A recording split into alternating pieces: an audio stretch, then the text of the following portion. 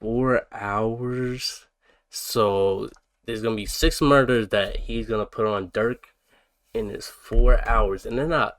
Yo, look at these chapters, bro. Oh my. Durk and Vaughn, evil twins. Oh my god. Need me a Red Bull. Oh god, I had to take an energy drink before this shit. All right, let's get into it. Let's not waste no fucking time. 4 hours. Gonna be like 3 bathroom breaks.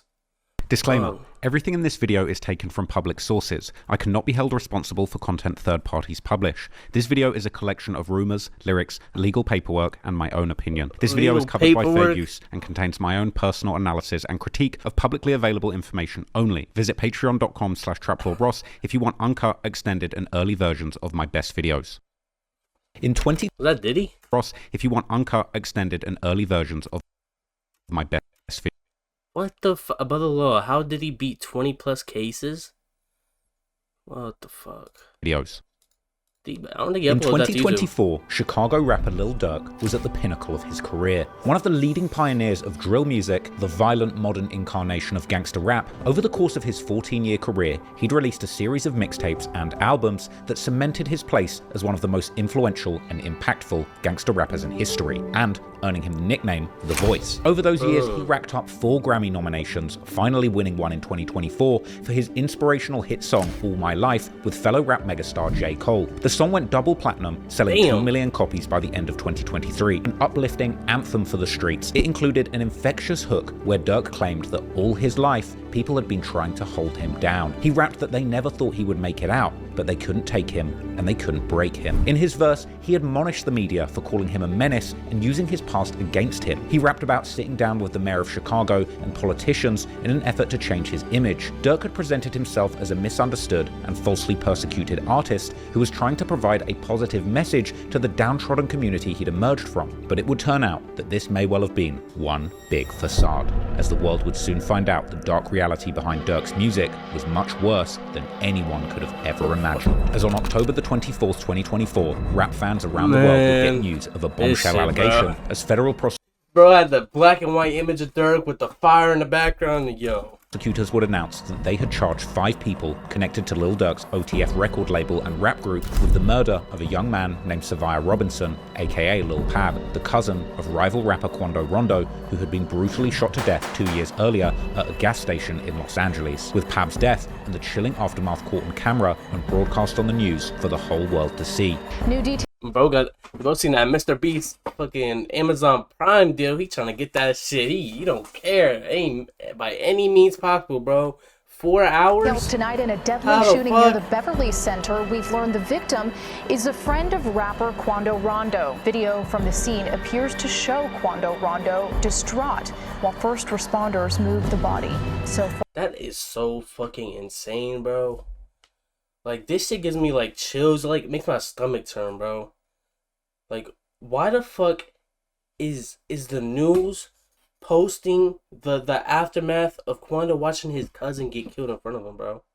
Like, that shit is fucking disheartening, bro. Like, I couldn't imagine that shit happening to me, and cameras front and center, and they posted this shit on the news with audio and shit, bro.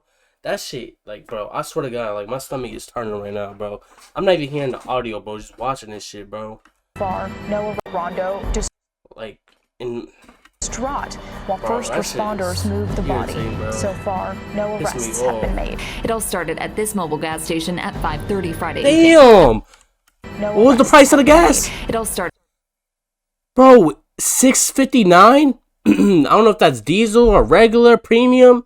Nothing is under $5 here. I understand it's fucking LA, but damn. Gas station at 5:30 Friday evening. I'll be shooting shit at gas stations too. Damn! What the fuck? $6.69 per gallon? That is double what I pay. That is literally double. Not only do you have to live in LA by fucking making a whole bunch of money to fucking pay rent, but damn, $6.69? That is the most I've ever seen, bro. $7 per gallon? Bro, it's taking like $100 to fill your tank. Then watched a couple cars zoom off. 3 people in 17. one car shot at this black Cadillac Escalade. It's unclear if those inside shot back. Deputies found it peppered with bullet holes and a shattered window. One man inside, a member of Rondo's entourage, had been shot. The 23-year-old was taken to the hospital where he died. A scene left with remnants of the fight, shoes left in the street, doors flung open. Shots fired, a fight taken to the streets, and this chaotic scene, the ending of a shooting that started in Los Angeles, California. Sheriff's deputies pulling out a man who had been shot in an SUV. Savannah rapper Quando Rondo, a passenger in that car, frantic at the sight. The details and footage of this disturbing murder would be seen and read all around the world. But not only was it a brutal hit, carried out in broad daylight with no regards for the safety of... Bro, this dude's glasses be pissing me off every time. It's like he be trying to annoy everybody, bro. Like, what is he wearing, bro? Around the world. But not only was it Them glasses fat as fuck, brutal bro. hit carried out in broad daylight with no regards for the safety of the public, but it took place next to one of the most popular tourist attractions in the city, the Beverly Center shopping mall. A brazen murder that ironically bared the hallmarks of a similar murder carried out in Chicago 2 years prior, where another rap rival of Lil Durk's, FBG Duck, was gunned down by a group of 6 men, with that crime also being caught on surveillance footage in its entirety.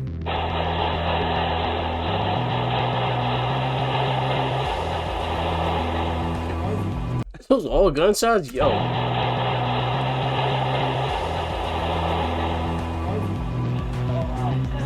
Once again in broad daylight in a busy tourist hotspot, a high-end fashion district, with the murder happening right outside the Dolce & Gabbana store. Well, Rob, Chicago police tell me that these 3 victims were targeted, that 4 men in 2 different vehicles came down Oak Street, stopped right here in the middle, and started firing. Lights, sirens, and crime scene tape taking over one of Chicago's most notable streets. Word is spreading on social media that the 26-year-old man pronounced dead is a well-known Chicago rapper. To see this happen in the middle of the day is very, very disturbing. And just like in the murder of Lil Pab, FBG Duck was left to die in the middle of the street, traumatizing innocent members of the public, one of whom was even hit in the crossfire. Hey y'all, what's going on? I'm here. I'm in the Gold Coast. I'm in the Gold Coast right now. Yeah, man, I was just riding my bike, y'all. I'm just riding my bike. Man, they shot FBG Duck, man. I don't know who shot him, man. I just ran into this, y'all. Man. Yo, gang, are you like on scene, like reporting this shit, bro? Like, come on, gang, just mind your fucking business, bro. Like, they shot FBG Duck, man. I don't know who shot him, man. Bro, we're just driving by on this fucking bike. Man, look, man, they got FBG Duck, man. I don't know who shot him, though. I just got here, but fuck, look at him, man. I'm gonna zoom in on the bodies. Y'all see where he got hit at? Damn, bro, that shit crazy. Like, gang, keep it pushing, gang. Man, mind your fucking business, bro. Ran into this, y'all. Social media, bro. But interestingly, all of the men who were involved in the murder of FBG Duck were found guilty of murder, despite the fact that for over a year while the case was being built, they seemingly ran free, expecting no consequences and incriminating themselves extensively. Some of those people involved in the murder were dead by the time the FBI swooped in and delivered justice, and many of those involved were close friends of Lil Durk himself. One of those convicted, Marcus Smart, known in the streets and on songs as Moo-Wop, was a very close friend of Durk's, even being seen on flights with Durk, flexing wads of cash shortly before his arrest and posing for pictures, calling himself Gangsta Killer. Hello. What that is? I gotta get on live. What that is? You got the most views. Let's see that. You got the most views. It's yours. Gangsta Killer. Check him out. Gangsta Killer. All of this isn't a good look for Durk, but the most important piece of the puzzle is another infamous figure in the Chicago gangland, as well as its buzzing drill music scene. Infamous Black Disciple member and apparent leader of the O-Block faction of the gang, King Von. Allegedly, Von had orchestrated the murder of Duck and put a 6-figure bounty on his head prior to the murder. But this wasn't Von's first time taking a life in Chicago. Von had allegedly killed 7 people in the gang war between the Black Disciples and the Gangster Disciples in Chicago, something that I broke down in detail in a 3-hour documentary on my channel where I actually argued that he indeed met the FBI's definition of a serial killer. Somehow, Von always managed to evade justice, either beating his murder charges in court due to lack of evidence or not being charged at all due to the fact that his murders were usually committed in the dead of night in the slums of Southside Chicago, rather than the broad daylight assassinations that his friends would later carry out in front of the public. King Von was one of Lil Durk's best friends, and when Von beat his last murder charge at the end of 2017, he decided to follow in Lil Durk's footsteps, becoming a drill rapper too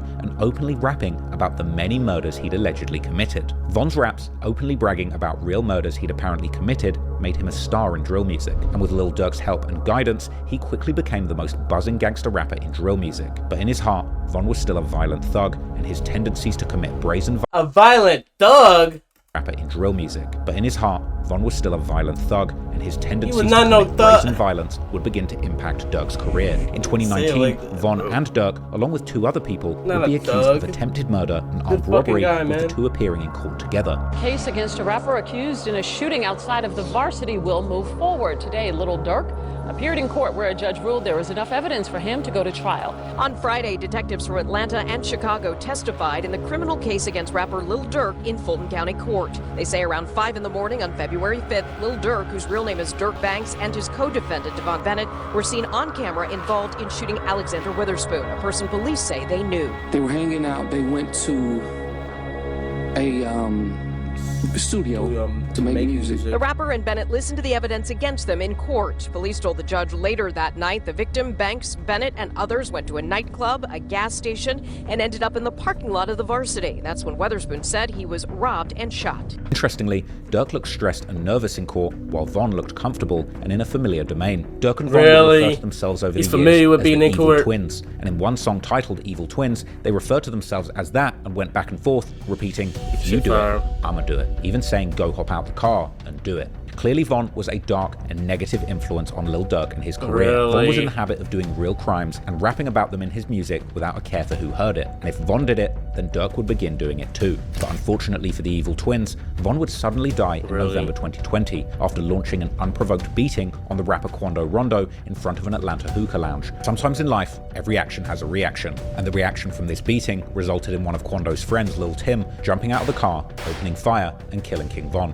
Ironically, Von, the demonic killer turned rapper who had seemingly murdered 7 people in Chicago and got away with it, ended up getting shot dead after starting a fist fight with a rapper rather than in a shootout with gangsters. His feud with Quando Rondo started on the internet rather than in the streets, off the back of a back and forth with Quando's friend and label mate NBA Youngboy, who seemingly didn't want to proceed with a collaboration with King Von. This was followed by a petty back and forth where Von took pictures with the mother of Youngboy's child. Von essentially died over nothing more than an internet back and forth with a rapper, turned fight, turned self-defense shootout, and in the end, he was no longer here to face the music for the murders that he'd done and arranged. But after King Von died, Lil Durk was still running free. And interestingly, after Von's death, Durk was able to make a maneuver and have the attempted murder and armed robbery charges he caught with Von miraculously dropped. The sudden and tragic death of King Von meant that Lil Durk had a second chance to escape the cycle of violence and focus on his music career. But despite his promising rap career, it would seem that the death of his evil twin, King Von, consumed Lil Durk. And in the midst of the killing of one of Chicago's most dangerous rappers, who seemingly always got revenge for any of his friends that were killed, a dark trend would emerge, where fans would goad Lil Durk, begging him to get revenge or slide for Von. With he ain't slid yet. Rival rappers like 6ix9ine even mocking Durk openly and asking why he hasn't avenged his friend, ultimately showing off the infamous text that said slide for Von in blood in the music video for his song Gine, and rapping that his friend got shot and he just made music about it, taunting Durk, telling him to get a gun and go and get some get back, and saying that he knew he wouldn't ride out and get revenge for his friend on his own. Clearly, all of this trolling struck a nerve with Lil Durk, and not only did Durk lose Von, but over the years, he's lost over 30 friends to street violence, up to the point where fans have speculated that he's actually cursed. Fans speculated that he's actually cursed? Motherfucker, you did the video! You're the fan! What the fuck? I never heard that shit, bro. What the fuck? This man G Herbo got 50 dead homies, bro. He put them bitches on a fucking, on the United States flag. All 50 stars, all 50 of his dead mans on the PTSD cover. Bro, you're the one that's saying that shit. You can't... Yo, this guy right here, another man. video on the topic. Yo, and not only did Lil Durk brother lose right Von here, in man. 2020, but in 2021, his beloved blood brother D-Thang was also murdered at a Chicago nightclub. I don't know why he's trying to say, like, oh, he did it because the fans trolled him. Like, bro, if you...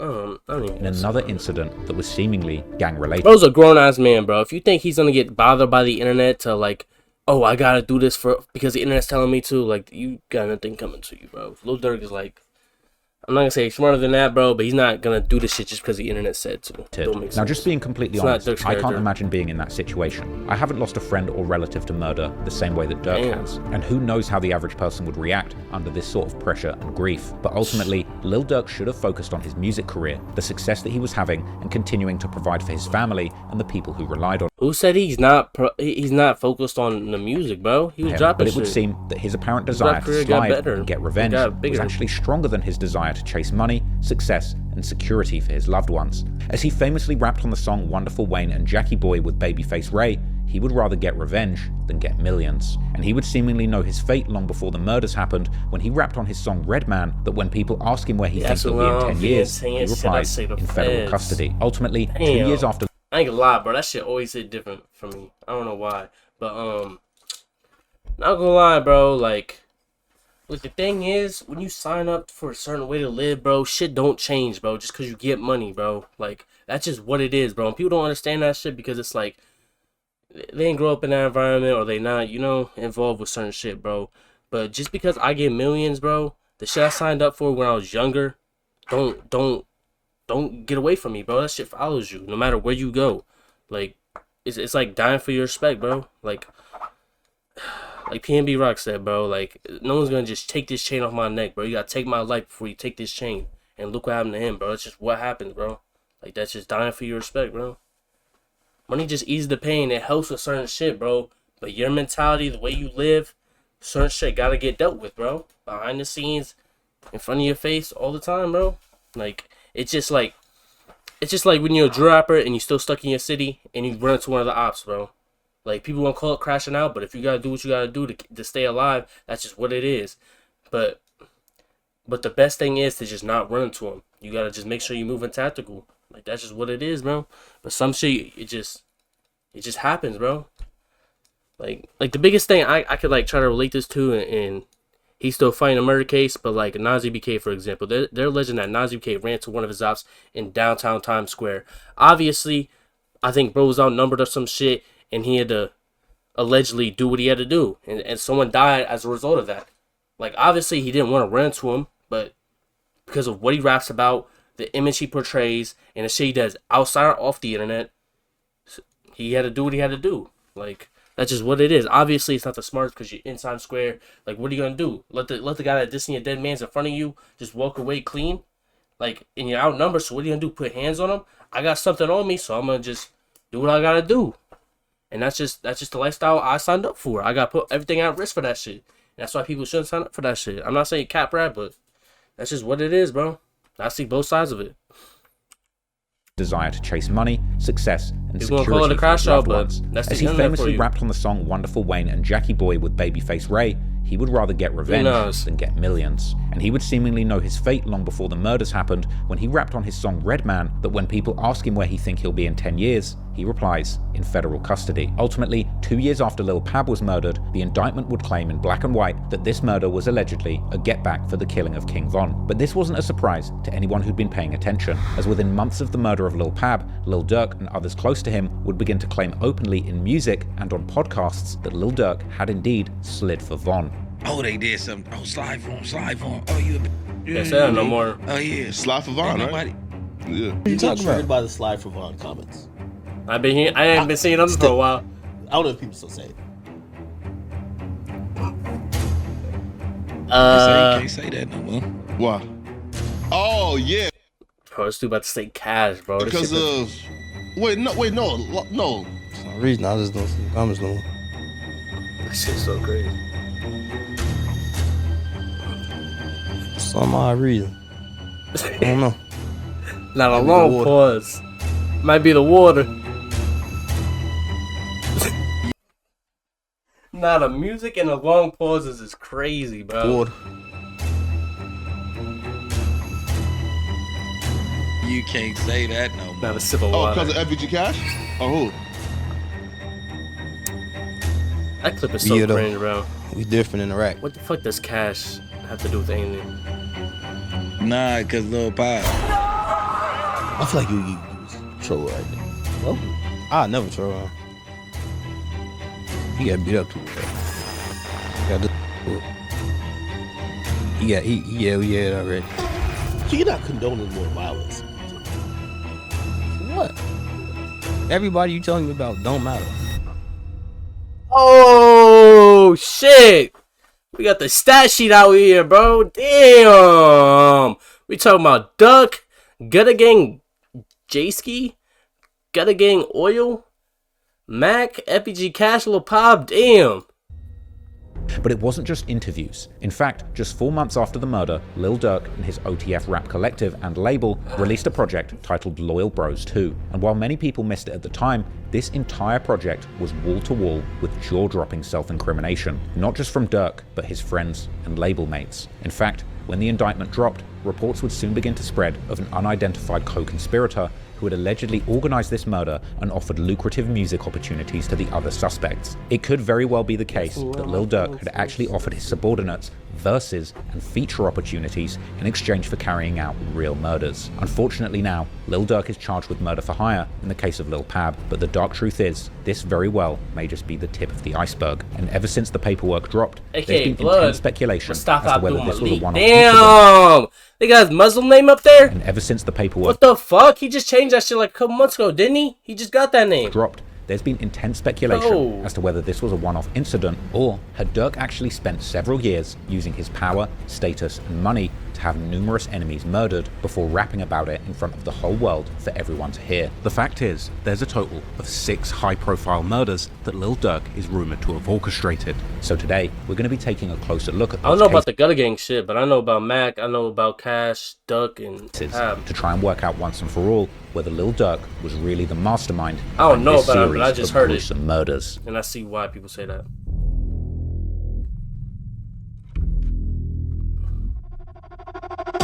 I'm from Chicago, Illinois, man. Lil Durk, Inglewood area, whole city, man.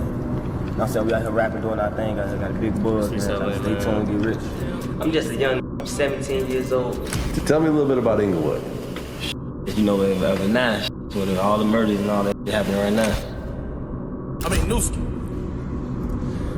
They left his ass right here. One of the other interviews, you said that your dad was caught with like $8 million, 6 bricks. Yeah. That's why I wanted to be just like So, Durk Banks, also known as Lil Durk. It brings me great honor and pleasure as the mayor of the village of Broadview to present this key. What made you want to sign him? Monster. You got a name. King Von, King Von. K-I-N-G. What made you want to sign King Von? Cause he got a whole story behind it. And so on behalf of the village of Broadview, we are honored to present this key to the city, to Durk Banks Neighborhood Heroes. This key is a token of our appreciation for your collaboration and partnership. On the road again, back on the road again. We catch you, you through. We catch you, you through. Against a rapper accused in a shooting outside of the Varsity will move forward. Today, Little Durk appeared in court where a judge ruled there was enough evidence for him to go to trial. I have nothing to hide. Duck was a threat, gang, with the music, for real, for real. He gonna be a problem inside this industry for us. We gonna be forced to hit it. We gonna be forced. 4 men in 2 different vehicles came down Oak Street, stopped right here in the middle, and started firing. That's a Chicago rapper, man, by the name of FBG Duck. Shot. Yo, they got 63rd. Some dirty. If we into it for real, like. Not no faking to it. If we into it, well, I don't know. Cause they be thinking, yeah, it's a lot of faking to it going on. But if we into it, you say we into it, you better, I swear to God. Dante Banks was killed when he was shot in the head.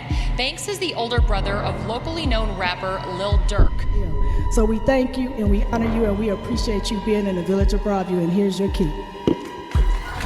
Durk was embroiled in some eternal, I need you off of this earth beef. That's different. Because of King Von? Of course.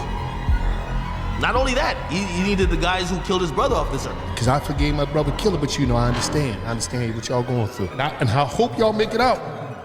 I hope y'all make it the out, man. It's not a wall, man. Well-known Chicago area. Nah, it's like, bro, when that Cash shit happened, when he went to fucking King's Von mural, do what he did, and then I think Cash said that like Durk was DMing him. I'm like, ah, shit. Rapper was killed in a drive-by shooting early this morning. He raps under the name FBG Cash. Sheriff's deputies pulling out a man who had been shot in an SUV. Chicago rapper Lil Durk could be linked to a second murder-for-hire plot. The images of the gunman who shot and killed Stefan Mack in 2022. Grammy Award-winning Chicago rapper Lil Durk is facing new charges in a murder-for-hire plot. Somehow reason. I don't know. Somehow. I do the water. You better have your gun for me.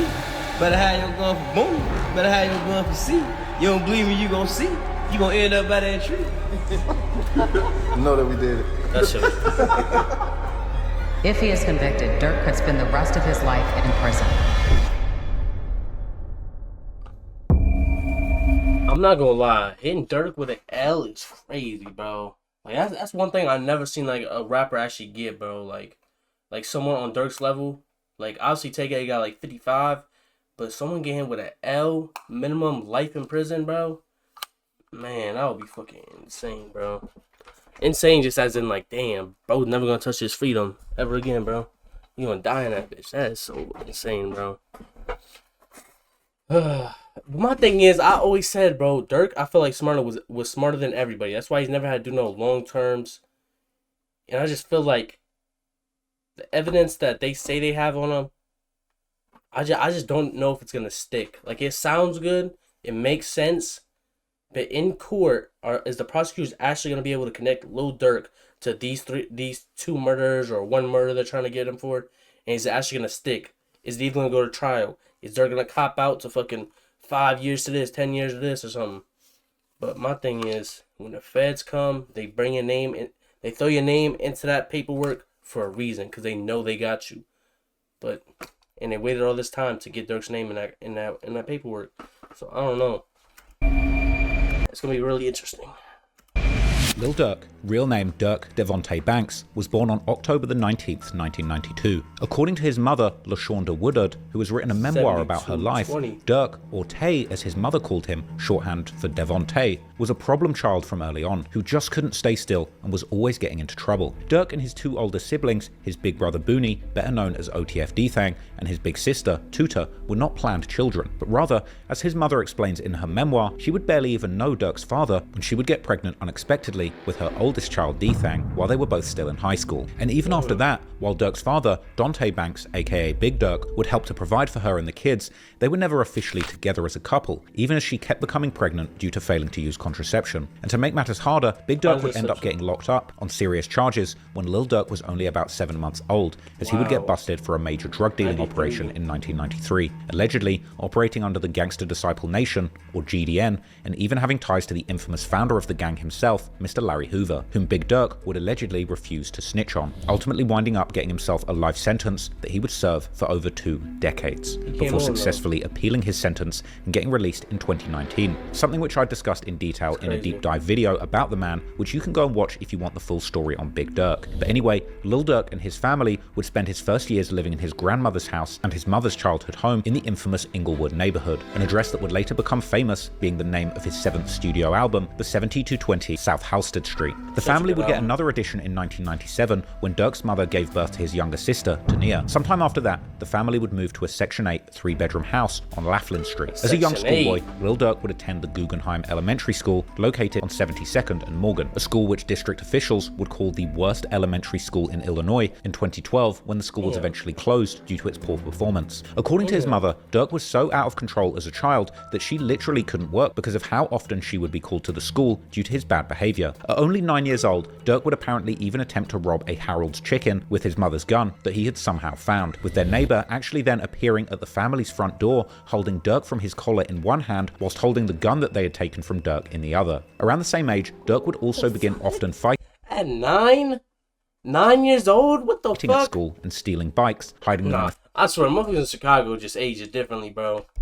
9? The other. Around the same age, Durk would also begin often fighting at school and stealing bikes, hiding them in the family's basement so that his mother wouldn't find them. But in his younger years, Durk was also very athletic, and he would be involved in the Jesse White Tumblers, an acrobatics program in Chicago, as well as playing basketball in his school's team. But unfortunately, both hobbies required him to keep up good grades at school in order to participate, which would ultimately take him away from sports altogether. Now, in order to get help with raising a young Lil Durk, his mother would eventually move back to live with Durk's grandmother at 7220 ousted, but as Durk would later explain to Complex, this would do little to steer him away from trouble, and it was around this age that he would truly begin to get sucked into the street life. 72nd and Hosted, house I grew up in. You know what I'm saying? My grandma's house.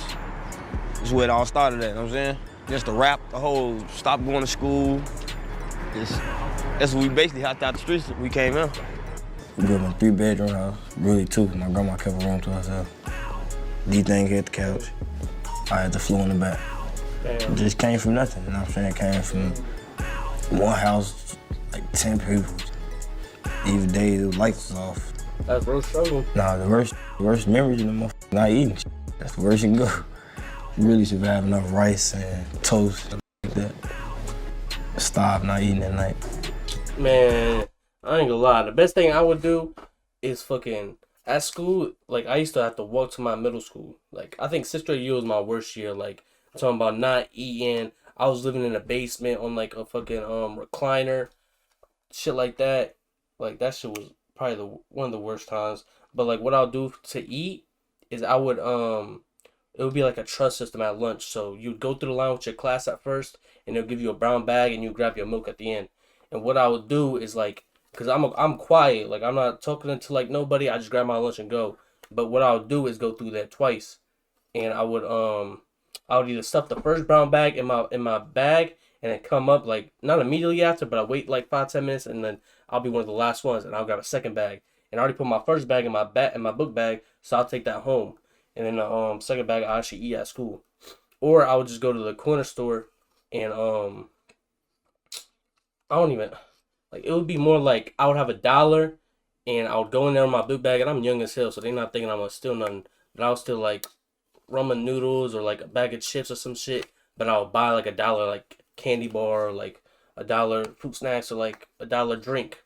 And I would just like, I would do that every day. But obviously I don't have $1 every day. So like I would just like, I have a $5 bill. So I knew I would last the whole week, like off that $1 a day, and keep going back in and stuff and shit in there. But I really think bro knew I was stealing, but he just didn't like care, because he knew like I was stealing like shit because I couldn't eat. This how game intelligent, you know what I'm saying? It showed me. And there was multiple corner stores too I'll go to. There'll be one like down the street, and then there'll be one like I could hit on my way home. So I was always smart by not going to the same place like more than once a week, or more than like twice a week. You're a man, you know what I'm saying? Nobody won't think about make it out of here.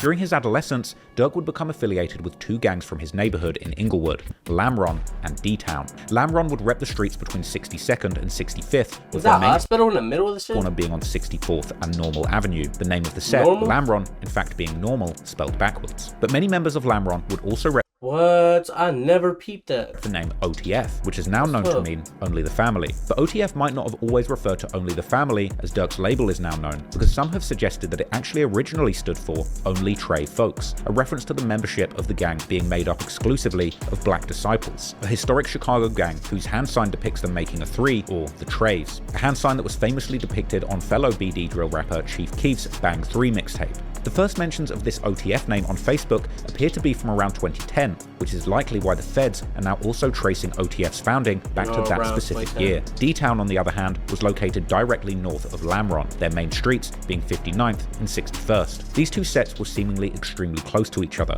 and they would both rep the number 300, with 3, as I've already mentioned, being an important number for the BDs or Black Disciples that both sets were indeed affiliated with. Together, the 2 sets would go under the umbrella name DTLR 600, the number 600 coming from literally adding the 2 300s together. Lamron and D-Town would also be very close with several other majority BD sets from the south side of Chicago, such as the now infamous Wick City, aka O-Block, located in the notorious Parkway Gardens housing projects known for rappers like Chief Keef and King Von, as well as TYMB, Blackgate, a crew known particularly for the rapper SD from Chief Keef's Glory Boys, Dipset, aka Front Street, known best for the late rapper Fredo Santana, Dog Pound, which is Durk's big brother D-Thang's gang set, as can be seen in this massive chain that he had made in the honor of the 72nd Street that the set hails from. There's also AMG, also known as Mac Block, or the Avenue, aka the Ave. There's Lowlife, and the much more famous 600 set from the Washington Park neighborhood, known for rappers like E-Day, Rondo No. 9, and the late LA Capone. Lamron and D-Town were also close with a set called Bang Bang Gang, or BBG, as can be seen from this picture in 2010, where Durk himself is portrayed together with this set's name, or in this 2010 music video where Durk and Lil Reese shout out the set. In fact, one of the main members of Durk's OTF crew, Tony Mo, is allegedly from this majority black P-Stone set that reps 79th Street, particularly 79th and Damon, sometimes going by the name 227, as well as an older name, Terradome. This set would gain an infamous reputation in the 2010s due to their long war with the GD set called Killer Ward, which in 2015 led to a highly publicized murder of a 9-year-old boy named Tyshawn Lee, whose father was an alleged member of the Killer Ward gang. Killer Ward is interestingly also known for being King Von's original hood before he would move to Parkway Gardens, or O Block. Right now I'm in an area called Killer Ward. This is where I grew up at. I went to grammar school on 6th and Walcott, like kindergarten or 8th grade. This is the area, so this played a big part of my life.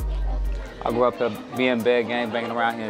As Durk was getting increasingly into the street life, he would also begin his high school studies, first attending Percy Julian High School, located in the far south side of Chicago. But due to the long commute, he would soon transfer to the infamous Paul Robeson High School in Inglewood, another school that has since been closed due to its poor performance, and a school which many legendary people from the Chicago drill scene would attend in the early 2010s, around the same time as Durk, including people like the late rapper Lil Jojo, who was from the Brick Squad set from 69th and Eggleston, their hood being located right next to that school, and this set having had a long-lasting beef with Lamron, D-Town, and other BD majority sets from around Englewood. The rapper Famous Dex also attended Robeson, Dex being from a GD set called Mo, or MOE, located in a large GD stronghold, a neighborhood referred to as No Love City, which would also beef heavily with Lamron and D-Town. The late rapper Lil Mister would also attend Robeson, even getting an opportunity to perform his drill anthems at the school. Lil Mister was from a set called Wooga World on 75th and Stewart, the set being very closely affiliated with Brick Squad and therefore also rivals to Lamron and D-Town. As Durk's mother would recall in her memoir, Robeson had numerous rival gangs that would bring far more problems to Lil Durk's young life. And over time, he and his friends would begin to get into increasingly violent encounters with the gangs that they didn't get along with. Eventually, these beefs and schoolyard fights would escalate into shootings and killings, with one of the first major losses on Durk's side being a 17-year-old called Lil Mo. Real name Terrence Hollins, he would be gunned down in Lamron's hood in July of 2009, and according to online rumors, Mo was killed by a member of No Love City called Tone Bone, but the facts regarding this case remain vague. In 2020, rapper Brick Youngster would rap in his song Let's Talk Part 2, OTF diss, that Lil Mo was actually killed by friends of King Von, but it's not clear what friends he's specifically referring to. But in any case, Mo's death was clearly a major turning point for Lamron and D-Town, and they would pay tribute to him religiously. Durk, who had been getting into rapping around this time, would even make a tribute song to his fallen friend, this seemingly being one of the first of his old songs that can still be found on the internet. With Durk rapping to the classic beat from Lil Wayne and Gucci Mane's song We Be Steady Mobbin', Durk was clearly influenced by Lil Wayne's rapping style, and he was also seemingly into freestyling all of his lyrics on the spot. Now, the song is a far cry from the Durk drill anthems that he would produce just a few years later, but by its subject matter, the song was quite clearly a precursor to drill music as we know it today, as Durk would not only shout out other BD sets, such as Dog Pound and the Av, but he would also diss numerous rival sets, including No Love City, Brick Squad, and somewhat surprisingly, also a set called Brick City, who were an older generation from the same hood as 600, a group of OTF allies from Washington Park, who would not long after become very close with Lamron and particularly Lil Durk personally. Similar set repping can actually be heard in Durk's other alleged 2009 song called My Partner Them, this song being a remix of the Atlanta rap crew Rich Kid's 2009 song My Partner Them. And again, Durk can be heard shouting out sets like Lamron, D-Town, Young Money, and Terradome, amongst others, as well as his friends like Lil Varney from Lamron. Also in 2009 is when Durk would begin to get in trouble with the law. In November, he would be arrested for vehicular hijacking, according Yo, this bro got taller, right? There's no way bro's 5'6". To the police reports, an unknown person would first try and rob a woman's car by force, and as the police would later find the car in traffic near D-Town's hood, two men would exit the car and attempt to escape, but they would be caught. One of these men turned out to be a 17-year-old Lil Durk. According to the police, while in custody, either Durk or the other man would freely state that he had seen the car running for about 20 minutes with no one inside, so he decided to take it. However, despite this admission, it doesn't appear that Durk ever received any legal consequences from this incident. But then, only a month later in December, Durk would again be arrested, this time for criminal trespassing, as he was hanging out with 3 other people inside of a laundromat in Dog Pound's hood on 72nd and Halsted. And interestingly, Durk's gang affiliation in the the arrest report would be marked incorrectly as Gangster Disciple, perhaps due to his father's affiliation with the gang being widely known amongst the Chicago Police Department. But anyway, coming into 2010, Durk was now a bona fide gang member, but he was also beginning to really focus on his rap career, and in April, he would drop his first ever music video for a song that was first titled Wasted Freestyle, rapping on the beat from Gucci Mane's classic song Wasted. However, for some reason, that same channel would then release the same music video again a few weeks later, but this time with the title Lamron Wasted. But these two are the same song. The song was stylistically very similar to Durk's earlier songs, as he was still freestyling his lyrics whilst using the Lil Wayne style auto-tune delivery. And once again, much of the song was about him shouting out the numerous other sets and members in his area, including Terradome, Young Money, his friends Lil Vani, Booney Mo, and Tracy Mo, as well as Wick City and Blackgate, among many others. According to Durk's mother, this song would be an instant hit in Chicago, motivating Durk to focus on rap and take it seriously. And only about a month later, it was followed by another music video for a song titled L's Bitch. But this time, also the Grim Reaper of Chirac himself, Lil Reese, would be in the mix, somehow having a flow and lyrics that were light years ahead of his more recent output, which was not lost on fans of Chicago drill when they would run into this video years later. Now, Durk would seemingly put much more effort into this song, finally resulting to actually writing down and thinking about his lyrics rather than simply freestyling. And the beat of the song was also much darker than his earlier tracks, foreshadowing the formation of the drill sound that was soon to follow and become huge. However, for whatever reason, he would not drop any more music during 2010, but coming into 2011, he would truly get into his bag, dropping numerous songs and music videos, including Sneak Dissin' in January, I'm a Hitter in March, which would help Durk land a radio interview on University of Chicago's WHPK 88.5. There was the track Rob Who with Lil Reese that dropped in May, a track 227K in June, which would be a diss song towards their old friends, the BBG, aka Terradome, who they apparently had a falling out with, seemingly allying with Terradome's enemy, the Killer Ward, instead. Another track called Too Many Say Day Drillin' with Lil Reese was posted on YouTube by none other than Chief Keef, who was also beginning to get a major buzz in the city for his music around this time as well. He would then drop the I'm a Boss freestyle in October, which would use the legendary beat from Meek Mill's song by the same name. In August, Durk would also release his first mixtape, titled after his song I'm a Hitter, hosted by DJ Twin. Durk's rap career would truly begin to flourish during 2011, the same time as the entire Chicago drill scene was beginning to pop off in the city, with artists like King Louie, Chief Keef, E-Day, S-Dot, FBG Duck, Bo Deal, Lil Reese, and Lil Durk leading the charge. But 2011 wasn't only good times for Durk, as many developments would be going down in the streets, and in July, he would end up losing a person that was not only important to him, but also the entirety of the D-Town set, as an 18-year-old Tay-Ski, or Tay-Tay, real name Davonte Childress, was gunned down in D-Town's hood. Like Lil Mo on Lamron's side, Tay-Ski would become known as one of the first major losses for D-Town, and they would be so impacted by his passing, they would rename their hood Tay-Town, also known as TTE, which also means Threats to Everybody, or Tay-Town Entertainment. In his mixtape I'm a Hitter, that was released about a month after Tay-Ski's death, Durk himself would have a tribute song towards him titled Tay-Ski Crazy. Interestingly, unlike many other murders in Chicago, this one would eventually actually be solved, and two people would end up being charged and found guilty, Antoine Reynolds and Marlon Boyce, both alleged members of a GD set called Shields, hailing from 57th and Shields. After Tay's murder, Lamron and Tay-Town would understandably be thirsty for revenge, and they would allegedly get that revenge the following year, when a member of the Shields named Travis Henry was shot and killed while sitting in his car in the Shields hood. Just like Tay-Town, Shields would pay tribute to their fallen friend by renaming their hood Travis World, whilst also claiming to be TTEK, or Tay-Town Killers. It would take 2 years for the police to finally find a suspect, but in 2014 they would charge a man for the murder of Travis, this man being none other than OTF DD, real name DeAndre Wilson, who was already back then one of Lil Durk's closest friends. However, by 2023, after almost a decade of fighting these charges, OTF DD would end up beating the case and walking away a free man. But back to 2011, Durk would find himself in trouble with the law once again. He would be arrested in October for an aggravated UUW, or unlawful use of a weapon, as he was caught trying to hide his gun and flee from the police. However, the most interesting part about this arrest is the fact that the police were already looking for Durk due to an investigative alert with probable cause to arrest. Years later, rumors would begin to circulate online that the reason why not only Durk, but also Lil Reese were wanted during this time was due to a shooting in late August 2011 where 4 teens had gotten shot in Woodlawn, more specifically in the hood of the infamous set Jaro City. Fortunately, nobody would die in the shooting, although some of the victims would reportedly be taken to hospital in critical condition. Interestingly, the Grim Reaper himself, Lil Reese, would later state in a DJU interview how he had previously shot someone who had been on the same interview couch, with many fans thinking that Reese was talking about this very case and specifically referring to a well-known Jaro City member and infamous internet motormouth FBG Butter, who had indeed been on DJU's couch shortly before Lil Reese's interview. I said you had a lot of goof on this couch. I've been watching lately. Goof? Like who? Oh, no. I'd have seen some on this trying to pop before. Nah, that's crazy. You did what? Butter would then return to DJU and seemingly admit that he was indeed one of the victims, whilst even providing possibly a motive for the shooting. We op shopping. We go on 61st, we catch Lil Durk and Lil Reese inside the store. They scared as hell. But I ain't even know who Lil Reese and Durk was on folks' grade, right? Tutu get on folks' grade. Tutu coming at T. Cause we walked past them. Tutu double back. He on Tuka. On folks' grade, they and that scared as hell. They, boy, what's up, y'all with that? On Tuka, Lil B them get right on it. Hey, y'all with that? He with what, boy? Lil Reese getting that with what? In addition to him saying we done had some goof ass on the couch, he was like, yeah, I popped one of these that's been on the couch. He ain't putting no names on it, so I guess if the shoe fit where, huh? The shoe don't fit over here, gang.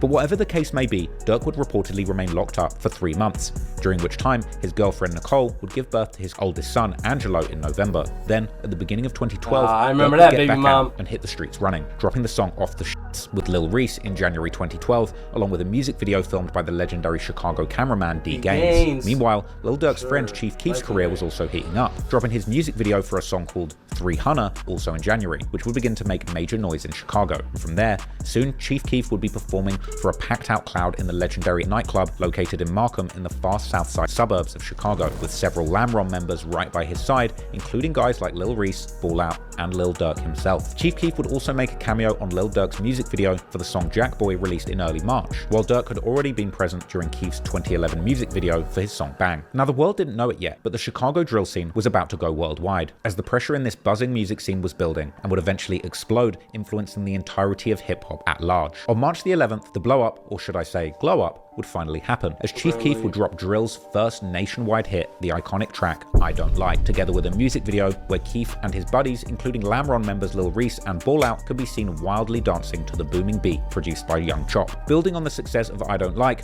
Durk would drop a major hit later in March himself, the drill classic L's Anthem, another auto-tuned banger dedicated to his Lamron set. Durk, together with the likes of Chief Keef and Lil Reese, were now the main faces of the new Chicago drill scene, and if you would have seen the potential in Durk at the time, you would have truly gotten yourself a bargain deal for a feature, price tag at this time being just $1,000. Then, in late April, Durk and Reese would both make a major announcement when it was revealed that they would both be signing to Def Jam, one of hip-hop's most historically significant record labels. And this was even before Chief Keef would sign his historic $6 million deal with Interscope. But unfortunately, just as Durk's career was about to take off, he would have to go back to jail to finish his sentence for the UUW, keeping him out of the picture for several months, whilst his friends and family were trying to keep his buzz going. Durk would get out in July, this time hitting the streets with a new look and a new hunger, which would culminate in December with his third mixtape Life Ain't No Joke, featuring big names in the rap game like French Montana, Soulja Boy, and Yo Gotti. However, it would be Durk's next major move that would truly make him a household name, as in May 2013, he would drop the song This Ain't What You Want, together with his most professional-looking music video until that point,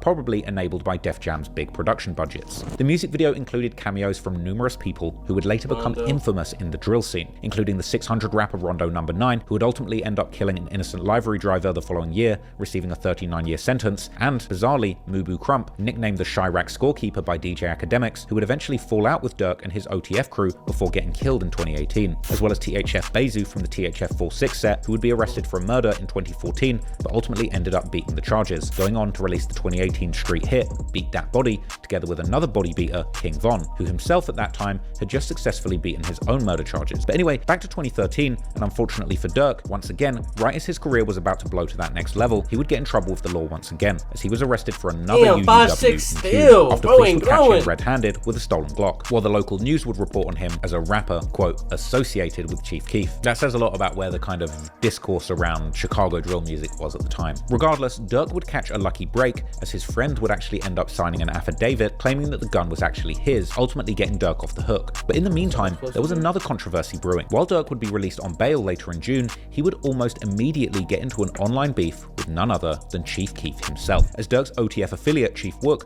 would begin tweeting apparent disses towards Keef, accusing him of not being a stand-up friend and refusing to help somebody that needed bail money, despite having signed a $6 million record deal. Durk would actually retweet his friend's posts, whilst also letting his own feelings be known, saying how he's still in the hood and not in the rich suburbs outside of Chicago like Keef was at the time, as well as directly stating how it was F Chief Keef's GBE crew. Naturally, fans at the time would think that the beef was about Durk's bail, which had been 10% of $100,000, an amount that just so happened to be the exact same amount that Keef would post his new four-wheeler costed. These posts actually at the time being seen as subliminal disses towards Lil Durk. However, as 600 member Tay Capone would later explain, the person asking for bail actually would have been an O-Block member called Trey 5. They came to him about bonding out 5.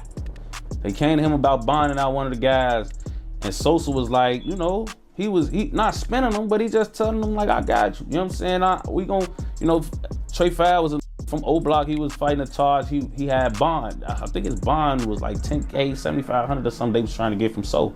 And Sosa had been, I guess, to them, spinning them about, you know what I'm saying? Like whatever bond money or whatever they was gonna do for 5, they wanted from Sosa. They felt like Sosa was spinning them. So they felt like they gave him enough time to act on what the situation or whatever, and then once they felt like he was just gonna keep spinning them or lying to him, they felt like they had enough time, where they felt like they had enough aggression built up from the situation to just act, you know. But at the time, it seemed that this... And people always like, oh, like, they're a grown-ass man. Why they're asking a grown-ass man? Like, bro, we was in the same shoes as Sosa. He was in the same shoes as us right now, so...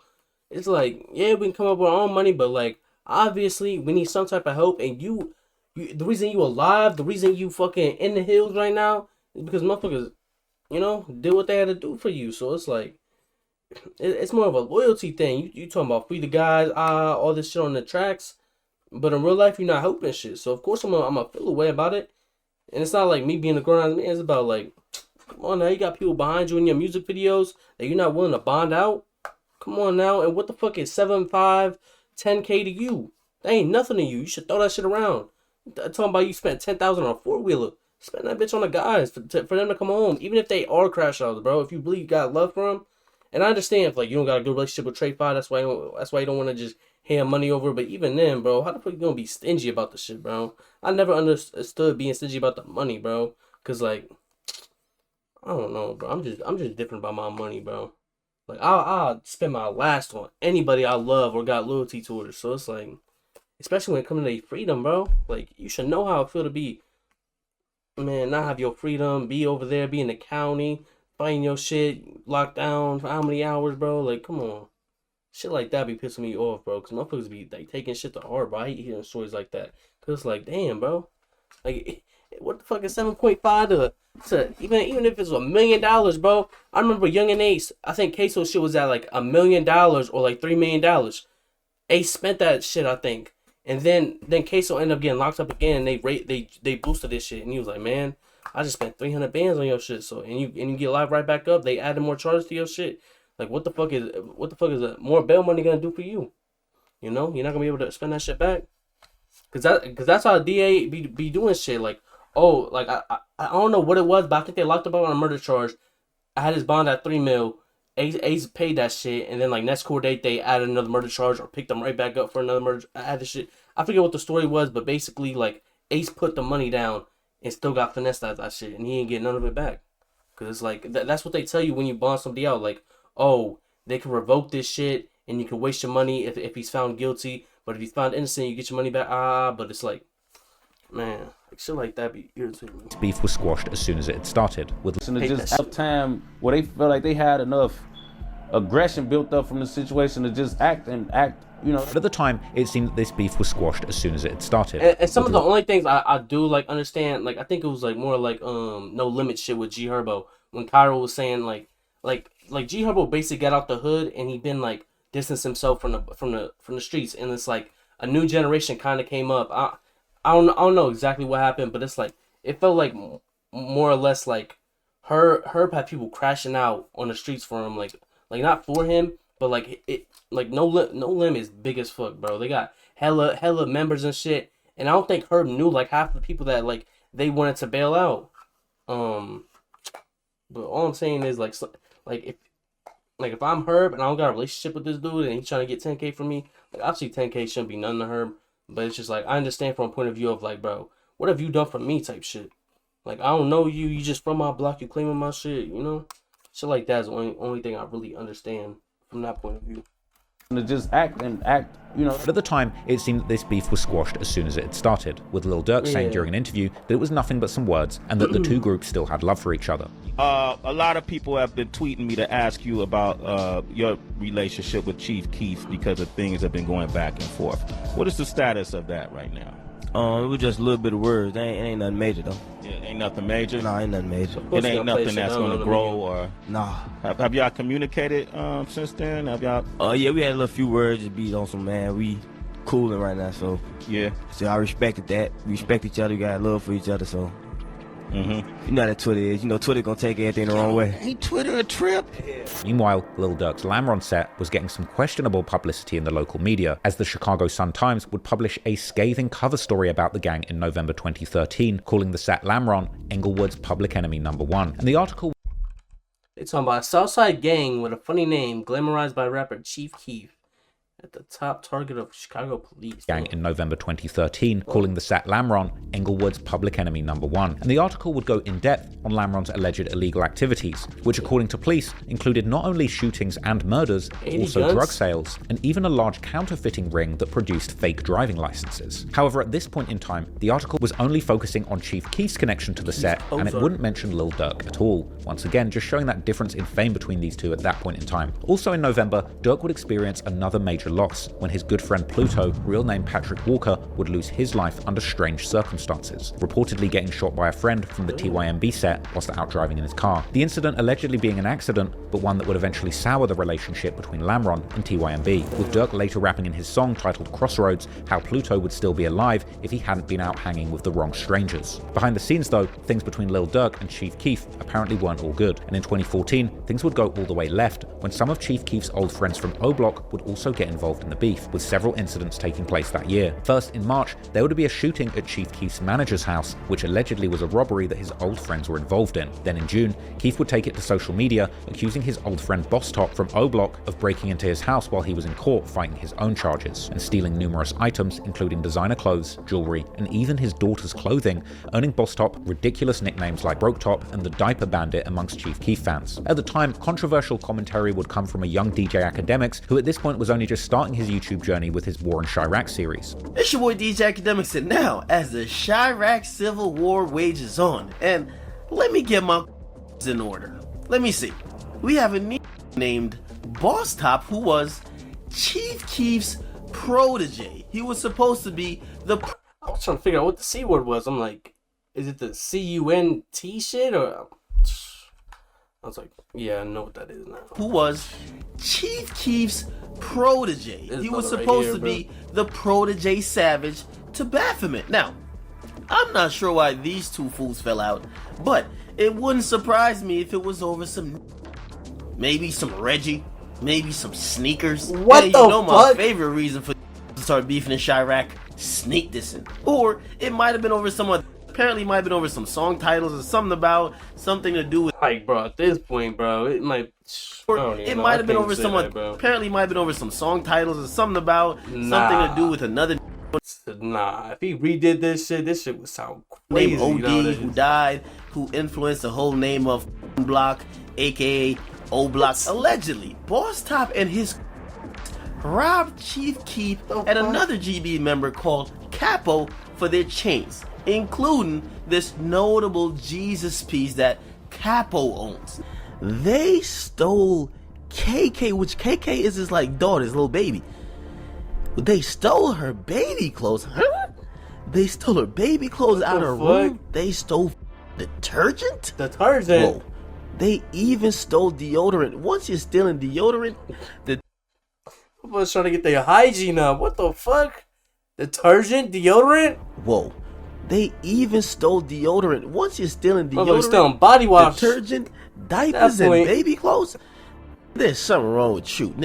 That's how that. Nah, bro live in the suburbs, this big ass crib, and the only thing y'all can fucking shop for in that fucking mansion is fucking detergent and baby clothes.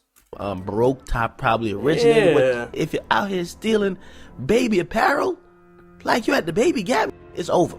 Now, Durk would seemingly let his stance be known a little while after this in the song 0 to 300, where he raps how he heard that a rapper close to him had gotten their chain stolen, and that they're trying to pay his friend Boss Top to get it back. The beef between Durk and Keith would seemingly continue on and off for years to come, although it would never escalate further, and mainly stayed out of the public's view. However, at the time, Durk would also have bigger problems than just rap beef, as in May 2014, his cousin OTF Nunu, aka Newski, who was also Durk's new up-and-coming artist, would be brutally murdered in his car while he was waiting for Durk, who had gone into a nearby store. I remember watching a DJ Academics video on this. I remember it was like a snowy night, like, bro, it was really some movie shit, bro.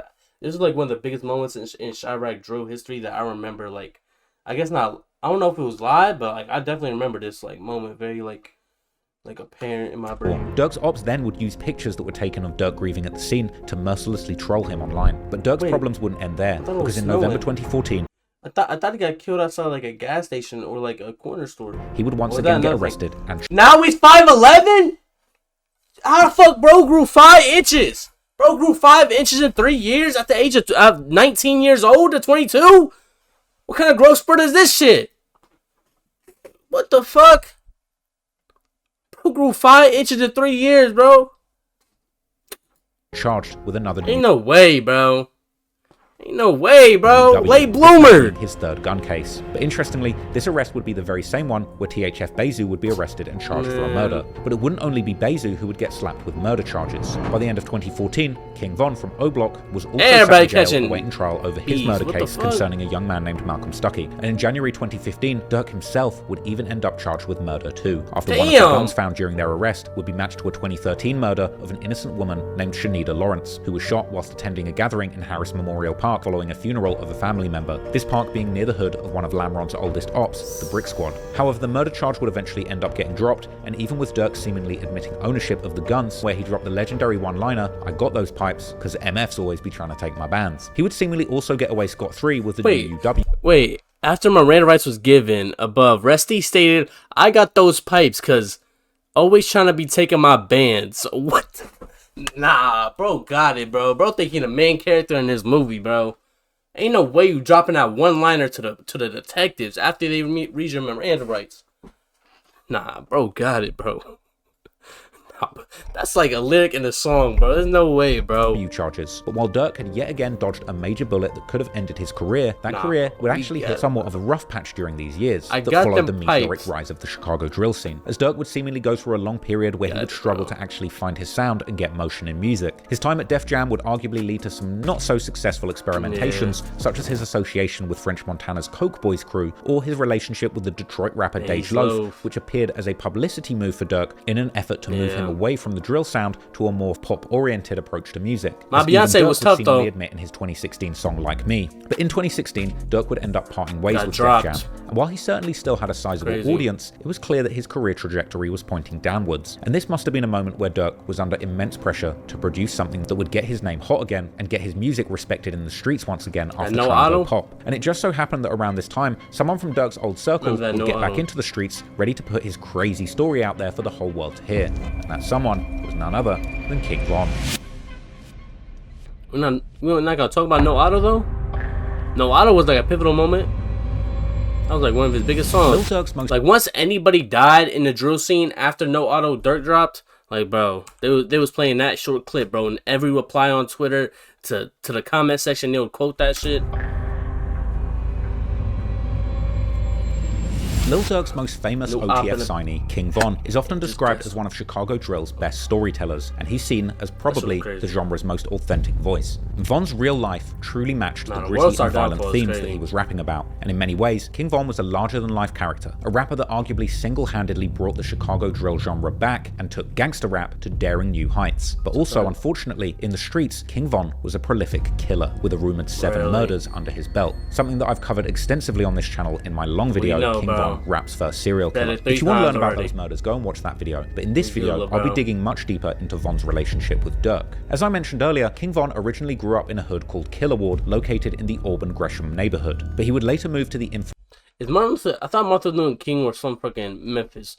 Why the fuck is there always a Martin Luther King Drive and shit? Like that shit is actually real. Dr. Martin Luther King Jr. roller skating.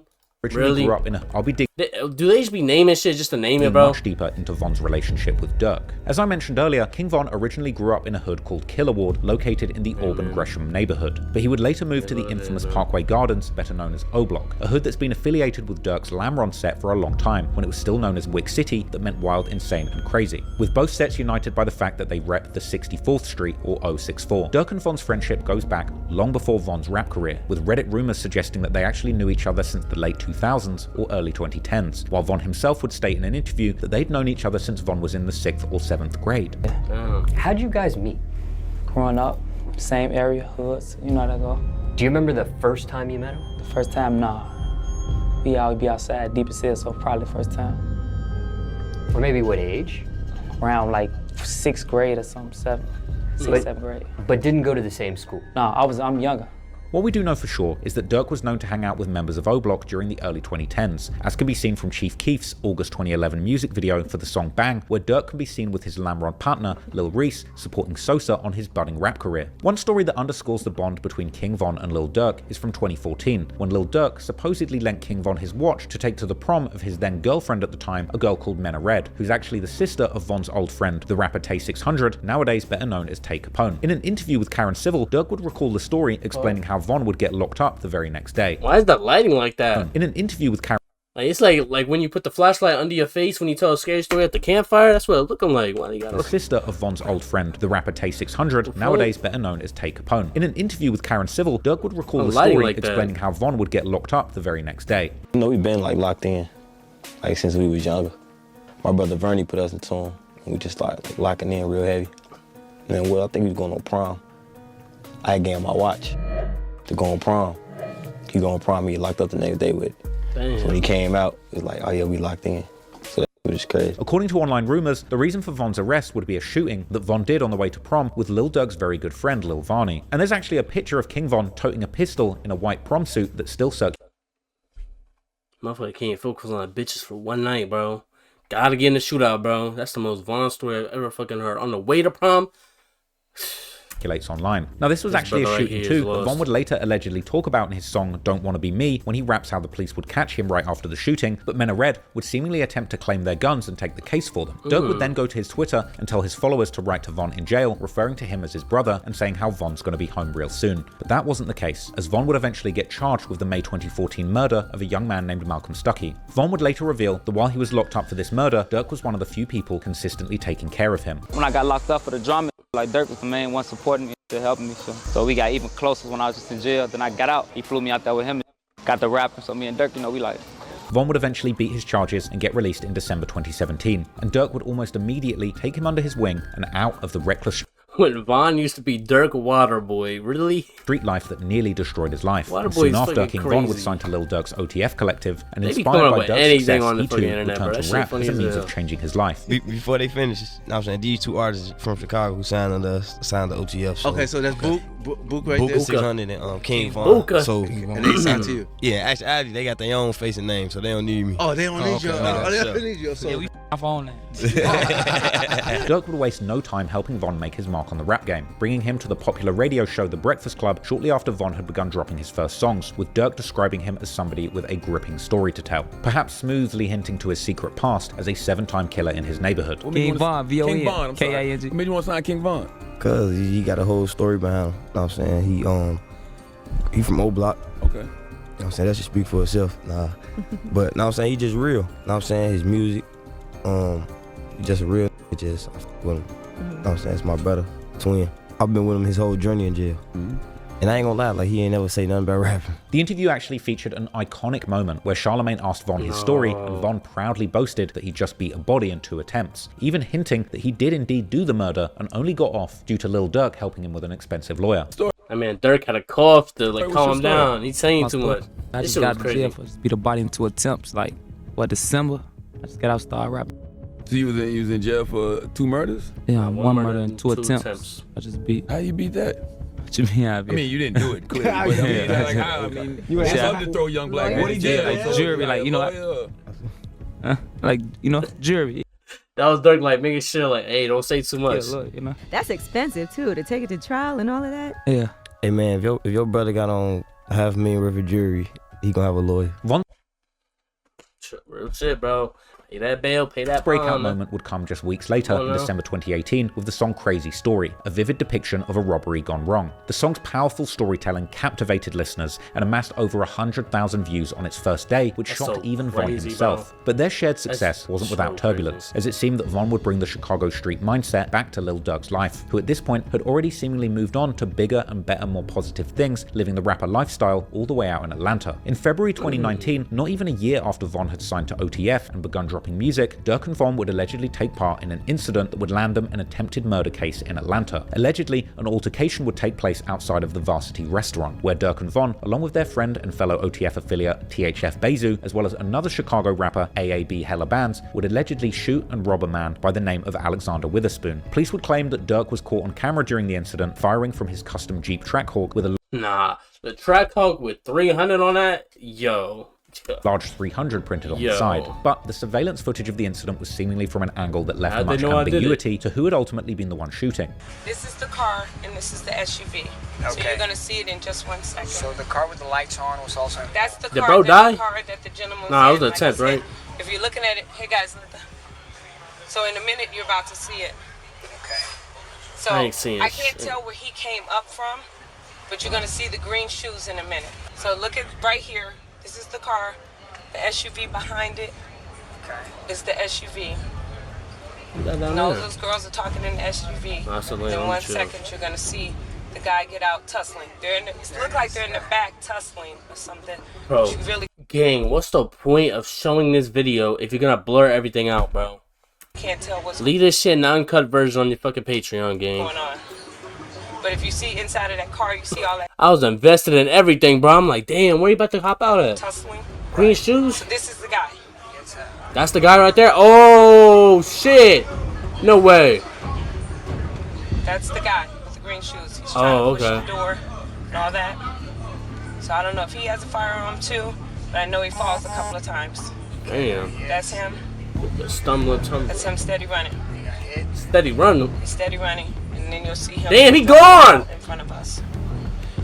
Oh, they pulling out? That car was shooting in that one too. As weeks passed following the incident, Lil Durk and King Von continued their lives as if nothing had happened, while Atlanta police methodically pieced. What the fuck are they supposed to do? Stop their lives for this bullshit? Lil Durk and King Von continued their lives as if nothing had happened, while Atlanta police methodically pieced together their investigation. And in May 2019, the facade would come crashing down as King Von was ultimately arrested, with dramatic footage showing over 30 Chicago police officers swarming O-Block to take him into custody. What the fuck?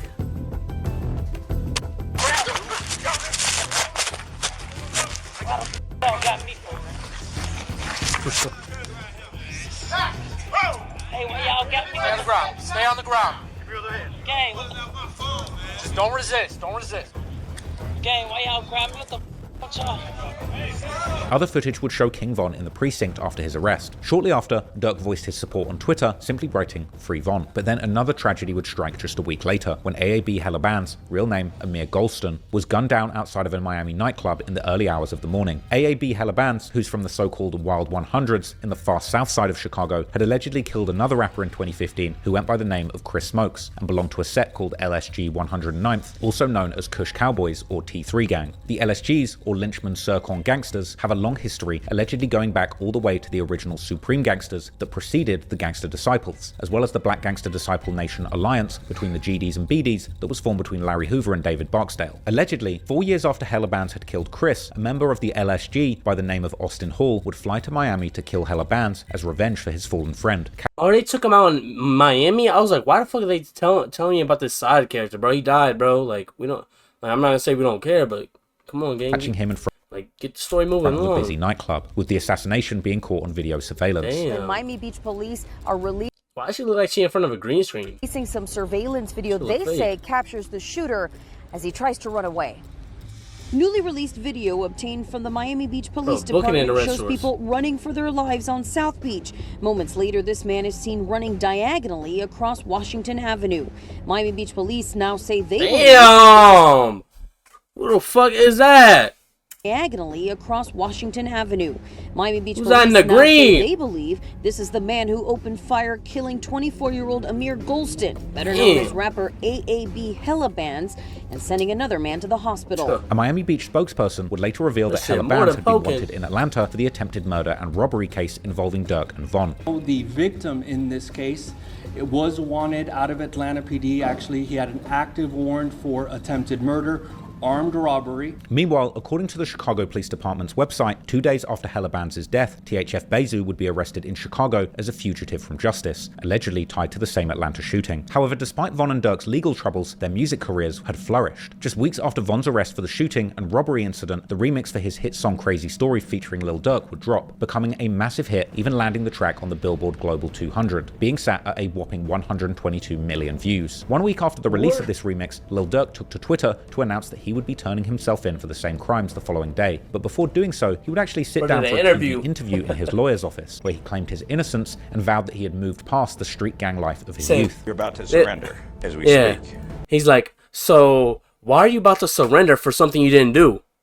Because I'm innocent? How come? Something like that. Because I have nothing to hide. Like, I have nothing to run from. A rapper's ride. Soon after we spoke, Durk Banks, a.k.a. the performer Lil Durk, why is he emerged from talking his like lawyer that? space and headed toward an SUV. Soon after that, he stepped out in front of This the is Fulton lawyer. County Jail. One of his lawyers says he was swiftly taken into custody there, having swiftly flown back to Atlanta after he found out he was wanted. We found out we had a warrant. We was actually on tour. Once I heard, I immediately came back. He's willing to turn himself in and take care of what he needs to take care of. We immediately canceled the tour. He's got a multi-million-dollar salary music career going. Did you do it? Did you shoot this man? Did you commit the other crimes of which you're accused? No. Banks indicated his lawyer told him not to discuss the specific facts of the case, but he confirmed what his attorney Manny Aurora said, that as a youth, Banks was drawn into the gang life that surrounded him in Chicago, but that's not who he is today. I had a bad background, just growing up as a child, about father being incarcerated for 25 years, 26 years. So I had a rough past, but like me moving to Atlanta, I just thought that just changed my whole identity of thinking. Not long after this, Durk and Von would appear together in what would become an iconic court appearance, solidifying their image as the evil twins who weren't just rappers from the same area, but a dynamic duo of gangsters ready to get shooting at a moment's notice. Banks released a single, Turn Myself In, the day he turned himself in. It's gotten That'd be almost 7 promo. million views. Yeah, the shit went prosecutor crazy. charging this wasn't just a robbery and shooting, but gang activity. Gang He put a Chicago activity? detective on the stand to testify that Banks and Bennett are members of Chicago gangs. Is it possible to continue Really? your affiliation and even commit crimes when you move out of Chicago if you're in a different city or if a different area? This bald white guy about to tell me I'm in a gang. Yes, ma'am. Following some intense legal back and forths, which included testimonies from Lil Durk's pastor and record label, Durk would be granted a $250,000 bond in June 2019. Lil Durk's pastor and record label all testified on his behalf, Pastor. and at the end of it, the judge determined that the rapper is not a flight risk and granted him a That's one of the things I think K-Flock was trying to go for, that he's not flight risk. That's why he turned himself in for the murder back then, because he was hoping to get bond and be able to bail out, but obviously it didn't go that way. But $50,000. Because he always made it known, like, hey, once I heard I was wanted for murder, I came straight to turn myself in type shit. But yeah, murder and attempt is two different things. Bond. Celebrating his release, he would hop on Instagram Rain Live, visibly outside. relieved as he ran out of jail. Ankle monitor on. Yeah. Got that bracelet. I'm getting fired in the motherfucking apartment. They talking 15 minutes, I'm gonna get 30. Okay, alright. Oh, we were still waiting on the driver to come up. Just hop in, we waiting on the driver. Hey, tell me, hey, you can just stay right here. Another car is about to pull up.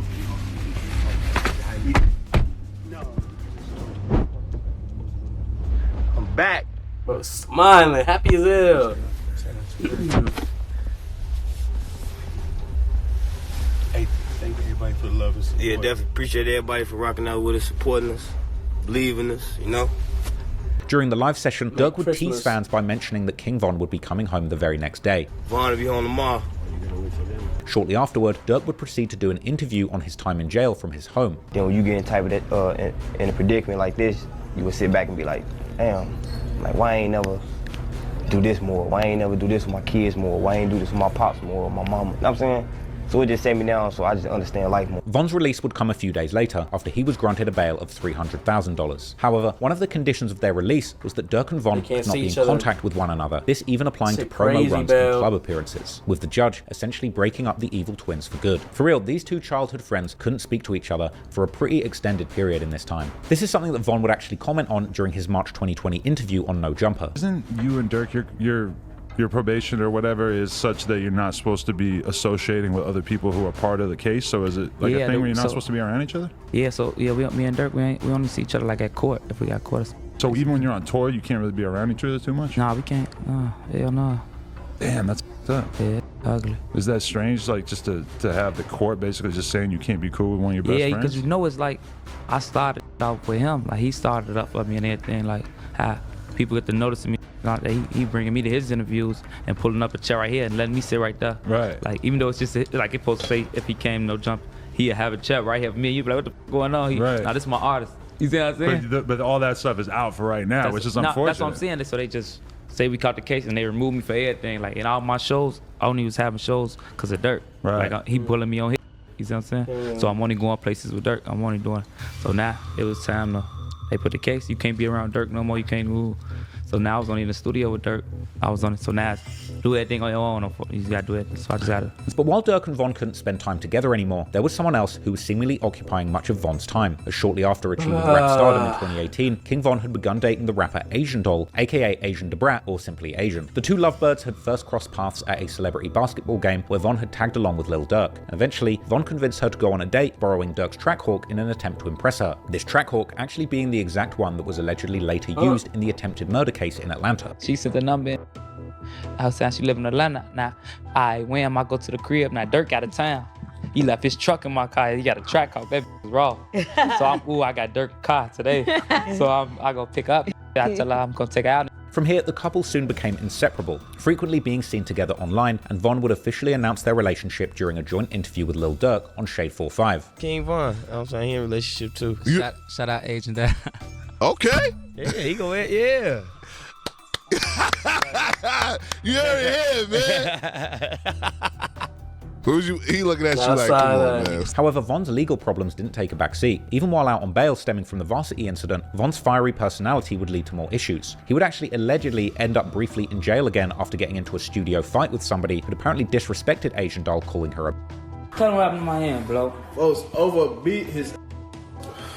Call my girlfriend. But in the end, a relationship between these two would get rocky, and it would be another rapper who would get himself mixed up in their drama. This rapper, of course, being Baton Rouge gangster rap superstar NBA Youngboy. Now, if you want to understand Youngboy's complicated and violent backstory, I've made a 6-hour deep dive on his life, so you can go watch that for all the context. Made a documentary on everybody, bro. But to understand the origin of this beef between Lil Durk's OTF and Youngboy's NBA, or Never Broke Again collective, which would eventually end up leaving both Von and Quando Rondo's cousin Lil Pab dead, and Durk fighting for his life behind bars, we have to go all the way back to where it started, and it all started with Von. In late 2017, Lil Durk had dropped the song My Side that featured NBA Youngboy. In the song, Durk would acknowledge that he and Youngboy were a cut above the rest when it came to the rap game, and that they were setting the bar for the others. Durk was clearly a big fan of Youngboy, as well as fellow singing southern street rapper Quando Rondo, who was signed to Youngboy's NBA label, as Durk would actually name both of them in an Instagram post where he listed his favorite 50 rappers of all time. Furthermore, in my opinion, the influence of Youngboy and Quando's style, a very unique approach of singing and using auto-tune to tell stories from the streets, really resonated with Durk and inspired him to keep making more of that same auto-tuned pain music. Youngboy, Quando Rondo, and OTF had a seemingly amicable relationship up to this point. In February 2019, Von and Quando were seen hanging out backstage at a show and filming a skit where Quando actually would diss Von's ops from 63rd Street in Chicago. I'm saying though, they got 63rd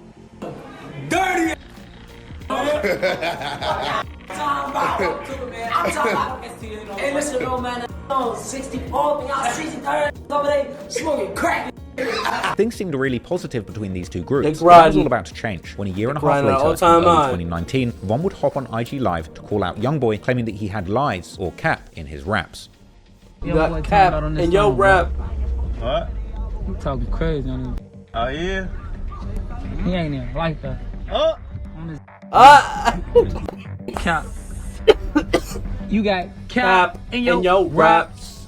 However, in August 2019, King Von would surprisingly tweet a welcome home message to Youngboy following his release from jail. So despite their growing tensions, there appeared to be a brief sense of camaraderie between these groups. Around the same time, Von would actually begin incorporating some of Youngboy's rhetoric into his own style, further blurring the lines between respect and rivalry. In October, DJ Academics would stir the pot by tweeting that NBA Youngboy was the realest street rapper to ever emerge since the original Chirac drill era, challenging fans to name another artist who really lived the life they rapped about. Without hesitation, Lil Durk would respond with a suggestion of his own. Bro said, King Von. Nah, head blown up emoji, yo. King Von. In February 2020, King Von suggested that he and NBA Youngboy had actually worked on music together. Like that, that's some Academics ass shit.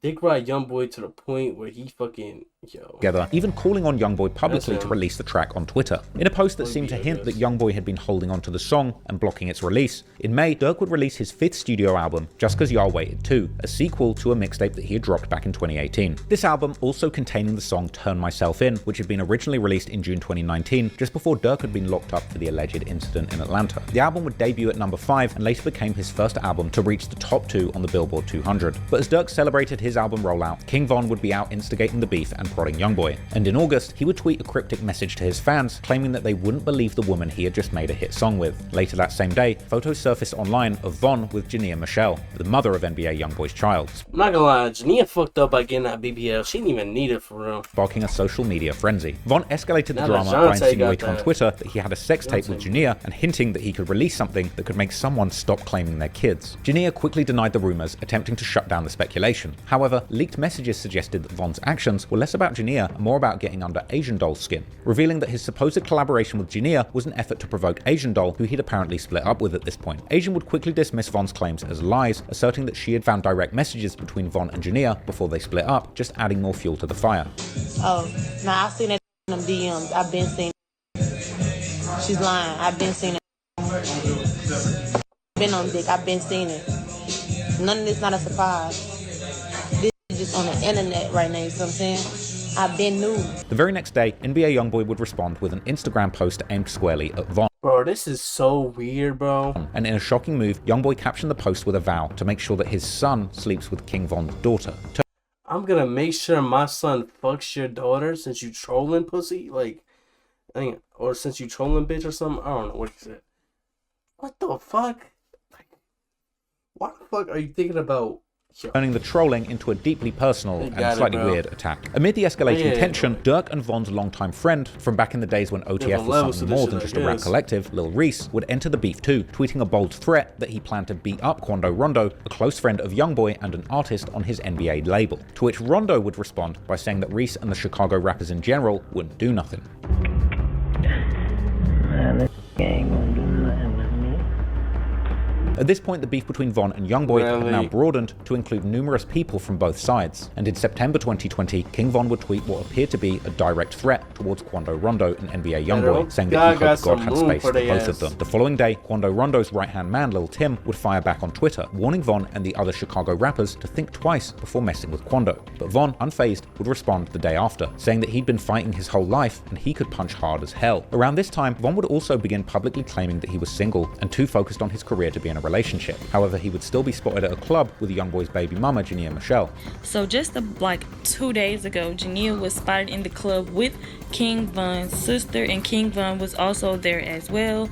You couldn't see them together, but you know they was together. If you know, you know. 2020 was truly King Von's year. He had dropped 2 successful mixtapes back-to-back, Grandson Volume 1 and LeVon James, and he was priming himself for a blockbuster debut with the much-anticipated project Welcome to O-Block coming. But also, by October, Von had shifted his focus to promoting his new song, Mine Too, a track that was subtly dissing NBA Youngboy as he would rap about how somebody's girl was Von's too, whilst also mentioning having beef in the NOLA, or New Orleans and Louisiana, the latter being Youngboy's home state. Also in October, Von would tweet that once a girl lets another man in, he would no longer want her, leading fans to speculate that he was referencing Asian Doll, possibly moving on, and rumors would then begin swirling that Von's ex-Asian Doll had actually met up with Youngboy, a claim that emerged after DMs from people in Youngboy's camp leaked. Meanwhile, Durk was going on the musical run of a lifetime. His momentum as a rapper was truly back, partly off the back of the street credibility that he'd received from his collaboration with Von, landing a blockbuster collaboration with rap's biggest star Drake in the form of the song Laugh Now, Cry Later, dropping in August. The track that swiftly went to number 2 on the Billboard charts. And Durk was gearing up to drop his 6th studio album, The The Voice, releasing its title track in September 2020, while NBA Youngboy, on the other hand, was on a generational run in the rap game, releasing back-to-back #1 albums and flooding the market with music in a way that proved that you could provide quality and quantity at the very pinnacle of the rap game. He was also catching cases left, right, and center, and he was certainly one of the realest, if you will, gangster rappers to have ever done it, especially at that level at this point. But Youngboy was also still being petty and entertaining the beef. He would actually release a snippet in early November of a song that he had apparently recorded with Asian Doll with the threatening title Meet the Reaper, clearly taking a deadly hint towards this beef with Von, a dig which Von would respond to by tweeting that the song was trash and claiming that his and Janeer's collaboration was much better. He would then even hint at having compromising pictures of Janeer, but then later backtracked, saying that he was only joking and that if Asian Doll was happy, then he's happy too. But the song was still trash. In an interview with DJ Academics, Von would downplay the feud with Youngboy, saying that the internet was blowing it out of proportion. People told me you and Youngboy was beefing or something like that. You said something about what happened, Von?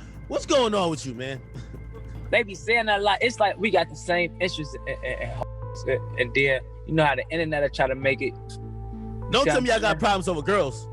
No, it's the internet, gang. It's the you know, they'll try to make it like that because it's the internet. You see what I'm saying?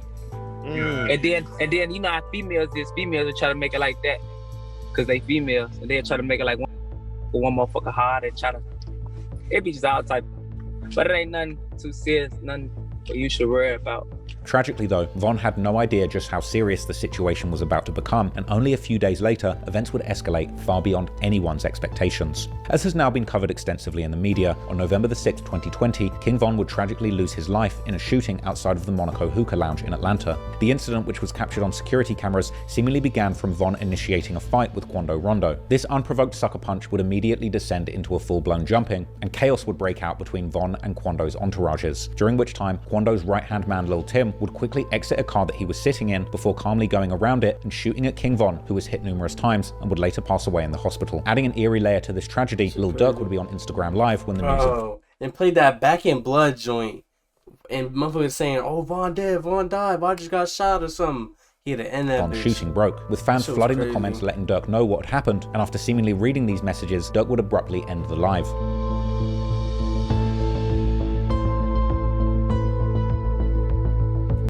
Cause what happened was, I'm pretty sure they dropped that Back in Blood joint at midnight, like same day Von got shot, and then like he went on live to promote the shit type shit, and then that's when, you know, everything already happened. Shit crazy.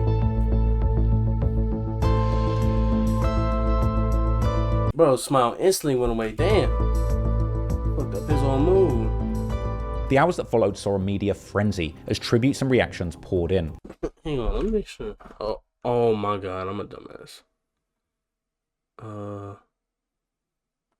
Bro, we barely an hour into it. Oh my god.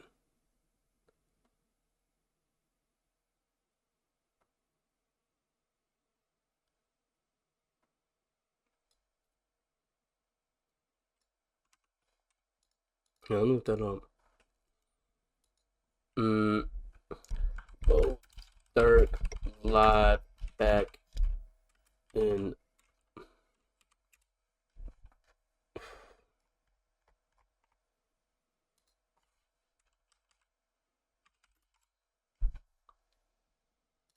Go, I shot up everywhere they want. You know who took this shit from you, come get it back. The mask go no bitch, I got my own fight on this security. I thought you was up everywhere.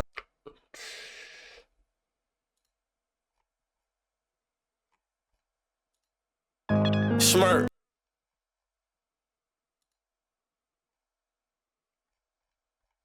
Wait, when did it get uploaded? December 4th? I don't know.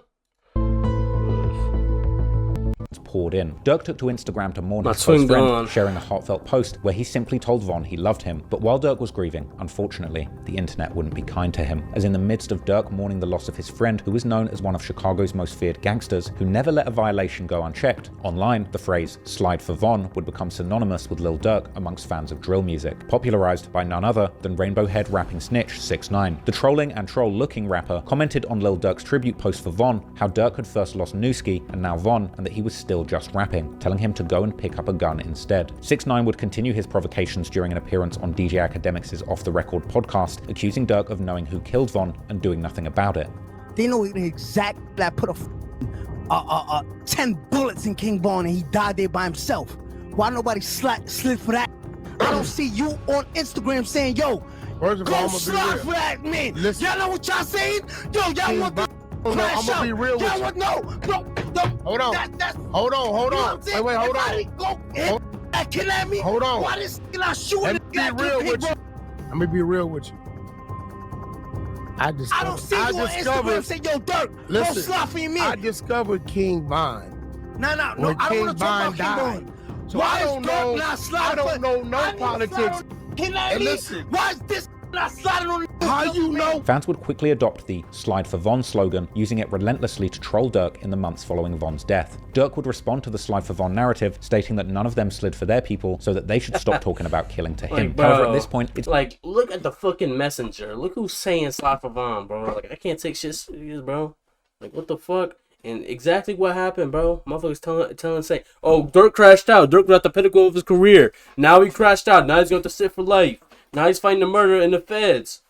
Exactly what we talking about, bro. Narrative stating that none of them slid for their people, so that they should stop talking about killing to him. However, at this point, it seemed like every post that Durk made on social media will become the target for comments demanding retribution for Von. People on Reddit would hold polls asking whether or not they believed that Durk would slide for Von, with the results showing a near even split, 53% voting no and 47% expecting.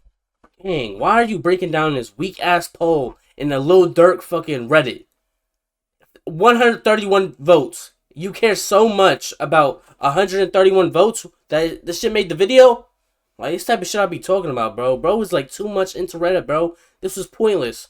I could have voted on that bitch, made it 132, bro. Would that change the narrative? No, bro, it doesn't fucking matter. Vengeance. On December the 24th, 2020, Durk would release his much-awaited album, The Voice, which he would dedicate to King Von. The album would peak at number 2 on the Billboard Hot 100, and on January the 10th, 2021, he would tease a deluxe version that would later drop on January the 29th, 2021 with 12 additional tracks. Despite the losses that he was suffering, Durk's career still had an incredible momentum like he'd never seen before. During 2021, he would be featured on multiple hit songs, such as No More Parties remix by Coi Leray, which reached number 26 on the Hot 100, Every Chance I Get by DJ Khaled, which hit number 20, No Return by Polo G that hit number 26, Sharing Locations with Meek Mill peaking at number 22, Jonah with Kanye West hitting number 27, In the Bible, another collab with Drake that hit number 7, and Who Wants Smoke with Nardo Wick going number 17 on the Billboard Hot 100. Durk was hot, and he was quickly becoming a fan favorite in the rap game. Genuinely, it was this hot run that made him the voice of the streets. However, despite all the success he was having in the music industry, clearly being at a loss in the streets was still having an impact on Durk's mindset, and he would even hint at the way that he was thinking in his new music. On October the 15th, 2021, Durk would release the emotionally charged track Piss Me Off, where Durk made it clear that he couldn't find peace until revenge was achieved, before following through with a promise of retribution. The music video for the song would show Durk far away from the studios and clubs of Atlanta, but actually back in his home turf in Taytown's Hood on 59th and Princeton. But in the meantime, rapper NLE Chopper would say in an interview with DJ Academics that he had actually tried to convince Durk not to retaliate musically. When after this shit happened with Von and all that, a lot of all that was happening, bro, I was the one really in bro ear, like, know what I'm saying? I don't want to be this person in your ear to say, to be like, know what I'm saying? Let this chill, like crazy cut. Yeah. Don't move on it. But bro, I'm gonna be that person to let you know, bro, like this cycle we in as black men is a never ending cycle. Cause at the end of the day, bro, we one person, we got one conscious mind. That's why when I'm thinking something, they might be thinking the same thing. Cause at the end of the day, out of us being black, white, Hispanic, whatever, we are a human being and we are one race. So when you do something, this why I know what's up with life now. This why I don't do nothing. A lot of the back of his head cold as hell when he step outside. He need to throw that hood on every time. Out of spite to people. Only a month later though, Lil Durk would drop the song Aha, a fiery diss that instantly went viral, amassing over 100 million views on YouTube. And in the song, Lil Durk would directly address the feud, opening with a bar that made it clear that he wasn't about to take NLE Chopper's advice about not responding to Von disses, instead telling his goons to go and pick up a gun. Unfortunately, as we all know now from the alleged indictment, it seemed that despite the promise of his rising rap career, Durk was completely consumed by seeking revenge for Von. And in the years that followed, Durk would seemingly set into motion a series of events that would ultimately see him and his friends in jail, fighting for their lives and freedom. But interestingly, whilst this was already going on, and before Von had even been killed, it would appear that behind the scenes, when Von was alive, he, perhaps with the assistance of Lil Durk, was continuing to wage war on their shared enemies, without a care for the survival of his budding rap career. Only a few months before Von died, there would be another prominent murder in Chicago, seemingly orchestrated by Von, Von and carried out by a number of people who were close friends of both Von and Durk. And with Von being dead by the time these charges came to light, Durk would end up being the biggest name associated with the murder. And with Von's death still going unavenged at this point, Durk would seemingly continue to carry the torch, doing exactly what Von did, using his music and lyrics as a megaphone to tell the world about him and his crew's murderous ways, laying the groundwork for the authorities to build up a picture of Durk and Von as violent kingpins, using their fame and money to have anyone they didn't like killed without a care. And I'm of course talking about the murder of FBG Duck. No way. Have you went through this already? I feel like you made a video on this.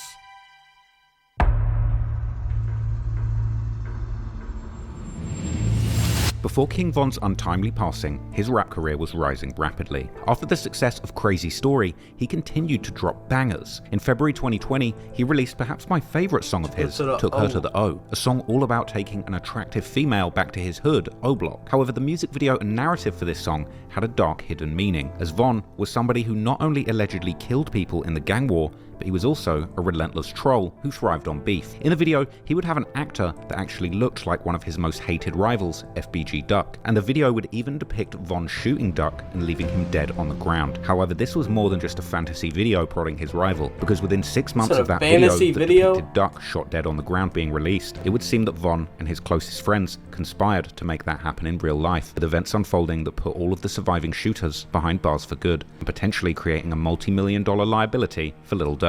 As everyone following the drill scene likely knows by now, FBG Duck's murder was allegedly part of a long-running beef between two gang sets from the south side of Chicago. Duck's set, STL-EBT, sometimes referred to as 63rd or Tuckerville, largely identify as gangster disciples. On the other side is O-Block, who are primarily black disciples, this being the set where the majority of Duck's convicted killers hail from. A deadly feud between these two factions, who exist just a stone's throw away from each other, stretches back more than a decade, particularly throughout the 2010s, when this feud would claim the lives of many young men in the area, with Redditors speculating that at least 10 people lost their lives in this deadly beef. But to understand exactly how Lil Durk became part of this beef, we have to go all the way back to the beginning. Some of the first mentions online about the beef between STL-EBT and O-Block, or Wick City as it was known then, date all the way back to the early 2010s, although likely the beef had already started in the late 2000s. However, as already alluded to earlier, this war was never just between these two sets, but rather between numerous gang sets whose affiliations and rivalries were commonly based on their overarching gang identities, these being the Gangster Disciples and the Black Disciples, or the GDs versus the BDs, with sets like O-Block, Lamron, 600, Front Street, and TYMB being clicked up on the BD side, while sets like STL, EBT, Gyro City, Taekwon World, MOB, and Brick Squad would form an alliance on the GD side. When it comes to the specific affiliation between O-Block and Lamron, the prosecutors in the criminal case against FBG Duck's alleged killers would claim that this began in the early 2010s, as testified by one of the cooperators in the case. However, while the rivalry technically existed between all the sets from the two sides, the BDs and the GDs, it was often determined by proximity to other sets. Therefore, the beefs between certain sets were much more fierce than other beefs. Looking at these different sets on the map, it's no surprise then that the beef between sets like O-Block, Front Street, and 600 and TYMB on one side, and STL, EBT, Gyro City, Taekwon World, and MOB on the other side was particularly fierce, as most of these sets were located only a few blocks away from each other. Meanwhile, Durk's set was located in Englewood, which is on the other side of the I-90 and I-94 highways. And while technically only about 1.5 miles away from places like O-Block, it was still worlds apart from the Woodlawn and Washington Park neighborhoods where the aforementioned sets were having their beef. And because of this distance, Lamron wasn't really in an active war against sets like Duck's STL EBT, as they were largely consumed by their own local rivalries in Englewood with sets like the Brick Squad. In fact, in March 2011, Lil Durk would feature in the song We Ball, which also featured members of the rap group Buck 20 Brick Boys, one of these members being the rapper Billionaire Black, who was even pictured around Lil Durk at this time.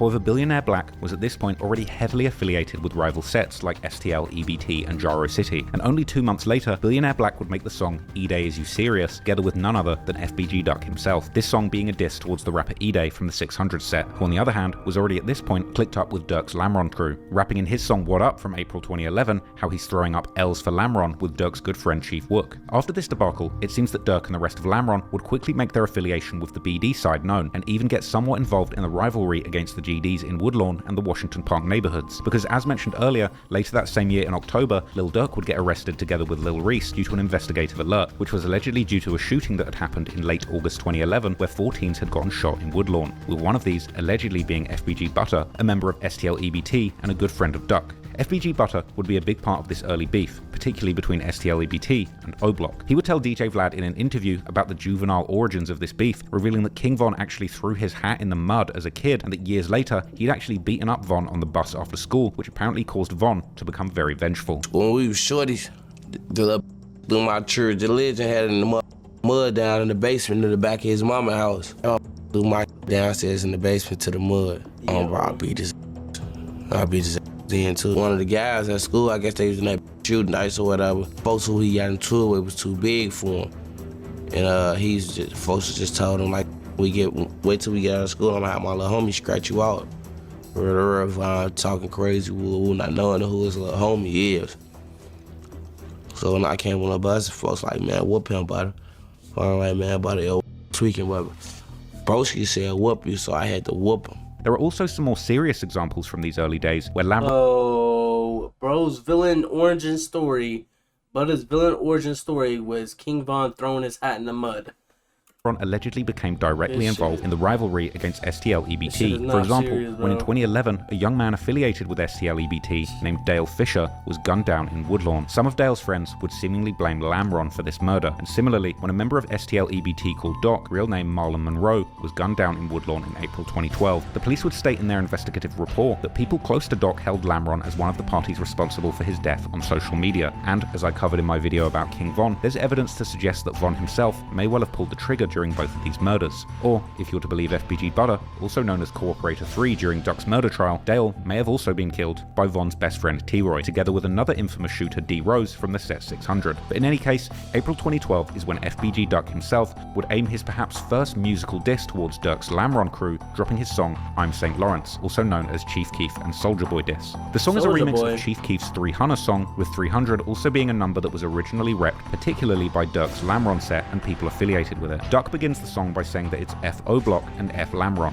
which is a direct response to Keef's line in the original 300 song dissing Duck's dead friend Tuka from STLEBT. About a month earlier, Durk had also released his hit song L's Anthem, which was also repping the 300 moniker, whilst also dissing Lamron's biggest rivals, Brick Squad. As a response to Durk's dissing, the rapper Lil Jojo from Brick Squad would release his song BDK in April, aimed particularly at Durk and Lamron. However, the chorus of the song would go much further than that, essentially dissing all of the Black Disciple sets in Chicago, as Jojo would announce that he and his set are BDK, or Black Disciple Killers. All of this was happening at a moment when the drill music movement was blowing up way past the borders of Chicago to worldwide notoriety, all with the help of Chief Keef. And with the possibilities of fame and fortune at the fingertips of every driller and drill rapper, this created the perfect conditions for the gang war between the BD and GD factions to escalate, and soon FBG Duck would join in on the BD killer movement too, tweeting the same sentiment, and from there, Duck and STLEBT would get heavily affiliated with Jojo and Brick Squad, with Brick Squad and STLEBT, and particularly Jojo and Duck, then becoming the biggest faces of the GD side within the drill scene, together with guys like Lil J, who was focusing heavily on dissing Chief Keef and O-Block in his music. But unfortunately, in early September 2012, Lil Jojo would be gunned down in Brick Squad's neighborhood, becoming the first highly publicized example of how beefs in this new musical genre of drill could lead to real-life deaths in the streets. Jojo's murder would go unsolved, and it would do little to steer guys like Duck away from dissing the BD side in music or on social media. In fact, it would only incite more dissing, with Duck tweeting after Jojo's death that he would be continuing the BDK legacy in his memory. One person from the BD side who Duck would go back and forth with on social media was none other than King Von, with one time even Von's own sister Kayla B getting involved in their beef and taking the GD side in tweets seeming to back Duck up. Every now and then, Duck's dissing would also be aimed at Lil Durk personally, like in September 2013 when he would call Durk a fake gangster on Twitter, as well as dissing J Money, one of Durk's close friends from O-Block who was killed in 2013, allegedly by a member of STLEBT called Lil B. Durk would seemingly respond the next month in October when he would drop his classic drill song Competition featuring Lil Reese, where he would call Duck Lil Duck and rap how that he can't duck Durk's gun. Later that month, Duck's friend Lil J, who Durk had also dissed, would drop his response to the song titled Competition Domination, where he would call Durk an actor and tell how he was going to put him under the dirt. Duck would also continue throwing little jabs at Durk on social media, like in October 2014, some months after Durk's beloved cousin Newski had been killed, when Duck would take to Twitter just to announce that he was smoking on Newski. Durk would seemingly respond to these jabs in December 2014 when he would feature on the remix for E-Day's song War. This was perhaps Durk's most brazen diss so far, as he would begin his verse by saying how he's considered to be the one who initially sparked the GD versus BD war. This being a reference to how Lil Jojo had seemingly created the BDK song as a direct response to Lil Durk's L's Anthem song. Durk would then up the ante and diss numerous people and sets from the GD side of the war, including Duck's STL EBT set, and two of his close friends who had been killed in the war, Tuka and KI. A few years would pass, but in 2016, Duck would continue dissing on the music side, as he would release his mixtape, This How I'm Comin', which would begin with an intro song where Duck would once again diss Durk's cousin, Newski. In 2017, the war between the BDs and the GDs would intensify considerably, after one of O Block's most beloved members, and the best friend of King Von, T-Roy, would be gunned down inside of a corner store, and the people responsible for T-Roy's murder were allegedly TB or Terry Barry from Taekwon World, and Can't Get Right, aka Get Right, or Man Man from STL EBT, who would be seen posing for a picture in the exact same clothing from the surveillance footage of the murder earlier that month, while one of the people in the photo would be none other than FBG Duck himself. Duck would also go live on Instagram shortly after T-Roy's murder, where his brother Brick can be heard talking about the murder before Duck cuts him off and makes some very disrespectful statements. Look on them on here going crazy. They so happy. You been funny as hell because I know folks know proud. They got him out the way. I know. I'm on live, G. Shut the up. It's funny. Before you even get it, it just came on. But still, this Instagram, it deleted instantly. It just came on. But damn, G, don't stop. Damn, merchant, they popped T-Roy. It must don't be, it must ain't that important. It ain't all over the internet. I ain't see it.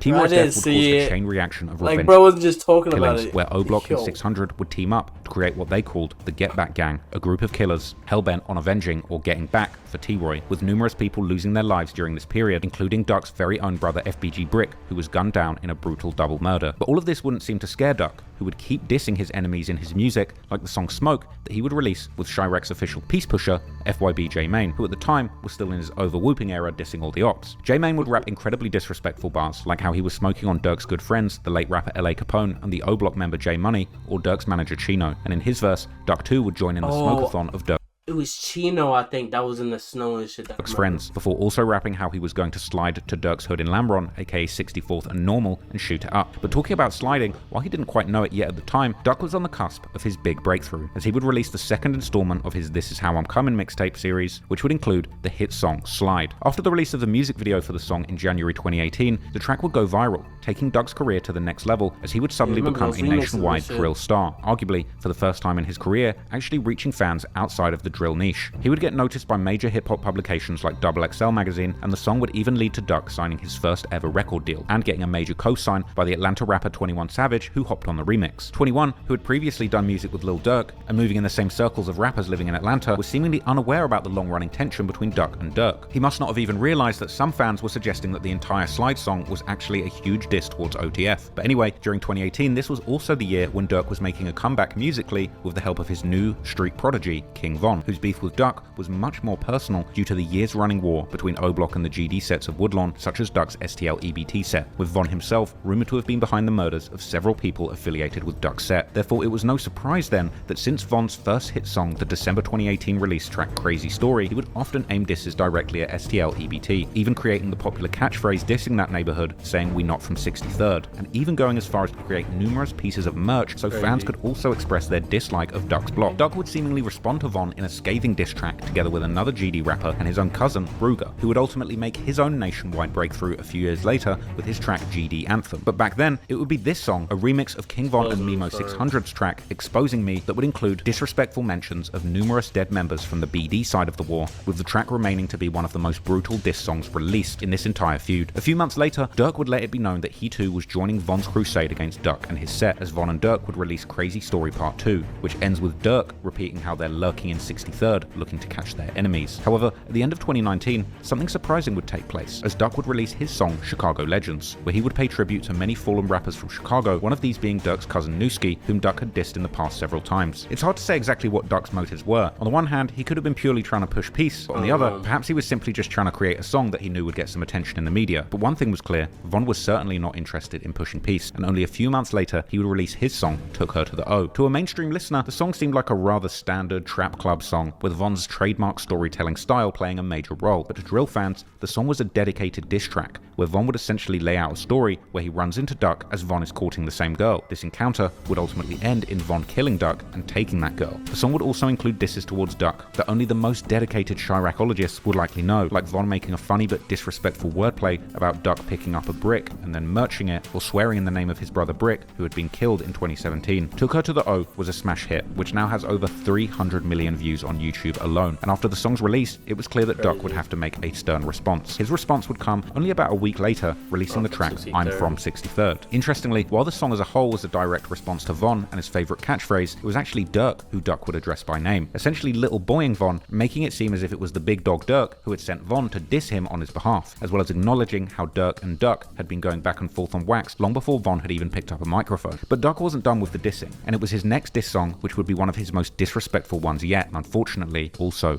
his last song, the infamous track Dead.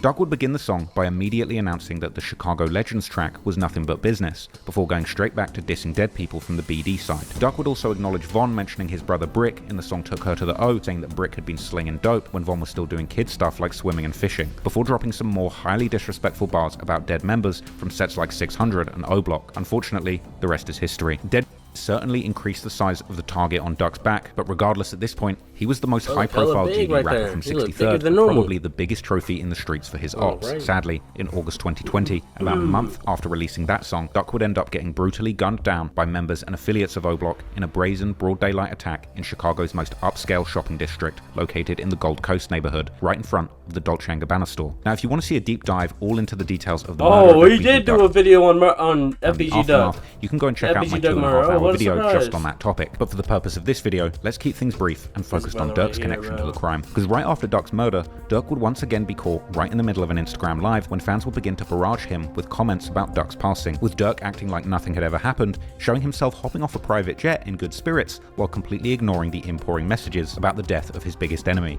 Is that Shamori Pons? Jet in good spirits while completely... Bro, I think Slick is Shamori Pons, bro. I thought he was gonna do something in the NBA. Ignoring the imploring... Where is he from? Fuck. It's red and white. St. John's. Damn. He did make it to the NBA. Oh shit. This will we're up against an important notice. You deserve, so don't skip this 1 minute read. Man, you talking about a fundraiser. Did 3 years at St. John's? My bad. Back to the video. Messages about the death of his biggest enemy. See your fans make a plan, watch the score in the mail. You know, 39 years I heard them crying to sell. Boy, getting money right up. I took a picture on my block, they think I'm back in the field. Von, on the other hand, would come out with the most unconvincing statement, trolling the whole world, saying how the two had settled their differences right before Durk's passing, even adding sarcastic lines about how he was going to be thinking of Durk every step of the way, and also making snide remarks about how Durk had been dissing his dead friends and family members. Meanwhile, as time went on, the feds would get involved in Durk's murder investigation and track down the entire route that the killers had taken to the murder scene, tracing their origin back all the way to O-Block, with surveillance footage literally filming the entire crime, with them driving from O-Block to the murder, committing it, and then driving back again. However, even with all of this evidence, it would be over a year before the feds would even be able to move in with their indictment. But eventually, in September 2021, the feds would indict 5 people for the murder of Durk. Charles Liggins, aka C Murder, Kenneth Robertson, aka Kenny Mack, DeCarlos Offord, aka Los, Christopher Thomas, aka C-Thang, and Marcus Smart, aka Muwop, as well as another man, Ralph Turpin, aka Teasy, who had been the person that spotted Durk and gave up his location. With such a clear trail left behind by the so-called O-Block 6, also known as the Sloppy 6, it was inevitable that they would also eventually be found guilty, and all 6 are ultimately facing mandatory life sentences, while a 7th person associated with the murder, Zell Munner from O-Block, would sadly end up taking his own life before the FBI could indict him. However, during and after the trial, the discussion would also focus on the possible culpability of Von and Lil Durk in Durk's murder, particularly as the prosecution's legal documents would claim that Turpin, aka Teasy, had allegedly called someone after he spotted Durk in the shopping district, asking around to get put in contact with Lil Durk's brother and manager, D-Thang, who was coincidentally no longer alive by the time these arrests took place. The indictment would also mention a person named as Individual E, who pretty clearly appears to be Lil Durk, being listed as a high-ranking member of the BDs, with these details suggesting that even the FBI wasn't ruling out the possibility of Lil Durk's personal involvement in the hit on FBG Duck, but avoiding naming him specifically. In fact, based on these documents, some YouTubers would even claim that D-Thang would have been indicted too if he hadn't been killed in June 2021. Furthermore, it would be revealed that there had allegedly been up to a $100,000 bounty placed on Duck's head leading up to the murder, with many pointing out to a vlog filmed in O-Block a couple months before the murder took place that showed Von giving out wads of cash to other members as potential proof of this bounty being handed down. Furthermore, the person placing this bounty allegedly being someone who bought custom-made chains for O-Block members. Indeed, the Fed's investigation would also focus on the so-called O-Block chains that King Von had actually purchased for many members of his set both before and after Duck's murder, with many of the alleged killers of Duck also receiving one, as Von would apparently spend over $100,000 to buy altogether 16 O-Block chains. The timing of these purchases and the distribution of the chains to prominent members of O-Block, including the alleged killers, appeared to symbolize loyalty and respect within the gang's ranks, as well as possibly being a reward for a job well done with regards to the Duck murder. For example, Muwop could be seen with Von at the jewelry store shopping for additional O-Block chains a mere 6 days after the murder, while others like C-Murder could also be seen posing with the chain on his social media just a few days after the murder. Interestingly, also Lil Durk himself seemingly received one of these chains, while Boss Top was alleged to be one of the leaders of O-Block alongside Von during the trial, with Top actually describing the chain as a hood trophy. But wearing the O-Block chain was by no means Lil Durk's only connection to Duck's murder, because in the years following Duck's passing, Lil Durk would diss FBG Duck several times in his music. For example, in his December 2020 song Redman, Durk would mention how he knows someone who died with a famous name, but his friends still haven't slid for him. This possibly being a reference to the fact that FBG Duck's set, STL-EBT, aka Tucaville, would seemingly not retaliate following his murder, with apparent posts circulating suggesting that Duck's people were frustrated that nobody actually got revenge for him. However, the more clear-cut disses towards FBG Duck would start in early 2021, as Lil Durk would release the brutally named song Should've Ducked, together with Memphis rapper Pooh Shiesty, where Lil Durk raps how he gets so high, he gets high as Duck, a reference to Duck being dead and in heaven. As Duck's mother, Lashina Weekly, aka Mama Duck, would hear Durk play the song in late 2020, she would hop on social media to point out how Durk was monetizing her son's death, whilst also mentioning how Lil Durk had not been mentioning FBG Duck while he was alive, seemingly unaware of just how far back the animosity between these two goes. Now he wanna get high. He about to get high like Duck. Durk. He hurt V-Roy. Well, he better take that who made the V-Roy gone, not my mother son, cause he ain't do it. Remember they had a song together. Remember they had their differences. Study one for the industry. This is proof. Y'all really showing. Y'all rich out mixing in my mother son. Y'all rich out mixing in Tuka. Show your craft. Do something else besides this and music. Show my. It's fucking ironic because wasn't Duck's last song called Dead Bitches where he dissed like fucking hella people? Like, come on, gang. Like, the proof is in the pudding. Show your craft. Do something else besides this and music. Show my that you really. How the fuck are they rich for mentioning your son when your son should be fucking rich for mentioning fucking Von? Go pop like my son was trying to do. He was trying to cross over. Yo. Sitting up here mixing in somebody who ain't get too about you. He was right. He didn't give two fucks about you, but he mentioned right, you probably did Illuminati here. You probably did send him to get bodied. Now you study this and my son. And it's Christmas. Beautiful Christmas. So why the fuck you on live on Christmas? Spend time with your fucking family. Y'all got y'all ass in the industry and blackball all the GDs. Trying to well, I'ma just keep that real.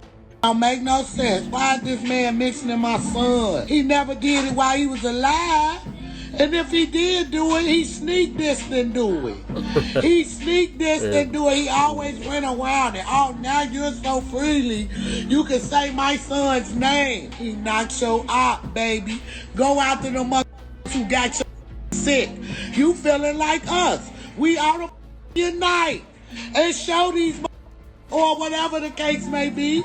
You coming for the wrong baby. The dissing would continue only a few months later on OTF's group album Loyal Bros, which would interestingly feature the infamous O Block chain on the cover. And in his verse for the song Dying to Hit 'Em, Durk would make another rather obvious reference to Duck getting killed outside the Dolce & Gabbana store, saying that the ops get dropped right at designer stores. In June 2021, a few months before O Block members would be hit with the indictment, Lil Durk would release a joint album together with Atlanta rapper Lil Baby titled This is like low-key underrated album cover. I low-key fuck with the artistic feel. Voice of the Heroes, which would include the song Still Runnin' featuring Meek Mill. And in his verse, Lil Durk would rap several bars that seemed to insinuate people close to him being behind Duck's murder, as he would say how his team might have taken a few L's, but in Chicago, they're winning for sure, before making a poorly disguised reference to FBG Duck, which is only covered by the sound of a gunshot, whilst also mentioning how Duck had nowhere to go when he tried to run and failed ducking when the shooting started. Lil Durk would seemingly even enjoy making creative disses towards Duck in his personal life. In March 2022, one of the world's man, this was the craziest shit, bro. most famous country music stars disses towards Duck. I didn't know he was gonna mention this in March shit. 2022, I was gonna one of mention the world's it if he most didn't. famous country music stars, Morgan Wallen, who had been collaborating with Lil Durk, would respond to one of Durk's posts with a bunch of duck emojis. As drill fans would see this, they would quickly check Morgan in the comments. After that, Morgan Wallen would publish an apology, saying that he had no clue that he was disrespecting the dead, and saying that Durk would always talk to him about going duck hunting, with fans quickly realizing that Durk had seemingly been trolling Morgan Wallen behind the scenes, telling him like,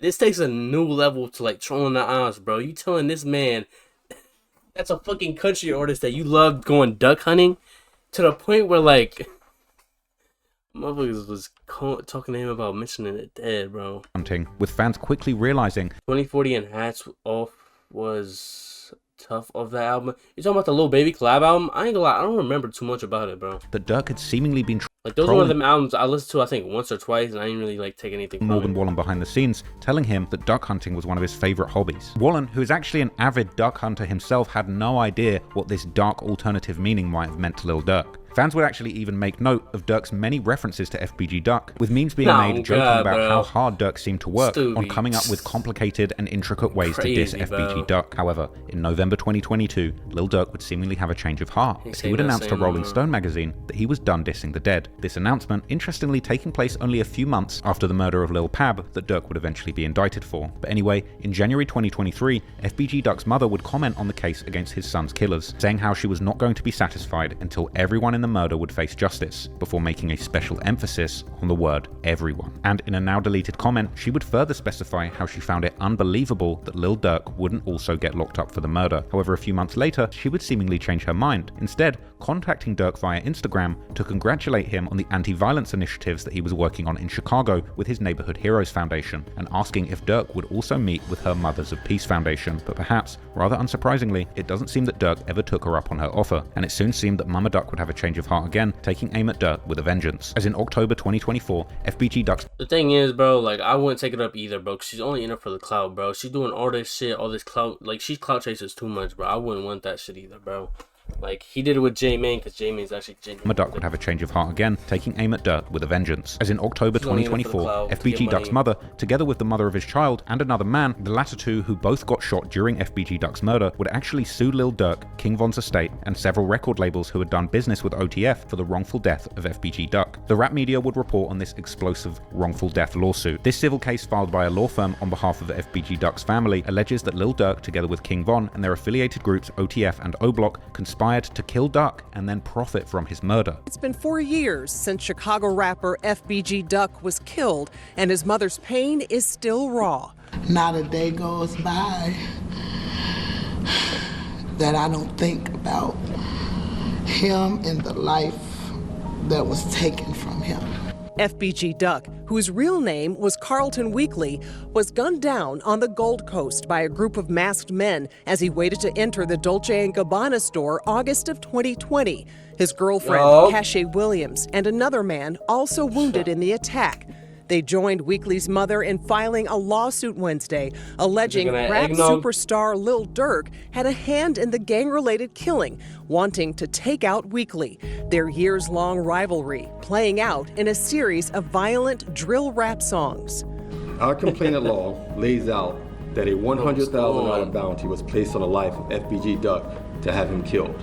The lawsuit names a wide-ranging list of defendants, including Lil Durk, his record label, Only the Family, Espelon? or OTF, What the fuck does that and mean? other larger labels that partnered with OTF, like Sony and UMG Interscope. The lawsuit would make several serious claims about Durk and OTF, which in light of Durk's recent criminal charges could be incredibly damning for him financially, such as claiming that OTF is actually the media outpost of the O-Block criminal organization, and that prior to being incorporated as a music level, OTF was actually a collective of gangs consisting of O-Block 600, Lamron, THF, and other Black Disciple sets, as well as saying that OTF, the label, had acted as a conglomerate for these street gangs and a hub for their activity. The suit would then claim that OTF, the label, knew, or should have known, that the gang members that they had signed and employed were engaging in acts of serious violence and criminal activity. One of the prime examples was King Von himself, who the lawsuit would claim had taken part in robberies, assaults, and batteries in the presence of Lil Durk, with this being a probable reference to the 2019 incident in Atlanta, where Durk and Von were charged with attempted murder. One of the key claims of the lawsuit would seemingly be that Durk and Von had directly taunted FBG Duck before and after his death, and that the goal of this taunting was to expand the brand of OTF and to further the criminal enterprise of. I ain't gonna lie, Joe, I lost both my money lines.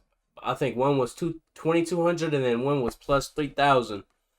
I ain't gonna lie, bro. They had a chance to hit O-Block. Perhaps most damningly, the suit fucking Van Jefferson could get a catch today. also claimed that Lil Durk and his brother D-Thang knew about the alleged $100,000 bounty that Von had put on Duck, and that D-Thang facilitated the events that led to Duck's murder, and that Lil Durk, King Von, and the O-Block 6 entered into agreements with each other to orchestrate the wrongful death of Duck to promote their commercial interests in selling music. These are some serious allegations, but whether or not they'll be able to actually prove this in court is another matter. Some of the claims, particularly the claims about the music, might be a little problematic, given the fact that there had been a lot of dissing between both FBG Duck and Lil Durk and Von, a beef which was very much a two-way street when they were all alive, something that both sides had engaged in for around a decade. In fact, you could even make the argument that FBG Duck not only started the dissing between him and Lil Durk, but also made the more vicious diss song, calling out numerous dead rivals from the BD side of the war, and obviously profiting from it too. But then again, FBG Duck is dead, and Lil Durk is still alive, and there's a big difference between diss songs and bullets. But on the other hand, OTF should probably have no less.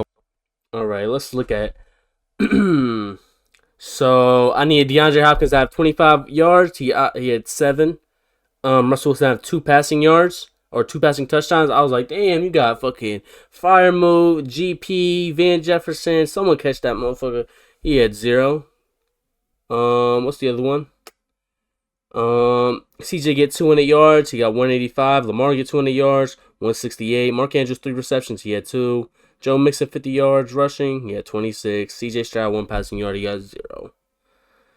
So great for fucking me. Obligations than any other large media. It's a fucking the many murders a little media company. For example, what if it would turn out that CNN had hired some serious criminals to work for them and knowingly allowed their employees to murder people so that CPF should probably be alive and obviously profiting? I mean, look at the NBA lines. Hell no, I don't watch NBA, so I don't even from know it too. But then again, FBG Duck is dead and Lil Durk is still alive, and there's a big difference between diss songs and bullets. But on the other hand, OTF should probably have no less obligations than any other large media company. For example, what if it would turn out that CNN had hired some serious criminals to work for them and knowingly allowed their employees to murder people so that they had a constant supply of viral news clips, allowing them to rake in millions of dollars? It's probably safe to say that such a media company would not only get sued, but there's a fair chance to say that they would lose and people would go to prison. However, for now, it remains to be seen what, if anything, will come of this lawsuit. But the connection between FBG Duck's murder and Lil Durk seems to be something that's more than a coincidence. But what is clear though, is that the murder of FBG Duck was only the first of many that have now been connected to Lil Durk, and the following year in 2021, before the arrest of those responsible for Duck's murder, Lil Durk would end up experiencing a death of someone very close to him, someone who was allegedly involved in that murder of FBG Duck, his brother D-Thang, a loss which Durk took in. I'm not gonna lie, we like almost 2 hours in this bitch, and I've only seen one fucking body, bro.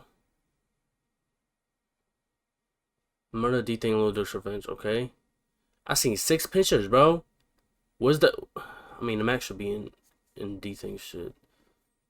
The cash shit, the pap shit, okay, whatever. Incredibly personally, and according to online rumors and recent paperwork, incited Durk to put money in the street to get revenge. Money that would apparently lead to not just 1, but 3 people losing their lives. I have to go to the bathroom, my yaps.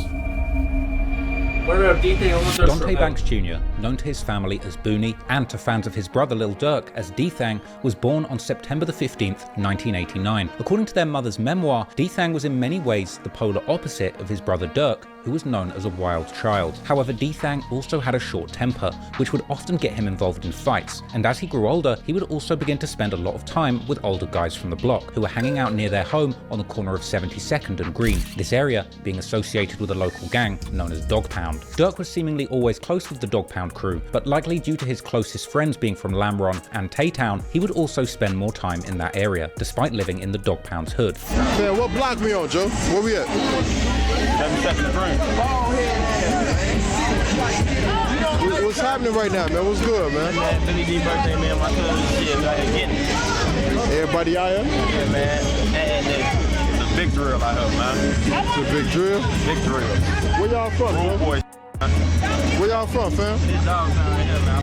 I'm kind of wrong, but I'm what we doing?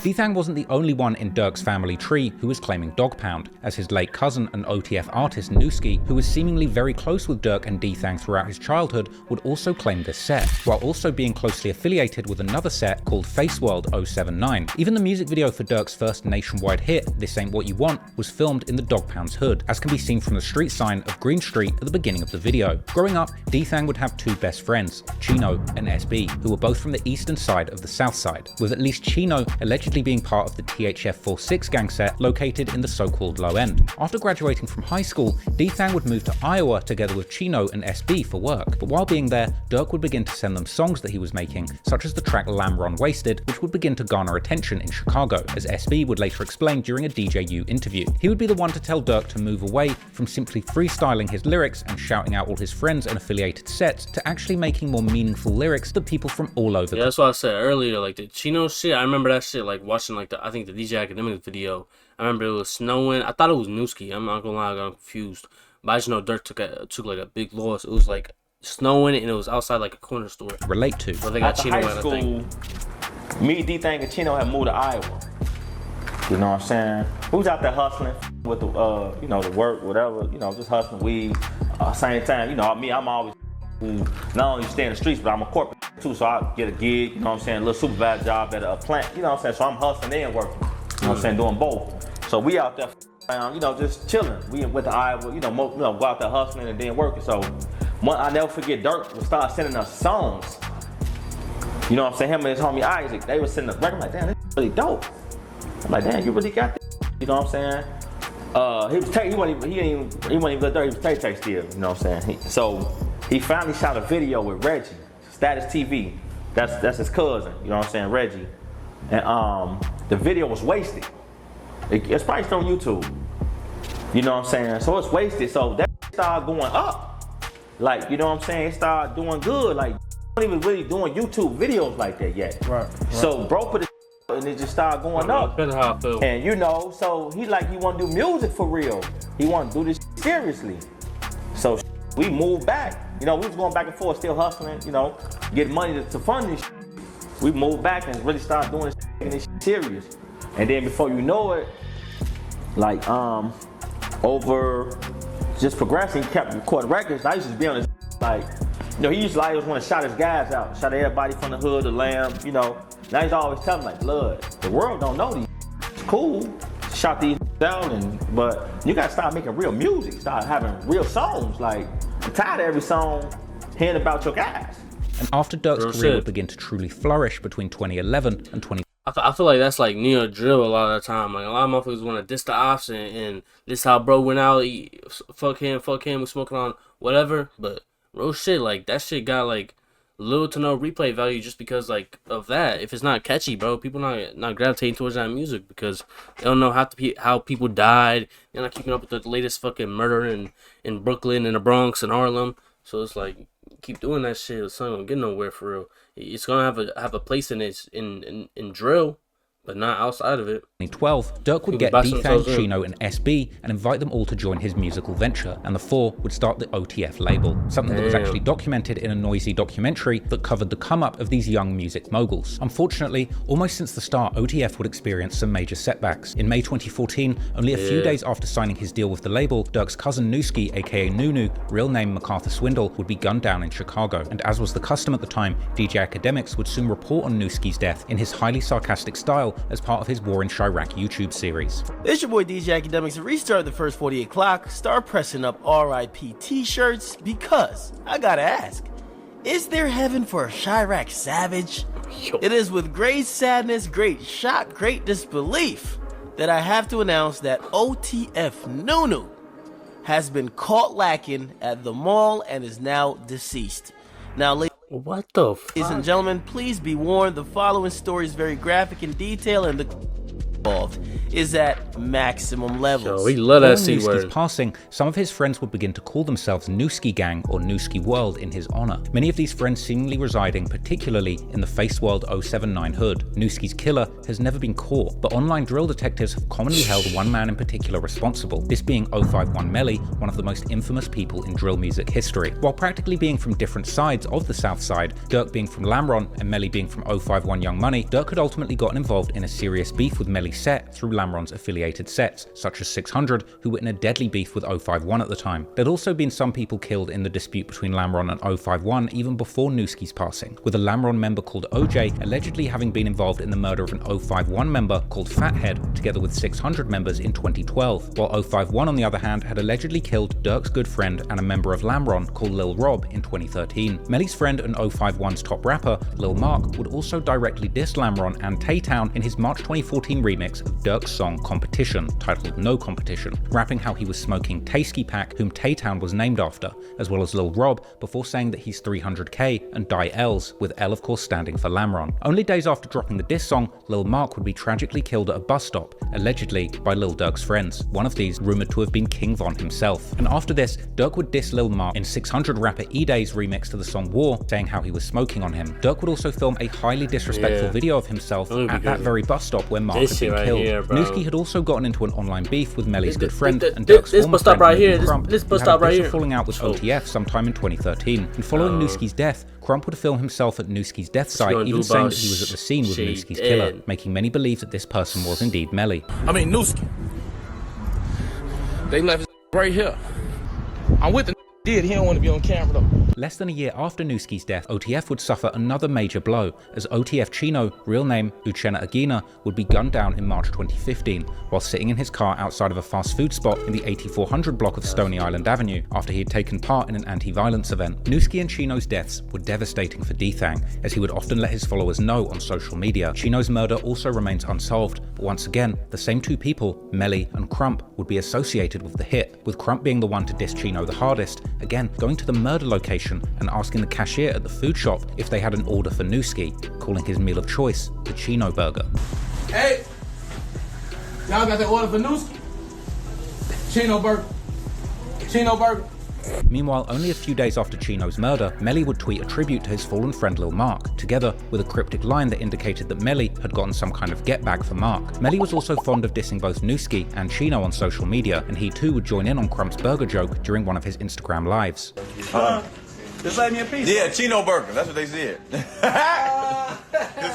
Crump would continue dissing Newski and Chino, sometimes aiming his words directly at D-Thang, commenting under his tribute post to Chino in 2017 how D-Thang was the reason that Chino was dead, while Lil Durk was the reason that Newski was dead. Clearly, Durk and D-Thang were big targets for their enemies in the streets who had already killed people close to both of them. According to Durk and D-Thang's mother, D-Thang himself would end up getting shot twice between 2016 and 2017, but little is known about these incidents. Fortunately, he would seemingly survive both events with relatively little injuries. Mubu Crump, however, wouldn't be so lucky, and in May 2018, he would meet his end as he was gunned down in front of a house party during a drive-by shooting, where Melly would allegedly also get hit, but survive. The killers have never been caught, but the most popular theory online, surprisingly, points to the rivals of OTF, particularly a member of the STL EBT set called Can't Get Right, aka Get Right or Man Man. This theory being further boosted by the claim that another STL member, the infamous shooter Wooski, was allegedly later caught with Crump's murder weapon. However, this claim has seemingly been debunked by the YouTuber Loyalty and Betrayal. Let's just be clear. Wooski was never arrested with a gun. He was arrested because he shot somebody in the leg twice who didn't want to press charges or whatever. But he was not arrested with the gun. The gun, the shell casings that they found, that they said with that shooting, that they are, I guess, assuming go with that incident, being how the guy moved, the gun obviously moved. So I'm not sure how they matched that up to say that belonged to that. but it matched the gun that was found 10 days later after Wooski was arrested. So Wooski didn't get arrested with the gun. So all those videos have false information. After Durk's recent arrest for the murder for hire plot, some Reddit detectives have raised a question whether Crump's murder could have also been organised by Durk, with one Redditor pointing particularly to Durk's December 2020 song called Red Man, where Durk first speaks about his pain after the death of Newski before rapping a now jaw-dropping line where he seems to predict ending up in federal prison in 10 years' time. Durk then mentions how people are asking him what he'll do about someone whose name is bleeped out, but what sounds like he could be mentioning Crump, to which Durk simply responds by saying the other person is already dead. However, these lyrics are vague at best and hardly evidence of anything. I ain't gonna lie, whenever I heard that song, bro, I always just assumed it was Crump that he was talking about. That's why I bleeped it out. I don't know. By saying the other person is already dead. However, these lyrics are vague at best and hardly evidence of anything other than Durk's impressive ability to foresee his future in federal custody. Unfortunately, only a few months after the death of Mubu Crump, Durk would experience yet another loss that would hit very close to home, as his cousin Darnell Banks, better known as OTF Baby D, was killed in a shooting in the far south side of Chicago. He not. Like, if I'm ranking, it's Herb. Yeah, he behind Herman Sosa for sure. He third though. He third for sure. I just wish Ludfo was more consistent. He would be on my Mount Rushmore, but it's probably Vaughn.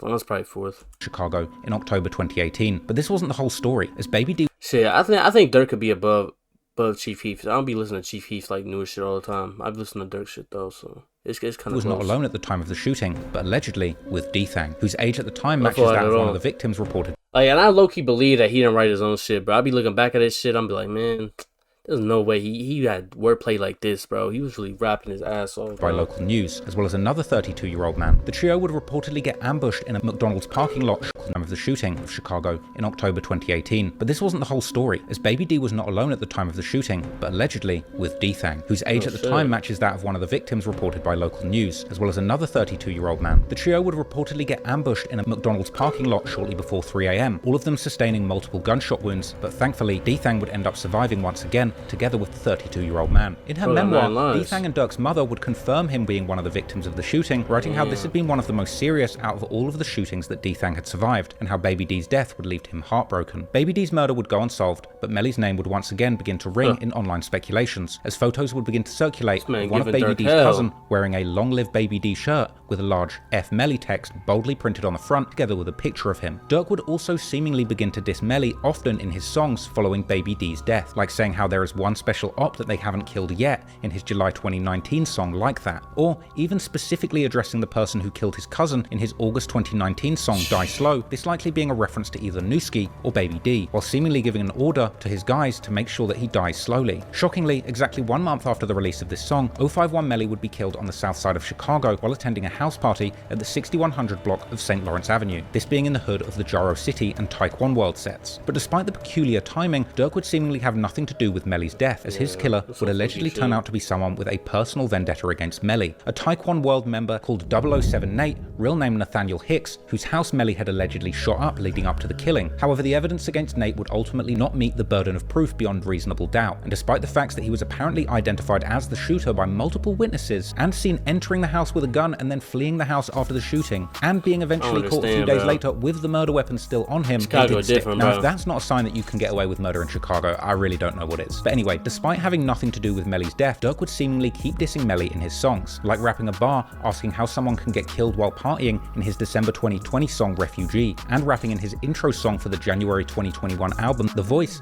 that since the person who killed his cousin is dead, he can finally rest, as well as seemingly calling Melly his favourite op, who's now dead, in the August 2020 song Bad Guys by the former OTF rapper Timo. D-Thang, on the other hand, would tweet in June 2020 how every op that ever shot him is now dead, and that he walks around with 50k in jewelry in his hood, with Chiracologists taking this to mean that Baby D's killer was now dead too. For D-Thang, the shooting that killed Baby D was a near fatal moment, and should have probably served as his final warning to get as far away from Chicago as possible, but unfortunately, this was not the case, as D-Thang would seemingly keep returning to his hometown time and time again, until finally in the summer of 2021, his luck would indeed run out.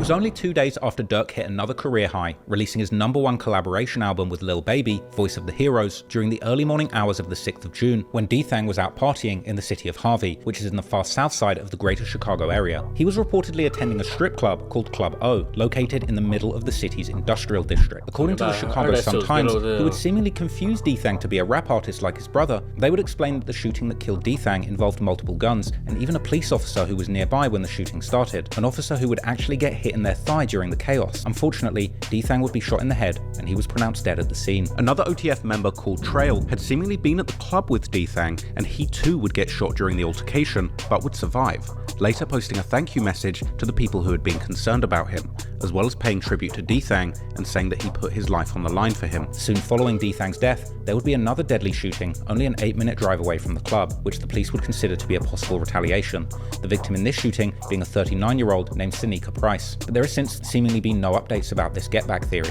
From here, the media and fans would find out about D-Thang's death, and Reddit would light up with questions and theories, with many wondering why someone as famous and wanted as D-Thang, who had so much at stake with so many enemies, would risk going out partying at such a risky location. The internet would quickly turn into a hub for speculation, as amateur sleuths pieced together their own theories about what might have led to the murder, with some theories speculating that D-Thang had been killed due to his alleged past as a shooter for his Dog Pound set. These theories revolving particularly around Dog Pound's beef with a set called Dump Street, also known as Gutter Gang or Nate Block, sets that are part of the so-called No Love City alliance formed between numerous majority gangster disciple sets around Inglewood. As mentioned earlier in this video, No Love sets have been beefing with the BD sets from Inglewood, like Lamron and Dog Pound, since at least the early 2010s. Redditors would speculate that D-Thang's murder was get back for the 2013 murder of a man called 8-Ball, real name Marcus Rush, who was allegedly part of a set called CMB or Crazyville. This set having years-long ties with Dump Street, while having had at least a decade-long beef with the Dog Pound. D-Thang himself having dissed the set all the way back in 2014, with the wildest theories even claiming that it was D-Thang himself who had actually killed 8-Ball, while the most attuned drill whisperers would reveal that many members of 8-Ball's set had allegedly been posting tributes to him right after D-Thang's murder, with some of these tributes still seemingly being available online. However,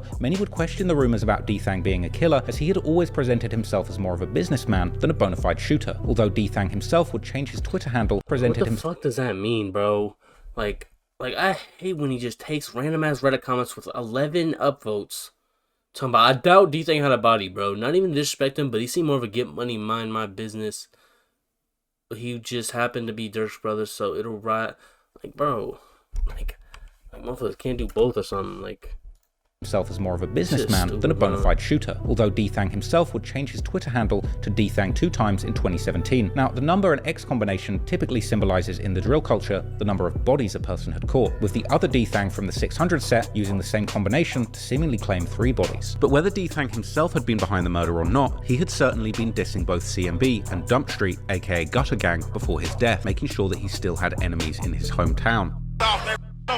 D-Thang had seemingly also indicated that the younger generation of CMB and Dump Street had been dissing Lil Durk and OTF, saying that he doesn't even know them and that all his ops are dead already. And after D-Thang's death, CMB would seemingly return the favor by posting slick comebacks, as one member would post on his Facebook the morning after how Chief Keef had been the smart one to leave Chicago with all his friends, as they were all still alive, while another member would post how the BDs might run the industry, but the GDs still run the streets. This was followed a few days later with another member posting how they'll get into it with anyone, together with an 8-ball emoji, while another member would post how all their ops are dead. Meanwhile, some Redditors have claimed that D-Thang was killed because he had been bragging about putting money on Duck's head while being in the club that was frequented by the GDs. But whether D-Thang's murder was connected to the war that had been going on around his old neighborhood for years, or to something else. Not long after his death, this war would seemingly continue to claim lives, as on July the 10th, 2021, 2 men would be sprayed with bullets during a fatal incident at a Clark gas station in Inglewood. These men turned out to be a 20-year-old named Jalen Anderson and a 33-year-old called Jamie Hawkins, who were better known in the streets as Gutter Gang J-Ski and Gutter Gang Oil. Paperwork posted online by the watermark enthusiast Chusky the Real would reveal that a Jeep Cherokee had parked in the gas station for several minutes, but when Anderson and Hawkins had pulled into the gas station, at least one occupant of the Jeep would begin shooting at them before the car would flee the scene, and a search for its license plates would reveal that it was a stolen vehicle. Curiously, only a few days after this double murder, Lil Durk would make a cryptic post to his Instagram story with a picture of his brother, together with the caption, "Do it for D-Thang," as the post would be shared on Reddit soon after. One Chiracologist would comment that they had heard that OTF had indeed indeed gotten that get back, while another commenter would identify J-Ski and Oil as the reason for Durk making the post. Around the same time as Lil Durk would make this post, D-Thang's baby mother would also make an Instagram story with a picture of D-Thang, this time accompanied by the song Lick Back by the rapper ESDG, a song that essentially describes the need for always getting your revenge. These posts would prompt many Redditors to believe that OTF was indeed behind this gas station hit, but violence would continue to follow Durk from here, and just a month after his brother's passing and a few days after the gas station shooting, a strange shootout episode would take place at Durk's home in Brazelton, Georgia, where unidentified invaders would break in with unknown motives in the middle of the night. Apparently Durk and his partner India would reportedly fight back by shooting at the intruders, but seemingly everyone would survive the shootout without any serious injuries, but the intruders would actually escape the scene before the police arrived, and at this point there's been very little information about what this whole incident was about. If you ask me, timing is incredibly suspicious and may well have been in retaliation for those two murders that followed D-Thang's death. After the home invasion, I don't know, that was weird, bro. People were saying like it was a backdoor situation, motherfuckers dropped the load to the ops, or they did it themselves. some months would pass, but in October, rapper Nardo Wick would release his smash hit, Who Wants Smoke, featuring an all-star group of features, including 21 Savage, G Herbo, and Lil Durk, together with a music video directed by the music video prodigy Cole Bennett. In his verse, Nardo Wick would rap a funny line about how he even pumps gas with his gun so his ops can't surprise him, something which Durk would then reference in his own verse, but adding how listeners better do like Nardo says, because people will die while pumping gas, which seemed to be yet another reference to the murders of J-Ski and Oil at the gas station. This was followed about a week later with Durk's song Pissed Me Off, which he would begin by paying tribute to his brother and seemingly saying they got back for him. Durk would then rap several bars about his need for a revenge after losing people close to him, even specifically mentioning how he can not feel happy until he gets back for his bro, something that seems to say a lot about his mindset at the time. Durk would then even directly reference the shootout that happened in his home, which makes me think he's letting us know that this was indeed connected to those cases. However, so far, Durk's rumoured hints about the alleged get back for his brother had been relatively vague compared to the self-snitching extraordinaires of modern day drill music like Lil Jeff and Q50. But on the 27th of January 2022, the plot would thicken considerably as 24-year-old Steph Like, how did you bring up Lil Jeff and Q50 in a Durk documentary? 50. But on the 27th of January 2022, the plot would thicken considerably as 24-year-old Stefan Mack was killed after leaving a youth peace center in the Roseland neighborhood, located in the far south side of Chicago. Before the tragedy would strike, Stefan, who was also known as Youngin, was visiting the youth center where he was reportedly an active participant. Meanwhile, a black Chrysler would enter the center's parking lot with two men waiting inside the vehicle for about 40 minutes, seemingly waiting for Stefan to exit the center. Then, at around 3 p.m, when Stefan would step outside and begin to walk towards his car, two masked men would exit the Chrysler and begin shooting at him, with Stefan attempting to flee by running in the opposite direction. One of the shooters, armed with a Ruger AR-556 semi-automatic rifle, would chase Stefan across the parking lot before shooting him from a distance, which would cause Stefan to collapse on the ground near train tracks, where the shooter would run up to him and finish the job. Shortly after, the youth center's security guard would step outside to find out what was causing the noise, which would prompt the second assailant to shoot him in the leg with a handgun. The shooters would then abandon the Chrysler in the parking lot and escape on foot, the security cameras capturing one of the assailants with a heavy build running away from the scene. And later that day, police would recover the Ruger AR rifle from the backyard of a vacant residence located nearby. Sometime after Stefan's murder, Durk and an OTF member called Chug would once again make suggestive posts on their Instagram stories, both using the caption "For D-Thang," with Durk also using the name of his recent song, Aha, which at this point hadn't even been released yet, while Chug would refer to something being a sad case. Not long after, at the beginning of February, one Chiracologist would post these stories to Reddit, whilst also linking them to the murder of Stefan, who the poster claimed to be a member of the set Smashville 85th, whilst also allegedly having connections with the so-called Melly Way that's named in honor of 051 Melly, with some even claiming that Stefan was in fact Melly's cousin. Smashville is located around 85th Street in the Auburn Gresham neighborhood in the far south side of the city, far away from the childhood stomping grounds of D-Thang and Durk in Inglewood. However, the set is affiliated with the Dump Street, aka Gutter Gang, from West Inglewood, who have been rumored to be behind D-Thang's murder. There weren't initially many theories about who were the two people behind the murder, but unbeknownst to the public at the time, the alleged killers were making sneaky references to their crimes on social media. For example, on the 15th of February, a man called Mike City AJ would post on his Facebook how his set had been spanking their ops so much that they're about to give up. As his name indicates, Mike City AJ has ties to a set called Mike City, or Mike Block, also known as Gator Gang, a BD set located on 86th and Morgan, which is named in honor of their fallen member Mike, who was killed in 2012. Lamron and Taytown have seemingly been affiliated with Mike City for at least a decade at this point, and AJ himself has clearly been close with Taytown members on social media for a while, even seemingly appearing in a March 2021 music video of TTE Day Day, who's one of Durk's oldest friends from Taytown. A YouTuber called Kenny Rogers, who claims to be from the same neighborhood, would open up about AJ's childhood and reputation in the streets, telling how AJ and other young'uns from Mike City were like sicarios, a private army for hire with a feared reputation, who would eventually get affiliated with OTF members such as Booney Mo. Watch the and did what we did. You know, but AJ, they decided, like, they like scenarios, well, I say scenario, sicarios. You know what I'm talking about? Like a private army for hire. You know what I'm saying? Now, we warned them about that because when the guys came out there trying to connect and all that, like, no, we've been holding our own. What's like the, we know what y'all own. Y'all ain't finna use them. But, you know, the younger guys got into too many, you know, they wanted to make a name for themselves. They wanted to hang around because of their name and like that. But we was telling them, y'all bigger than them. Real talk. But AJ, yeah, they was feared, and you can hire them to kill your cat if you wanted to, and not having somebody have your paperwork on the internet. Now you being affiliated with Booney Mo and OTF and all that other, and you know, doing it to allegedly Steph and Matt 051 cousin. Indeed, on the 21st of February, less than a month after Stefan Mack's murder, Durk would drop his music video for the song Aha, which was filmed in Chicago. Later on, online detectives would notice that in one of the Instagram stories posted by people who were at the video shoot, you can see someone who looks a lot like Mike City AJ, showing that he was indeed possibly connected all the way to the very top of the OTF I could tell that. That's his nose. Would also notice that nose right there, bro.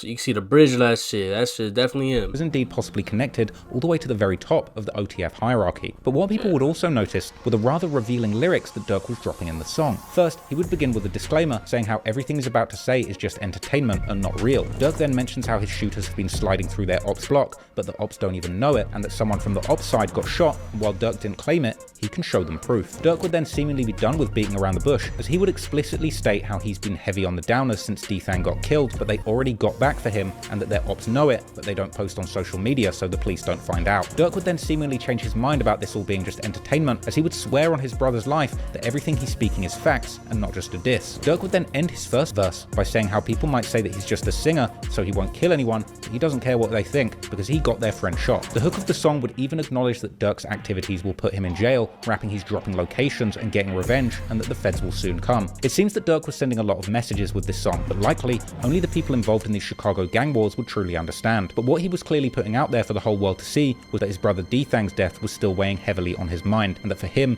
this in fact was not just entertainment. Meanwhile, in May 2022, a rapper from the Dump Street or Gutter Gang called GG Juju would release his song titled Don't Be a Fool, where he would seemingly diss D-Thang by rapping how he will not be searched when going to a club, before mentioning how that is how a fool got killed, and saying that if people mention Gutter Gang, they're going to end up on the news. Juju would also seemingly diss Durk, saying how some people were always acting too tough on their songs and always rapping about Switches and Drakes, but that they got them too. This likely being a reference to Durk literally having a song titled Switches and Drakes. After this, some time would pass, but on the 6th of June 2022, exactly 1 year after D-Thang's passing, Durk would make another cryptic post on his Instagram story quoting lyrics about someone getting hit and how certain people are only known in the city because of their friends who got killed. But instead of signing the post with his usual moniker, The Voice, he would sign it this time as The Pump, which some internet sleuths would believe to be yet another sign that Durk was making a reference to the murders of J-Ski and Oil taking place at a gas station pump. Meanwhile, Durk's friend and OTF member Booney Mo would post a much clearer message simply stating F the dump, this seeming like a rather obvious reference to the Dump Street set. The following month in July, Durk and the rapper Lil Zay Osama would release the song F My Cousin Part 2, and this time, Durk wouldn't hold back one bit, rapping a direct threat to his ops that if they were even at the scene when his brother was killed, they're going to die too, before mentioning specifically his ops from the west, with Dump Street being located directly to the west of Taytown and Lamron, saying how 2 of their members died immediately after D-Thang's death. At this point, it seemed obvious that if Durk wasn't directly claiming the hit of J-Ski and Oil, he was at least dissing them openly. And then, in December,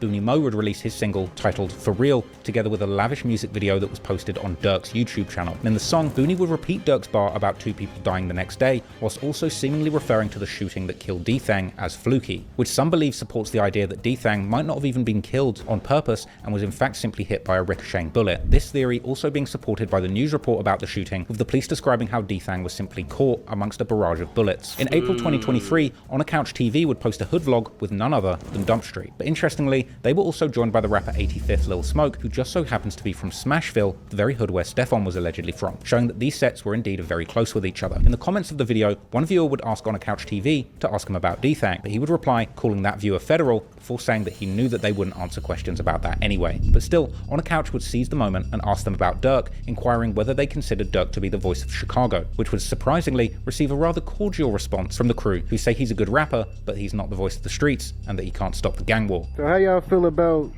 Durk basically taking the title as the voice of the Chicago, like what he say was go on in the trenches? No shit, what you mean? He can rap. He can rap. I ain't lying. But voice of what trenches? Ain't nobody run. Nobody run. No, listen, bro. You're a good rapper. You know, he can rap. Well, he can sing. But voice, he run probably his side of town. All them. But we ain't speaking. He from that side He ain't doing rapping and everybody can relate to it. Because he was basically saying, like, if somebody like him came down and wanted to bring peace in Chicago, like, it actually happened. That's happened, man, because too much blood shit in the city. Yeah, ain't nobody. Like, he ain't gonna like it. You can come in your hood, show with the want to it, nah, yeah, but you ain't no, you can't do that for you. Can't talk for everybody. Like you can talk for you.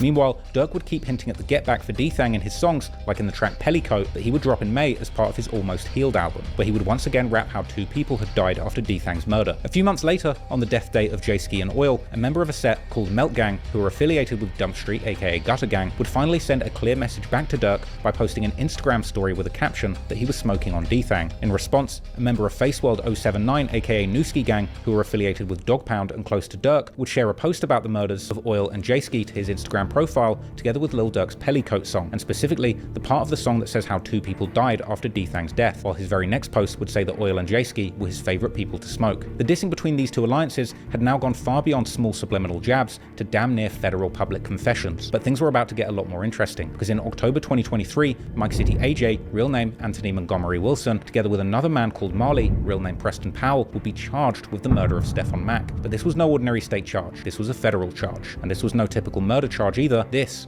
was a murder for hire. Yes, murder for hire in 2023, as the feds would allege that AJ and Marley had been in contact with someone in another state who had promised them a reward for the murder of Stefan. Following these charges, AJ would be arrested and taken into custody, but Marley would seemingly make a run for it, with the FBI releasing a wanted poster for him and even local news reporting on his attempt to avoid the law. At the time, it was already clear that the feds were holding any information regarding this case close to their chest, as the file docket for the case is full of sealed documents. But the reason for this would be revealed in December 2024, as the feds would suddenly unseal more documents related to the case in the lead up to Durk's detention hearing in the Lil Pab case, including an application for a search warrant in Texas, and more importantly, an affidavit in support of that application. This affidavit, which dates all the way back to April 2023, would reveal explosive information that the feds were indeed investigating Lil Durk's connection to the murder of Stefan Mack. The affidavit would provide numerous interesting details about Mack's murder, including the fact that Mike City AJ had done a C-Day and left his phone at the crime scene, and that while at the crime scene, he had also been calling Marley by name. While after the murder, the 2 had been openly discussing their upcoming payment from Lil Durk, and after seemingly receiving the payment, AJ had been bragging about it and claiming the hit on social media by posting himself with a big stack of cash together with the lyrics from Lil Durk's Aha song, with findings like these prompting Chiracologists online to joke how Durk had hired the dumbest assassins on earth to do the job. An employee of the youth center would also allegedly reveal to the feds that the killers had been tipped off about Mack's location by 2 brothers from a set called Risky Road, who seemingly knew Marley, aka Powell, as he lived in their hood at the time of the crime. But the paperwork would also reveal some interesting background information.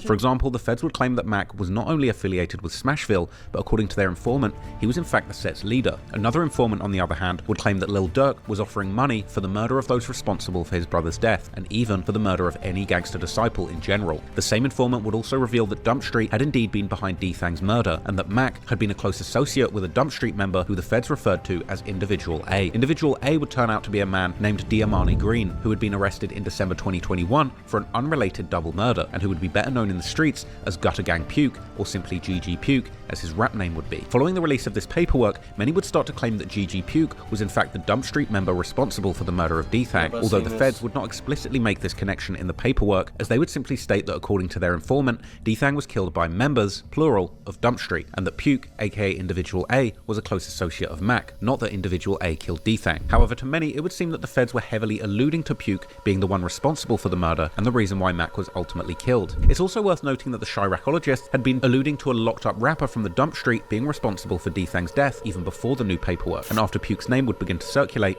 the online sleuths would quickly uncover a 7-year-old Zach TV video showing Puke hanging out in Harvey, the very city where D-Thang would eventually be killed. Damn. Meanwhile, Lil Durk's music has continued to provide more insights into the events related to his brother's death. In early 2024, his song called Survivor, or I Did It Without You, was leaked online, the lyrics seemingly describing why Durk would eventually fall out with his old set Lamron, siding fully with the Tay-Town instead, as Durk would seemingly insinuate that Lamron had not tried to retaliate after D-Thang's death, and that if he catches any Dump Street members on Lamron's block, he's going to kill them and the Lamron members with them. Around the same time as this song would leak, Dump Street rapper Gigi Montana would post a snippet to his song where he appears to be taking shots at Durk, literally taunting him about D-Thang's murder while saying that they're beefing with real rap goofies. For now, there's no charges against Durk in the murder of Stephon Mack, and it seems that these documents were unsealed more in an effort to prevent Durk from getting bail on the Lil Pab murder case. Ultimately, only time will tell if he will end up going down for his brother too. But what's most interesting is that if Durk was indeed using his rap money to pay for his enemies to be killed in the streets, from here, his career would only continue to rise, and rather suspiciously, so too would the body count, as more and more of those people who Durk had issues with would wind up dead, with Durk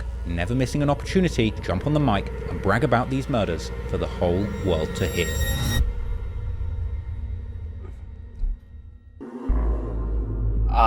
Cats.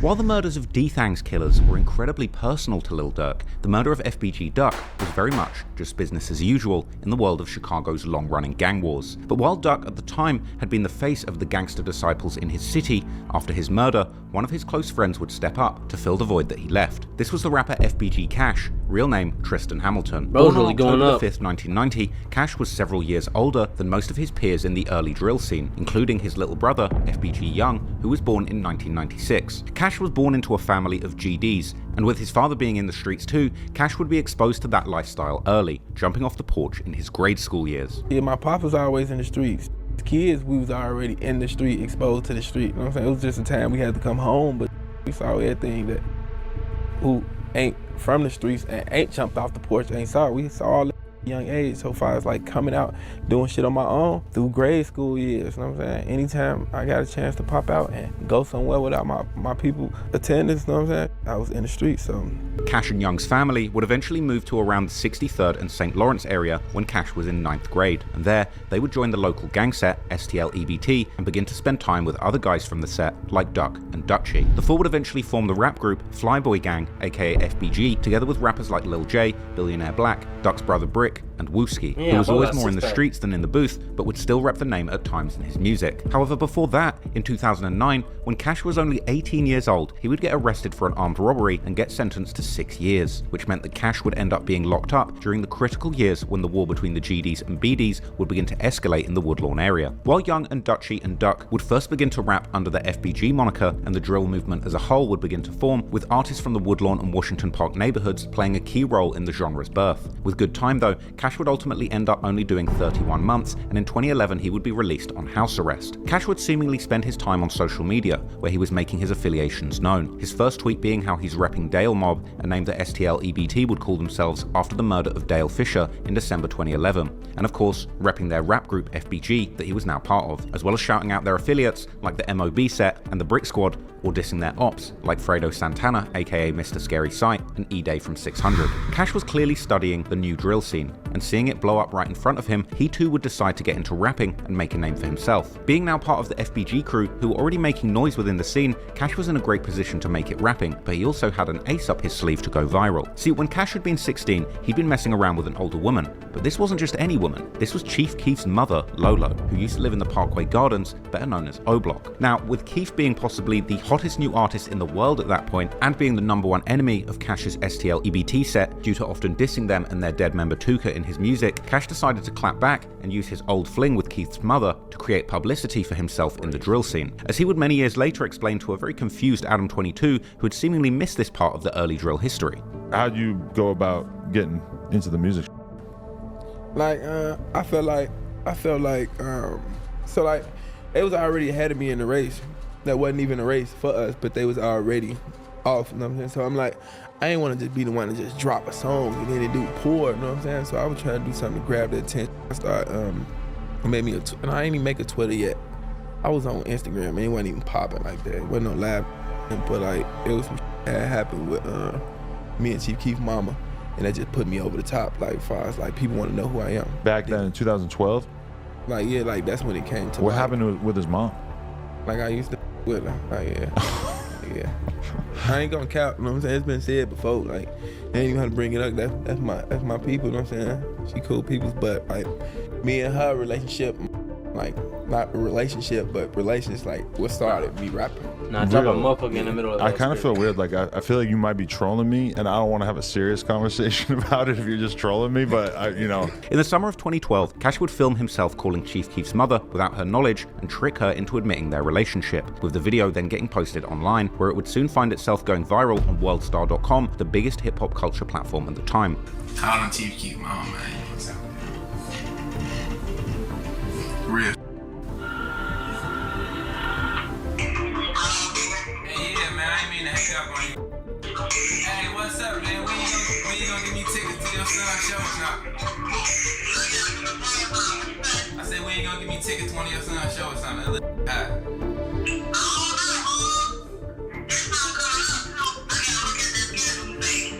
Yeah, I know that shocked you, man. Your little son blew up. You would never guess that. Yeah. I know, that's crazy.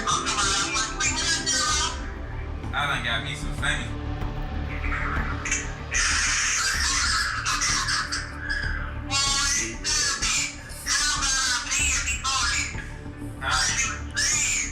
How long you been with me, man?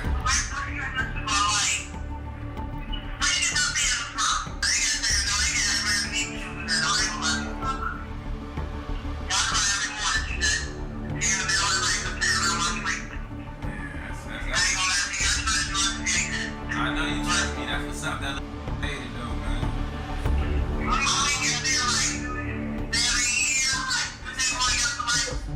They found out both a victim. 7 years, yeah, that's how about right. Oh, wow. I used to work at the metro station. How much Chief Keef was then?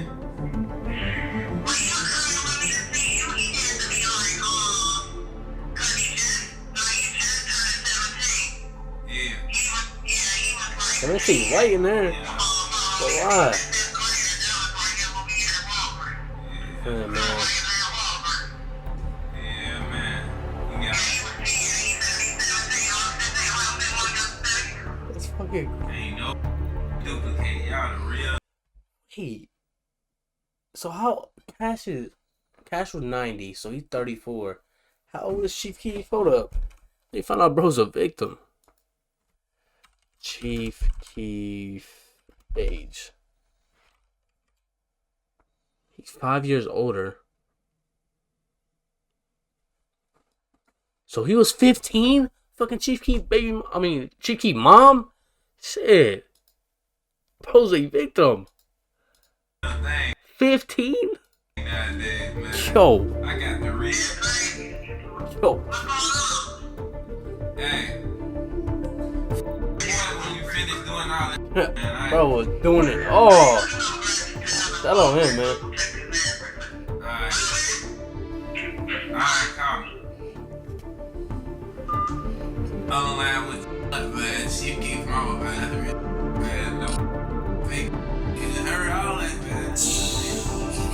The video sparked widespread rumors and even created more animosity between these two warring gangs. But some people on Keef's side would seemingly also find it funny too, with King Von himself even tweeting about the incident, making fun of Keef, calling Cash his stepdad. The drill fans' eyes were now on Cash too, but soon after, a tragedy would strike, as Cash's good friend Lil Jojo would end up getting killed. But that wasn't all, because after Jojo's death, Worldstar would make a post out of it, calling Lil Jojo the brother of Cash, or Cash Out as he was going by the time. Cash would further boost his name by doing a radio interview where he would discuss his beef with Chief Keef and the death of Lil Jojo, as well as his plans to become a rapper. Got a mixtape coming out, but you know him from the controversy that's been going on up in Chicago in the rap scene, and you also know him from Worldstar Hip Hop. My homeboy, Mr. Cash Out. Cash Out, what's going on? What's going on, man? Not much, man. I mean, I told you when they said you were looking for him, I said, man, let me go on and get underground and he go and hide the fuck out. Man, I don't know how that play out, but I know I ain't hard to be found though. I ain't mad at you. Now, I want the people to understand, one, why you're here, because there's a lot of stuff we want to talk about. We're going to get into rap stuff. We're just going to get into real life stuff, so we're going to allow you to talk about everything. But why don't you tell them what transpired to make you seek me out? Man, my name Cash Out, man. Cash Out 063. I'm from 63rd St. Lawrence. And I've been in the streets since I was a shorty, man. Everything I do is valid. Everything I do got a stamp on it. I started a Twitter page. I just recently come home from prison, so a lot of this stuff, like, it ain't new to me, but since it's been in the media and everything, like, it's basically our hood where I'm from. It's like in the spotlight right now. I'm like a trending topic right now, so. After getting his name in the mix through his wild antics, he would then begin to drop music together with other FBG-affiliated artists, such as Lil J, Billionaire Black, and Lil Jojo's brother Swag De Niro, and King Yella. He would then even drop a dedicated diss track to Chief Keef, which he would start by saying how it's F Chief Keef, F O Block, and F Lamron, before making his own gang affiliations with STL EBT known, as well as once again dissing the 300 movement, saying how they're going to shoot anyone who reps it. While dropping music, Cash would also remain a menace on social media, where he would further aim his disses towards his ops like 300, and specifically making fun of Lil Durk, like retweeting someone who was mentioning a rumor that Cash's good friend Boss Trell had beat up Lil Durk or Lil Reese, with Boss Trell, real name Rodney Stewart, being one of STL EBT's most known shooters at the time, who had even been rumored to have killed O.D. Perry, whom O-Block is named after, together with the alleged female assassin K.I., aka Jakira Barnes. Cash would also diss Durk's manager Chino, saying that he doesn't even know who he is. Some people from Lamron would engage back with Cash, daring him to come to their hood, but Cash would inform them that he doesn't do Twitter beefing. When K.I., who was often having back and forths with King Von on Twitter, would tweet that she wants to meet Von face to face, Cash would respond and say that he likes Von and wants to meet him too, to which Von would respond and warn both of them that they do not want that, and that he will meet them when they least expect it. With Cash being several years older than Von, he most likely just saw him as a kid, so Cash would let Von know that he himself has a fearsome reputation in the streets, and all Von has to do is ask around. But Von wasn't impressed the slightest, saying that if Cash ever starts coming back outside, they can bump heads. Cash would continue to talk about his reputation as a moneymaker, but Von would tell Cash to ask his friends about him instead, referring to his reputation as a killer since he'd already at this point had a rumored 4 bodies under his belt by the end of October 2012, with this Twitter exchange seemingly taking place the very same day that Von had allegedly murdered Gyro City member P5. Cash would then end the back and forth, saying that he still likes Von and confirming that his name is indeed ringing in the streets, but Von doesn't make any money like him. This statement perhaps revealing a certain generational gap that already existed between the likes of Cash and Von, despite the two having only a 4-year age difference, with Cash being part of the older generation of hustlers, while Von was part of the new generation of gangsters who was much more interested in making their name as a killer rather than a moneymaker. But still, it was clear that Cash was savvy to the ways of the new generation when it came to online trolling, as he clearly didn't mind doing the most to garner attention, like tweeting how he was in Lamron's hood at a gas station and that locals were so broke that they were asking him for spare change, and posting himself in front of O-Block, aka Parkway Gardens sign, or even posting a photo where he said that he was with Chief Keef's daughter, KK. This perhaps being made possible by Keef's mother, who might have still been messing around with Cash even after he had outed their relationship. Lil Durk too would continue to be trolled by Cash, who would let him know that he was the first person with a Pelly Pelly jacket, after Durk had released a music video for his song This Ain't What You Want, where he can be seen rocking the brand. An interesting detail when you consider that Durk dropped a hit song called Pellicoat years later. After some time went on, when Cash would announce that nobody who dissed him had ever returned back to the hood, this would prompt a fan to tell Cash to say that to Lil Durk, to which Cash would boastfully respond by asking when had Durk ever dared to diss him. Years later, the Reddit Chiracologists would ponder why Cash had been dissed so little by his ops compared to some of his peers, with the consensus seemingly being that one part of this was the fact that Cash would end up getting locked up numerous times throughout the 2010s, therefore being out of sight and out of mind from his ops for a long period. However, as we know, Lil Durk would diss many of Cash's good friends, even in the early songs, and when Durk would drop the song Competition, where he raps how he's trying to kill Duck's brother, Brick, aka 30, and Motor from Gyro City, Cash would gleefully tweet to Motor asking if he had heard the new diss. In December 2013, it was finally time for Cash to drop his own mixtape titled No More Free Cash, which would include the song like Dear Boss Trell, a tribute to his friend who had gotten killed in November 2012 under mysterious circumstances. The song including now ominous lyrics like how Cash couldn't wait to meet his friend in the afterlife.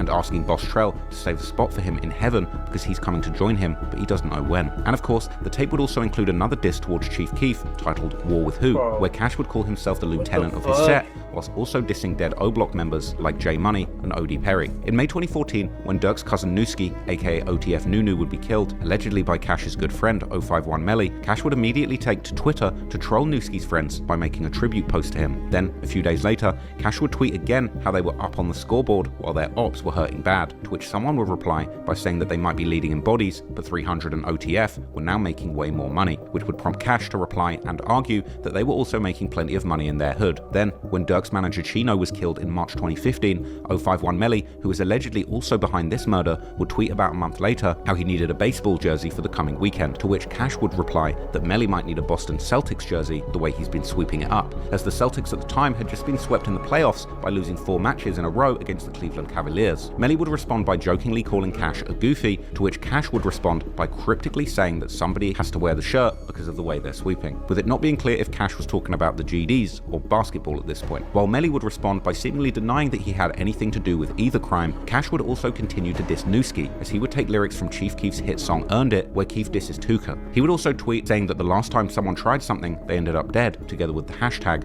Nooski, which is in fact a lyric from his song with Wooski titled Give No Fs, where he appears to insinuate that Nooski had tried to run up on his friends before getting killed himself. Cash did so much trolling that it was sometimes hard to tell if he was being serious or not, like when Lil Durk would make his pop adjacent collabs with his at the time girlfriend Dej Loaf. Cash would tweet how their song was actually alright, but in 2016, Cash would get into a particularly bad situation with the law, as he was arrested and allegedly charged with 4 felonies, which would end up getting him locked up for an even longer period, before eventually getting released in August 2017 and getting back to his usual activities. My folks caught that shit at 15 seconds. Before eventually getting released. That's how y'all need to be on my videos. Fuck. Wait, Screen Rapper released on prison. In August 2017. My folks caught that bitch at 1 view.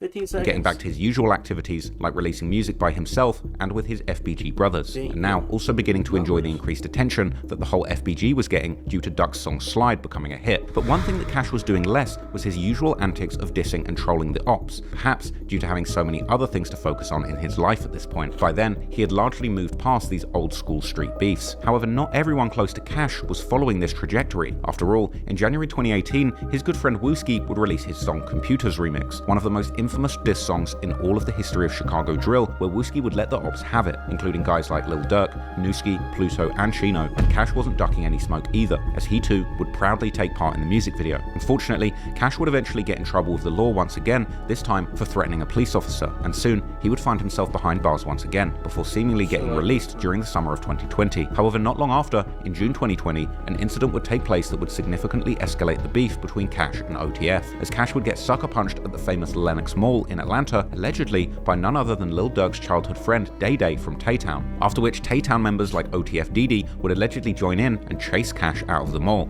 Change. R.I.P. my cousin, my heartbeat won't beat the same. Oh, what the hell? Alright, caught that shit live? I've never seen it. Bro. Cash would talk about the incident on Instagram Live, mocking those who attacked him for failing to steal his chain. I always did that. You know, I gotta admit. I was like, I thought this was like before it happened or some shit. Motherfuckers caught this bitch live. Oh, what the hell? Oh, what the hell? Nah.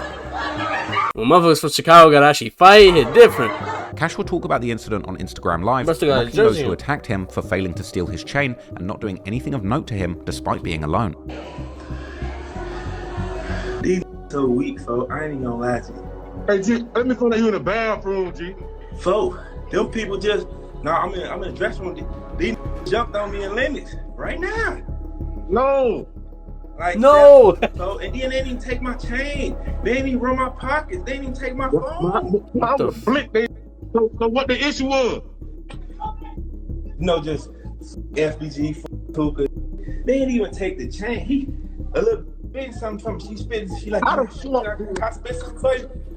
Some fans would later speculate that Durk was indirectly referencing this incident in his song All Love, where he rapped how his ops are always getting jumped at malls, but this song had in fact been released months prior to the incident. However, Day Day himself would seemingly mention the incident in a March 2021 song, Catch a Op, with THFTP, where he raps about catching an op at the Lenox Mall, before specifically mentioning jumping Cash and Wooski. In October 2020, just a week before King Von would be tragically killed, he would release his debut album, Welcome to O-Block, which featured the classic drill anthem, Back Again, featuring Lil Durk and Prince Dre, a song that starts with Durk rapping how he doesn't even ask when it comes to Cash. If his goons catch him, they're gonna shoot him. The fans have commonly understood these lyrics to be about FBG Cash, with Lil Durk saying that he doesn't even ask his goons to shoot Cash because they know that it's expected of them if they see him. However, the lyrics could also have an alternative meaning, with Durk essentially saying that he doesn't even ask his goons how much they want for a hit because money doesn't mean anything to him when he wants his ops dead. But whatever the intended meaning of the lyrics were, it seems that Cash too thought these lyrics were about him, and after Von's death, he would immediately begin disrespecting him, responding to Boss Top's tribute to Von, telling him to shut his mouth. In February 2022, Cash's disrespect towards Von would get even worse, as he would post a picture on Instagram standing in front of King Von's mural while throwing up the middle finger. But that wasn't even the most disrespectful part, as in the caption of the photo, he would write how the whole world witnessed O-Block's main shooter getting killed. Taking this photo was something that Cash later eerily claimed that Lil Durk had actually dared him to do in his DMs, revealing this to Adam22 on No Jumper, and explaining that him and Lil Durk would actually talk privately. Oh yeah, so why'd you take that picture with the King Von mural? Durk told me to. How did he tell you to? He through text. Nah, he blocked me now, but yeah, through text. What you want to show me your conversation with him? Nah, he blocked me. He blocked me.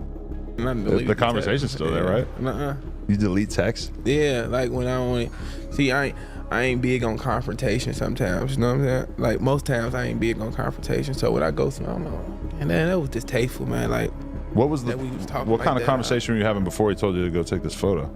Me, him, go over there and do that and see what happened to you. I'm outside right now. You hit him up? Yeah.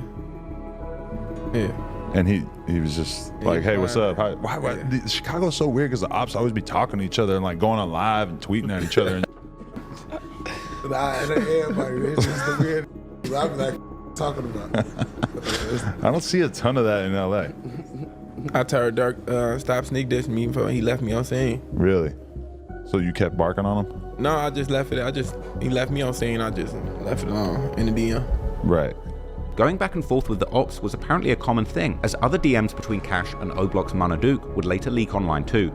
Hey Duke, listen to me, folks. Listen to what I'm saying, folks. Pull your skirt down, folks. You not making no noise, folks. I'll ball you up and put you in garbage can, boy. You can't see me with binoculars, dude. You can't see me on no type of level, folks. You better stop sharing them bankrolls with niggas, folks.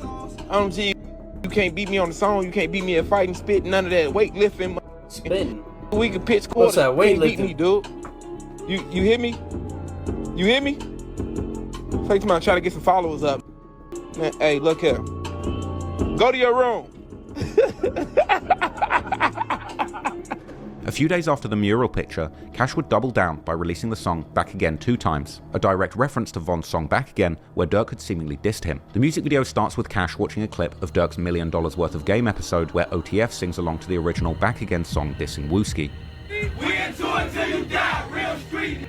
So funeral, I might decide. Rest in peace. Shoot up everybody that's outside. When we feel this one, I know Wooski still twisted. He changed something different.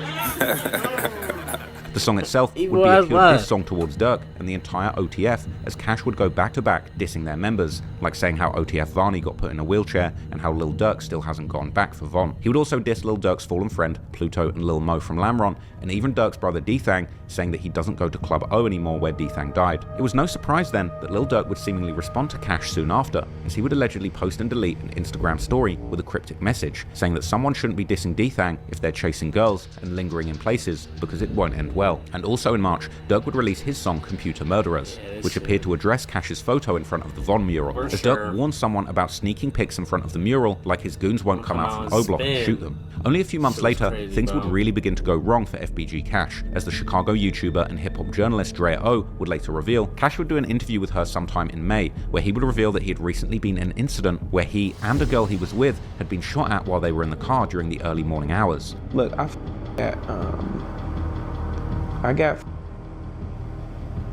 so I did right? Cause like folks, somebody had just shot me last week, but they were just like so mild. You So, got shot? but it wasn't. What do you Look, it mean? wasn't shot. Look like look, this what they did. This what they did. Like Did fuck. you get shot as bullet fragments? They bullet fragment. They bullet fragments. So look, this was the did. I was in the car with them.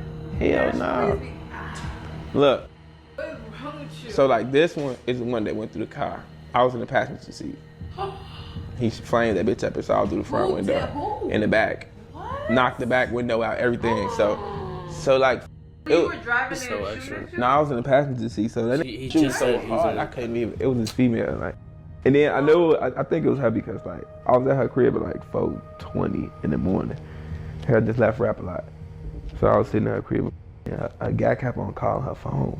Call. So I'm like, she's like, oh my God, he steady calling. I'm like, who? She's like, my boyfriend. I'm like, all right. She was like, I hope he don't come over here.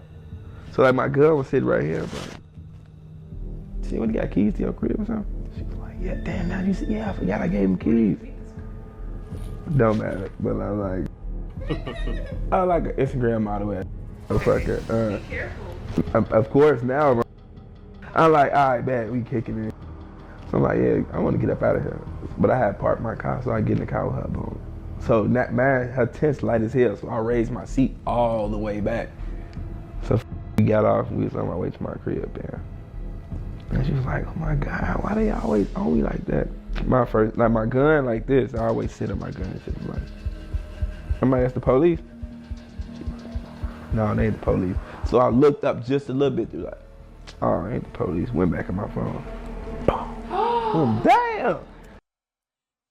It's like, if motherfuckers getting trailed, I'm on that. Like, what? How you not like? How you get back on your phone? Like, or police on us? Nah, some random ass car or some shit. Like, you ain't, your senses ain't go off. He boom. So I'm like, but I never got back up. I was just like, damn, cause I thought she was shot, so I was trying to push that out the car. Yeah, like boom, boom, boom, boom, boom, boom, boom. I'm trying to push out cause I thought she got shot, but I was like, when I see she was like, whoa. I'm like, drive. She drives. I'm like, now I could get my out, cause that's the only reason I put my cause I thought it was the police, just in case they stop her. And I'm like, now I'm getting right, but I'm like, man, what is? She was like, they turned off. I'm like, all right, bet. I'm like, just drive. Directed to my crib. And when I was trying to get up out the car, I had pushed the rest of the window out, like, cause the police was coming towards us.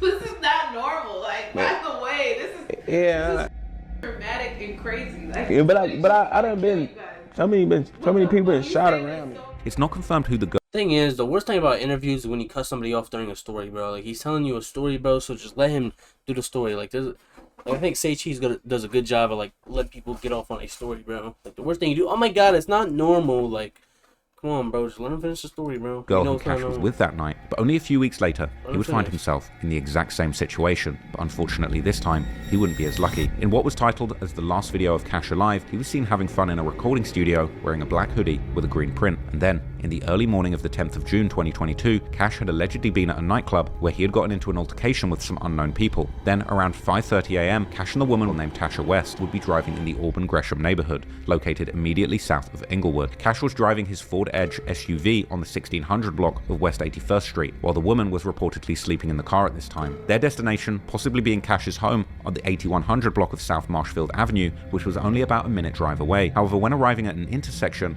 a black Cadillac would pull up on the car, and two unknown suspects would begin shooting at them.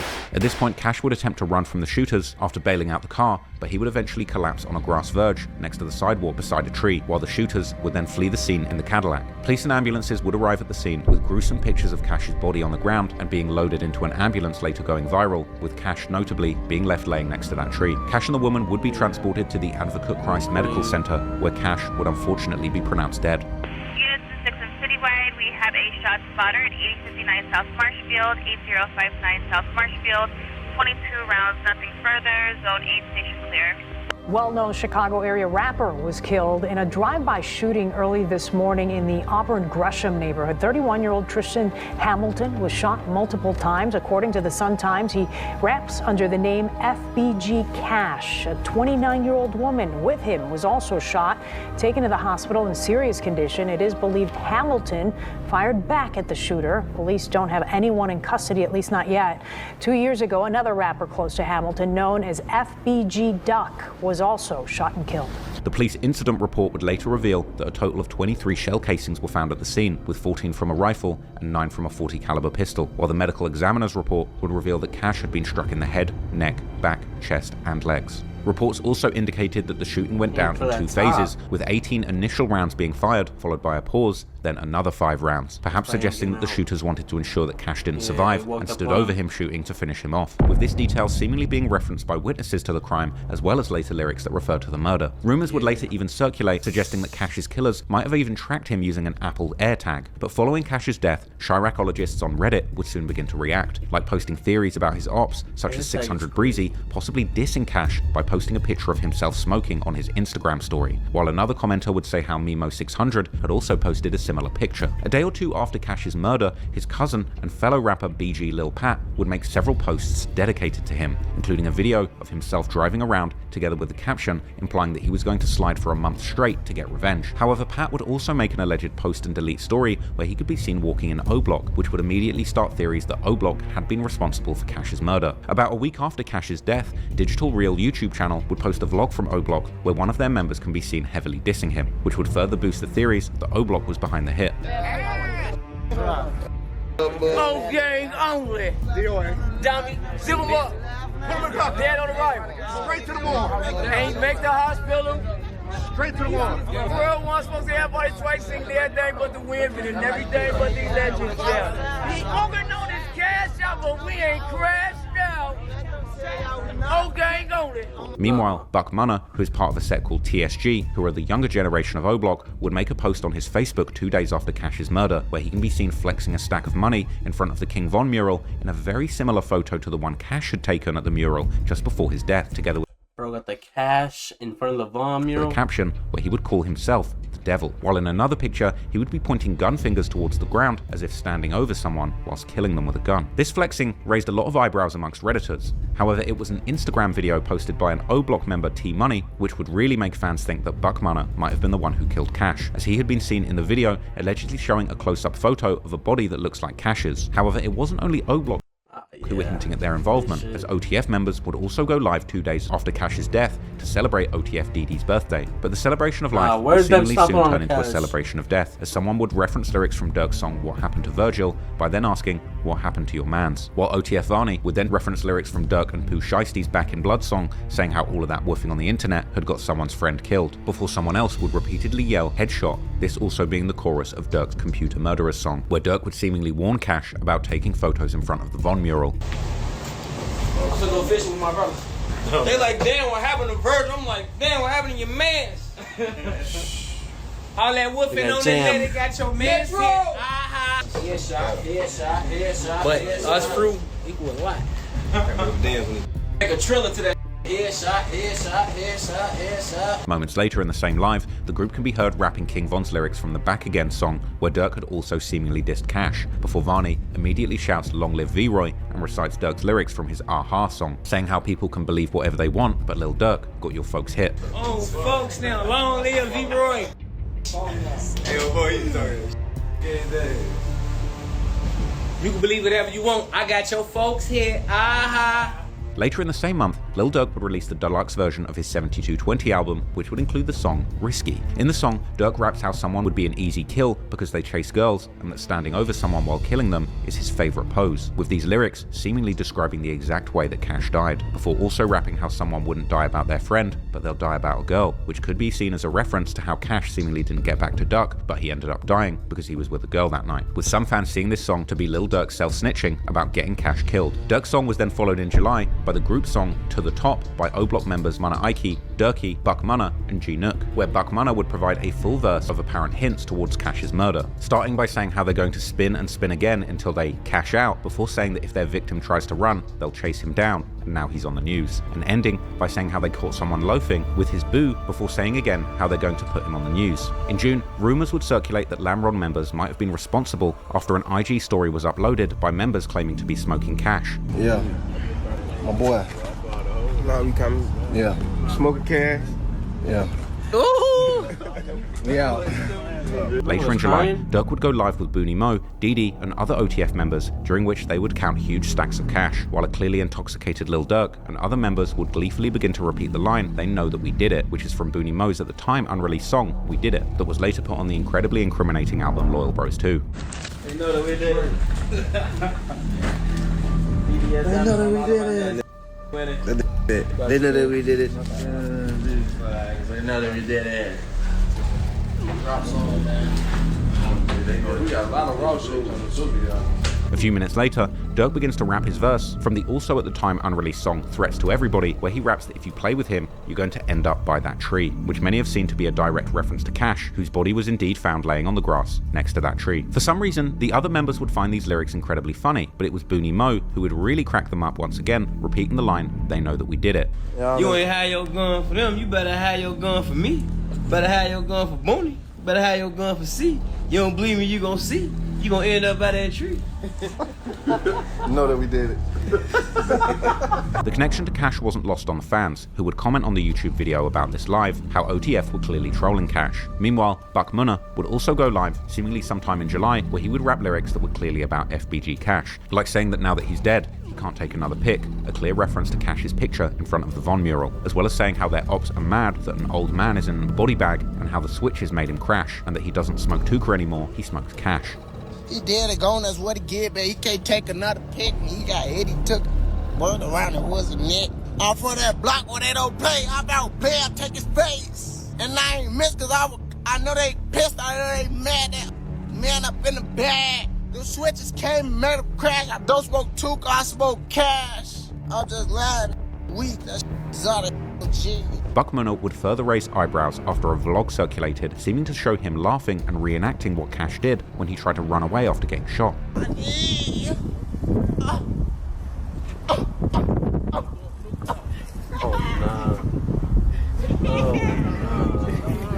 trying to run, you know you couldn't run. Cash's former manager would seemingly further point the finger towards O-Block, as he would post himself in August dropping the O-Block hand sign, whilst unconfirmed rumours would begin to spread that Cash's murder had been picked up by the feds, just as Stefan Mack's murder would eventually be picked up in 2023, this pointing to the theory that Cash's murder had possibly also involved interstate communication and exchanges of money. Buck Munna would continue to drop lyrics that seemed to point to Cash's murder, like his November 2022 song Come Here, where he would rap about jumping out in all black, just like the shooters in Cash's case, and how the ARP had hit the victim's back, just like what happened to Cash as he tried to run from his killers. In December, Booney Mo would finally release his song We Did It that they had been rapping during that Instagram live, where besides rapping the line about how they did it, he would also rap how he pays for his shorties to go slide and kill people, a message which funnily enough was also shared by OTF Jam in his March 2023 song War with the City, with Redditors commenting how this verse had finally convinced them that Booney Mo had paid for Cash's murder. However, there has also been other theories about Cash's murder, with one of them claiming that Cash was backdoored by people close to him, particularly a man named Big Dale, who was an OG from Cash's hood and father of one of Cash's best friends, Fat Shorty from Jaro City, who was killed in 2021, with this backdoor theory stemming from a rumor that Cash had actually gotten Fat Shorty killed by accident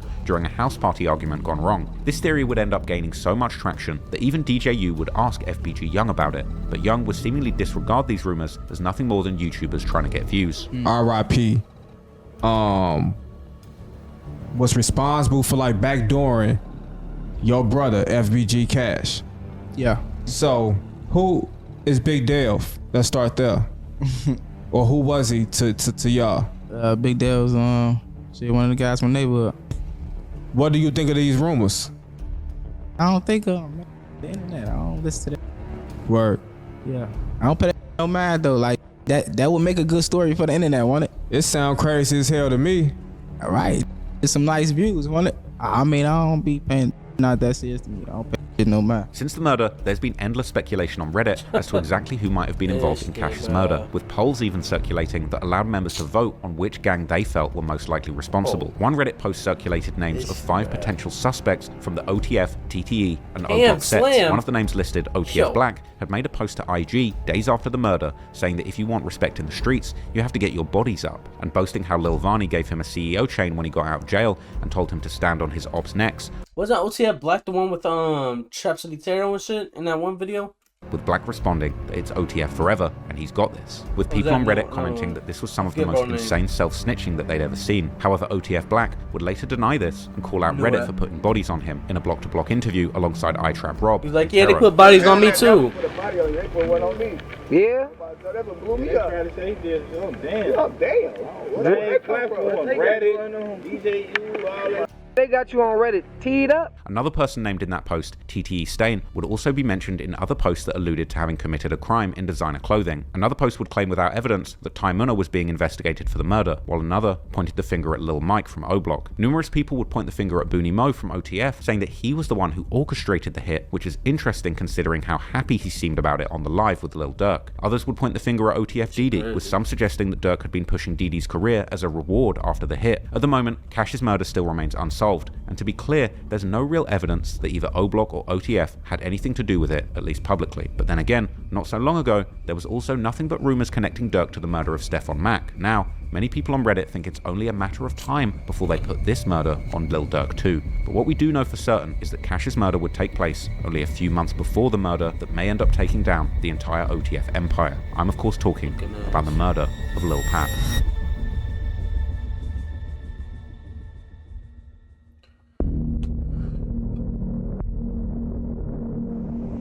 In November 2020, after Lil Durk's best friend King Von started a fight with Savannah rapper Quando Rondo and ended up getting shot dead by his best friend Lil Tim, Quando Rondo and his entourage seemed marked for death amid rumors of $1 million bounty being placed on his head, which even Quando himself aggravated, pointing out this $1 million on his head in his song End of Story that dissed Von, where he taunted Lil Durk and told him he should increase the bounty to $8 million. The tension between Quando's crew and Lil Durk's OTF collective had reached a boiling point, and going forward, Quando needed to move cautiously and look over his shoulder everywhere he went, and it didn't take long from the death of King Von for Quando to begin to run into trouble, seemingly at the hands of his new enemies in Chicago. On November the 10th, 2020, reports surfaced that Quando Rondo had cancelled an upcoming show, with rumors that Lil Durk had bought all the tickets, leaving the venue empty, a move reminiscent of 50 Cent's infamous tactic during his beef with Ja Rule. Now, this may well have been a publicity stunt and not actually what happened, but following this and the potential threats against him, Quando would be seen cancelling numerous scheduled performances over the next several months. But his absence from the stage would only last until May the 1st, 2021, when he performed in Waycross, Georgia. However, the crowd at the show was very small, perhaps saying something about how his career was going at this point, or fans were aware of the danger surrounding him. Man, my show is you feel me?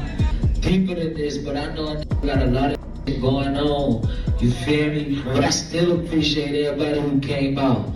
I'm gonna run this like it's 10,000 people in here. Come on, shit. Because after leaving the venue, Quando and his entourage would be targeted in an apparent assassination attempt at a Circle K gas station, where over 100 shots would be fired at their vehicles, though luckily, Quando would escape unscathed. Notably, this incident took place at a gas station, something that was apparently becoming a pattern for Lil Durk's enemies. I mentioned the song Who Wants Smoke, where Lil Durk rapped about people dying pumping gas. It's highly possible that this might have been a reference to Quando and the attempt on his life, as well as the people that were allegedly killed in revenge for D-Thang's murder. The tension between OTF and NBA, the label that Quando was signed to under his mentor Youngboy, would once again escalate in January 2022 when NBA Youngboy released his song Bring the Hook, a direct diss aimed at Lil Durk, OTF, and O-Block. The track included inflammatory lines like Youngboy rapping how he's rolling an O-Block pack, a clear reference to Von's death, before also directly referring to him getting killed down in Atlanta. The song's disrespectful tone would leave the fans anticipating Durk's response, which would ultimately come in the form of the track Aha, released on February 22nd, 2022. As we've already discussed this song in the context of Lil Durk allegedly avenging his brother D-Thang, the song would also be a veiled diss towards Quando Rondo 2, hinting towards being behind his recent shooting, as well as foreshadowing future attempts on his life. Durk would rap the now prophetic bar that his ops are dropping locations and he's getting the job done, and that OTF is not about to do any tweeting because they're sliding, and because of that, the feds are coming. Durk would also hint at Von's romantic entanglements with Youngboy's baby mother, Jania Michelle, rapping how Von was messing with Youngboy's girl and how Youngboy and his artists are all Von's sons, before mentioning how he warned Von about staying away from women who exploit their looks doing S work online, this likely being a diss towards Jania, engineer who had been seemingly posting this kind of content at the time. Some of the lyrics in Aha would also hint that Durk may have already slid for someone, though without finding his intended target, as he would criticize his ops for hiding behind social media, reinforcing this sentiment by describing how deserted the areas he had targeted had become, implying that his rivals were now nowhere to be found. After the song's release, the rap world would brace for Youngboy's response, which came only hours later in the form of the track I Hate Youngboy. Youngboy would mock King Von's death with the line "Clean up on aisle O, young and let that chopper blow," referencing how Lil Tim shot Von. He would also target Durk's fiancée, India Royale, rapping how Durk had called him a but that description fit better to her. Youngboy would even shout out one of O-Block's biggest enemies, FBG Wooski, by rapping how he was bumping Wooski's song at his home, the song in question likely being Wooski's infamous diss song, The Computers Remix. Now, Youngboy's highly disrespectful track would leave fans and industry insiders on edge, worried about how this already volatile feud might escalate, and at this point, even the podcasters were warning Durk not to escalate things. On March the 10th, 2022, Durk would appear on leading hip-hop podcast $1 Million Worth of Game with street veteran hosts Gilly and Wallow. In the episode, Wallow would warn Durk and his friends not to crash out on their incredible career opportunities chasing revenge in the streets, firstly getting emotional, keeping it real with the room, and telling the OTF members that some of them might not be alive next year or even next week. Listen, we gonna be real, man. I gotta say this, because some of y'all in this room, y'all might not see next year. Y'all might not see next week. And niggas ain't saying that to y'all because a lot of y'all niggas ain't got no fathers and none of that. So my position is here. And here goes some shit. Gilly would go on to speak prophetically, reminding Durk how happy he was after his father came home from his 27-year sentence because he had missed him so much, and warning him not to do the same to his own children. He happy a grown man, and he happy that his dad back. Grown, he's like, damn, because he missed that shit. And I know a lot of that gave y'all game, they gave y'all game that was beneficial to them and it wasn't beneficial to y'all, and it put y'all in a fucked up position in life. Because we gotta get it right so we can take care of these babies. The OGs, when they see you, you know what they say? You rhyme just like your daddy. Your daddy homies is not in position, they're just out here living off of memories. When them niggas see you, they can't give you no game. Because they on drugs or they ain't in position. So they'll just tell you some shit, you just like your daddy. And the sad thing is, you just like your daddy. You ain't never get a chance to get another life, man. It's a real world is waiting for y'all. And I'm telling you, man, these babies and these women, they depending on y'all. Wallow would warn Durk and his friends to think beyond their neighborhood and make the most of the opportunity they had. And that's why every time y'all go out with him on tour or go somewhere, take advantage of what you're seeing, man. That exposure would change your mind. Wallow would then seemingly allude to the death of Von, D-Thang, and other people close to Durk, telling Durk he also has over 30 friends that he's lost to the streets, including his brother, but he didn't throw his life away so that he could be around to support their families. I can name 20, 30 of my homies is dead. I'm here though, and I'm gonna say some shit that, like, this is documented. My brother died in my grandma's arms, but I had to leave. I had to let that shit go. And when I let that shit go, I started to grow. And I started to glow. And now I'm here today, and it was harder than a motherfucker, man. Take care of my mama and my grandmama. Talk to him. Sure. Because I forgave my brother killer, but you know, I understand. I understand what y'all going through. But I love all you young here, and I mean that shit. Quite frankly, Durk seemed unmoved by Wallow's emotional speech, and after, he seemed like he didn't quite know what to do, just calling the show crazy. It's so crazy, yeah, this really dropping tears for this shit, like, for real, like. It would then be Gilly's turn to play prophet, as he remembers Wallow telling him about seeing defeated men in jail after losing their murder cases and realizing they'd thrown their whole lives away. Wallow did like 25 years in prison. Then left them. Came home. Them come from that courtroom. Them got that 111 years to be done, cuz. You know what I'm saying? Big responsibility for it, man. You know, like you gonna open a lot of lives up, man. You give my hope when you make it. However, noticeably, this interview was conducted surrounded by goons, seemingly an homage to King Von's infamous video where he brought wads of cash back to his hood in O-Block, cash that was later rumored to have been money that wound up being the bounty on FBG Duck's head. In this interview, Lil Durk took things a step further, bringing $1 million cash to $1 million worth of game, and laying out an entire $1 million in bills out on the table throughout the interview. He came to $1 million worth of game with $1 million. With $1 million, man. Listen, man, it's going down. Count it. No, we ain't got time for that. That'll be a whole nother show. You know what I mean? This was an intimidating show of force, and to me, what was that? 6, 12, 18, 19, 20, so that's what, 50K each? It was a coded message to Quando Rondo that hinted towards the $1 million that had been placed on his head and the goons surrounding Durk, who would get the job done, just like Von had. And to top it all off, an iced out D-Thang piece would sit on top of the money, making it very clear what Lil Durk's ambitions were. Funnily enough, elsewhere in the interview, Lil Durk would introduce some of the people who would later be charged with him in the murder for hire case, including OTF DD, who Durk gleefully introduced as Big Threat, causing ruckus in the room, as well as TTE 44 and TTE KK. You know, OTF DD and this man, I'm coming out soon for sure. Threat. The threat. Big threat. Threat. going on everyday turkey season around this. You know a TTE fofo, man. All Tay-Town, man. Band gang, who they gang? TTE can't dumb gang. Dumb. Dummy. Dumb. KK even did a little freestyle saying that he'll shoot up the block, with Durk unable to contain himself, blurting out facts after he said it. Time to get suited up, we spin your block, we shoot it up. We doing all this talking, this ain't new to us. Clearly, despite the OG advice, revenge was still very much on Durk's mind as 2022 went on, and it seemed that those who had been close to Von were plotting on infiltrating Quando's feuds in his native Savannah too. In May 2022, O-Block members are suspiciously seen on IG Live with Quando Rondo's main enemy from Savannah, the Section 8 kids, specifically Gutter. Entering summer, it was clear that Durk and Von's friends were still plotting on Rondo and wanted the whole world to know it. By June 2022, Durk continued the back and forth with his feature on Boston Richie's track Keep Dissing 2, where he rapped how he's trying to tell someone, without saying too much, that they're trying to kill him, another clear shot at the people behind Von's death, whilst also painting a menacing picture about him and Von, saying how Von has bodies and that he's a demon child, so Durk is brothers to a devil. Durk might not have realized just how deep these lyrics were at the time, but he was indeed deeply invested in avenging his evil twin's life, and it would seem that only within months of saying on the song how he was trying to nail his enemy, soon he would get the call and find out the location of the very man King Von was trying to fight with the night he lost his life. And seemingly, exactly like FBG Duck, Quando and his entourage would be the subject of a broad daylight assassination attempt, but the only thing that was different is that this time it took place in California. From what we know at the time, on August the 18th, 2022,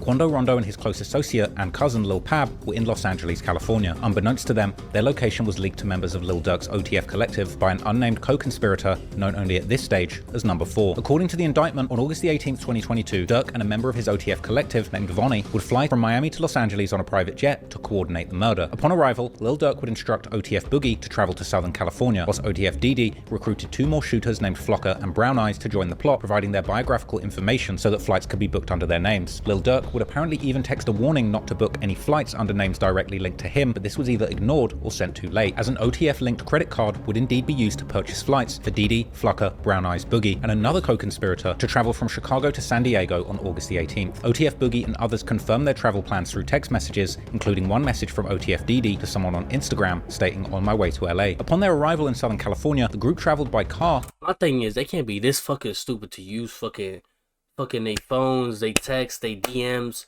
Like, the feds not gonna pick up on this shit. They been talking about the feds and their music all this time, and you know, whenever shit goes over the state lines, that's when they pick that shit up. So what the fuck you thought to meet OTF Vonnie in Los Angeles. Vonnie would then purchase 4 black ski masks in cash and use another OTF credit card to rent a hotel room at the Universal City Hotel for the group. At this meeting, Vonnie supplied the team with firearms, including fully automatic weapons, and secured 2 cars for their use, a white BMW sedan and a white Infiniti sedan with a fake license plate. The vehicles were then used to follow and track Quando Rondo's movements throughout Los Angeles, including to a hotel in downtown Los Angeles where he was staying, and the next day, on August 19th, 2022, the group would follow Quando's black Escalade to several locations, including a dispensary on Flower Street and a clothing store on Melrose Avenue. They would track the Escalade to a gas station on Beverly Boulevard, where OTF Boogie drove the Infiniti into an alley behind the station and parked up. Lil Pab and Quando were sitting in the back of a parked tinted black Cadillac Escalade getting some gas on 8489 Beverly Boulevard. As the car was filling up with fuel, just mere seconds later, a flurry of shots would ring out, targeting any and everyone around that car, with law enforcement recovering 18 shell casings on the scene. It all started at this mobile gas station at 5:30 Friday evening. LAPD says witnesses heard multiple gunshots, then watched a couple cars zoom off. 3 people in 1 car shot at this black Cadillac Escalade. It's unclear if those inside shot back. Can I get some space, please? It ended at Santa Monica Boulevard. Deputies found it peppered with bullet holes and a shattered window. 1 man inside, a member of Rondo's entourage, had been shot. A 23-year-old was taken to the hospital where he died. The shooting itself took place just before 5:30 p.m. at a mobile gas station near the popular Los Angeles tourist destination, the Beverly Center. According to police, 3 masked gunmen got out of the white car in dark clothing, with a later indictment identifying Flacker, Brown Eyes, and an unnamed shooter opening fire on Quando's car using firearms provided by Vonnie, including a fully automatic weapon. These gunshots would ultimately hit Lil Pab, who was standing next to Quando's car pumping gas at this point. The attack was described as a professional hit, occurring without any prior argument or confrontation, and after the shooting, the attackers fled the scene in the Infiniti that was being driven by Boogie. After being shot at, Quando's entourage jumped back in the car and attempted to flee, driving a short distance before pulling over to see seek medical attention for Lil Pab, and despite efforts to save him, Pab would unfortunately succumb to his injuries and pass away. But to make matters worse, the dramatic scene was captured by bystanders with footage of Quando breaking down emotionally and screaming no as Pab was taken from the vehicle, with this tragic scene being recorded and broadcast on the news where it ultimately went viral. While Quando was screaming over Pab's dead body, the shooters were celebrating and negotiating their payment since they didn't actually kill Quando, the intended target. Later that day,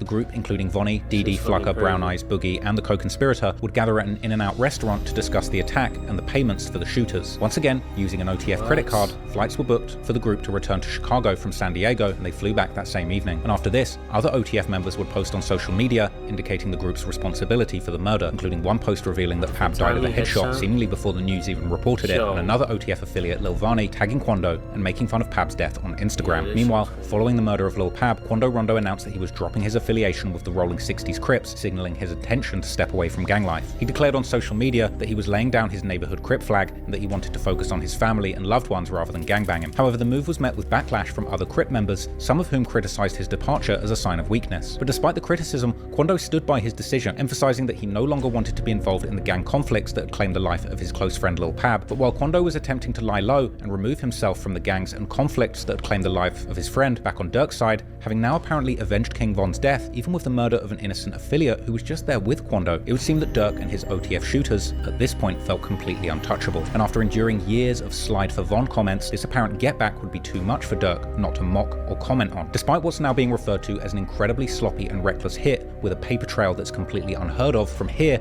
over the next 2 years, Lil Durk and his OTF affiliates would go on what I can only describe as a self-snitching extravaganza, releasing song after song and full-blown projects, seemingly claiming responsibility for this murder and boasting about exactly what had gone down that day. As with other murders, Lil Pab's murder would be the subject of many disses, with an OTF group mixtape titled Loyal Bros 2 being released on the 16th of December 2022, just 4 months after the murder of Lil Pab. But beyond the title, the project itself is wall-to-wall with incriminating lyrics that not only hint towards Durk's involvement, but track by track paints a vivid picture of exactly how the events unfolded, with Durk and his collaborators making countless references to the crime and its specific details, openly claiming responsibility for the whole thing. On the opening track titled Set It Off, Durk makes an interesting comment, seemingly suggesting that he recruits killers for his business, and recounts conversations with members telling him they don't want to kill people, so Durk instead sets them up with different roles in the business, like running real estate. In other lines, Durk makes ambiguous references to his ops getting caught slipping, and in the hook, he raps about giving his friends guns and asking them to shoot for him. In verse 2, he drops a bar saying one of his ops couldn't read his last DM because he was killed, something that some people have suggested is a reference to the murder of FBG Cash. But this is followed by another ambiguous bar where Durk says that he told his shooters to spin every block until their target is dead, and that somebody was due to be killed next, but he couldn't get to them, with some suggesting that this was in fact a reference to King Von's actual killer, Lil Tim, who was arrested in October 2022. The suggestion being that Durk's next murder for hire would have been Tim, but since he was in jail, they couldn't get to him. Then, on the second track, titled Mad Max featuring Future, in a bizarre display, Future seemingly opens his verse with a series of lines that again eerily mirror the exact details of Lil Durk's case, with Future rapping his lil bro, presumably Durk,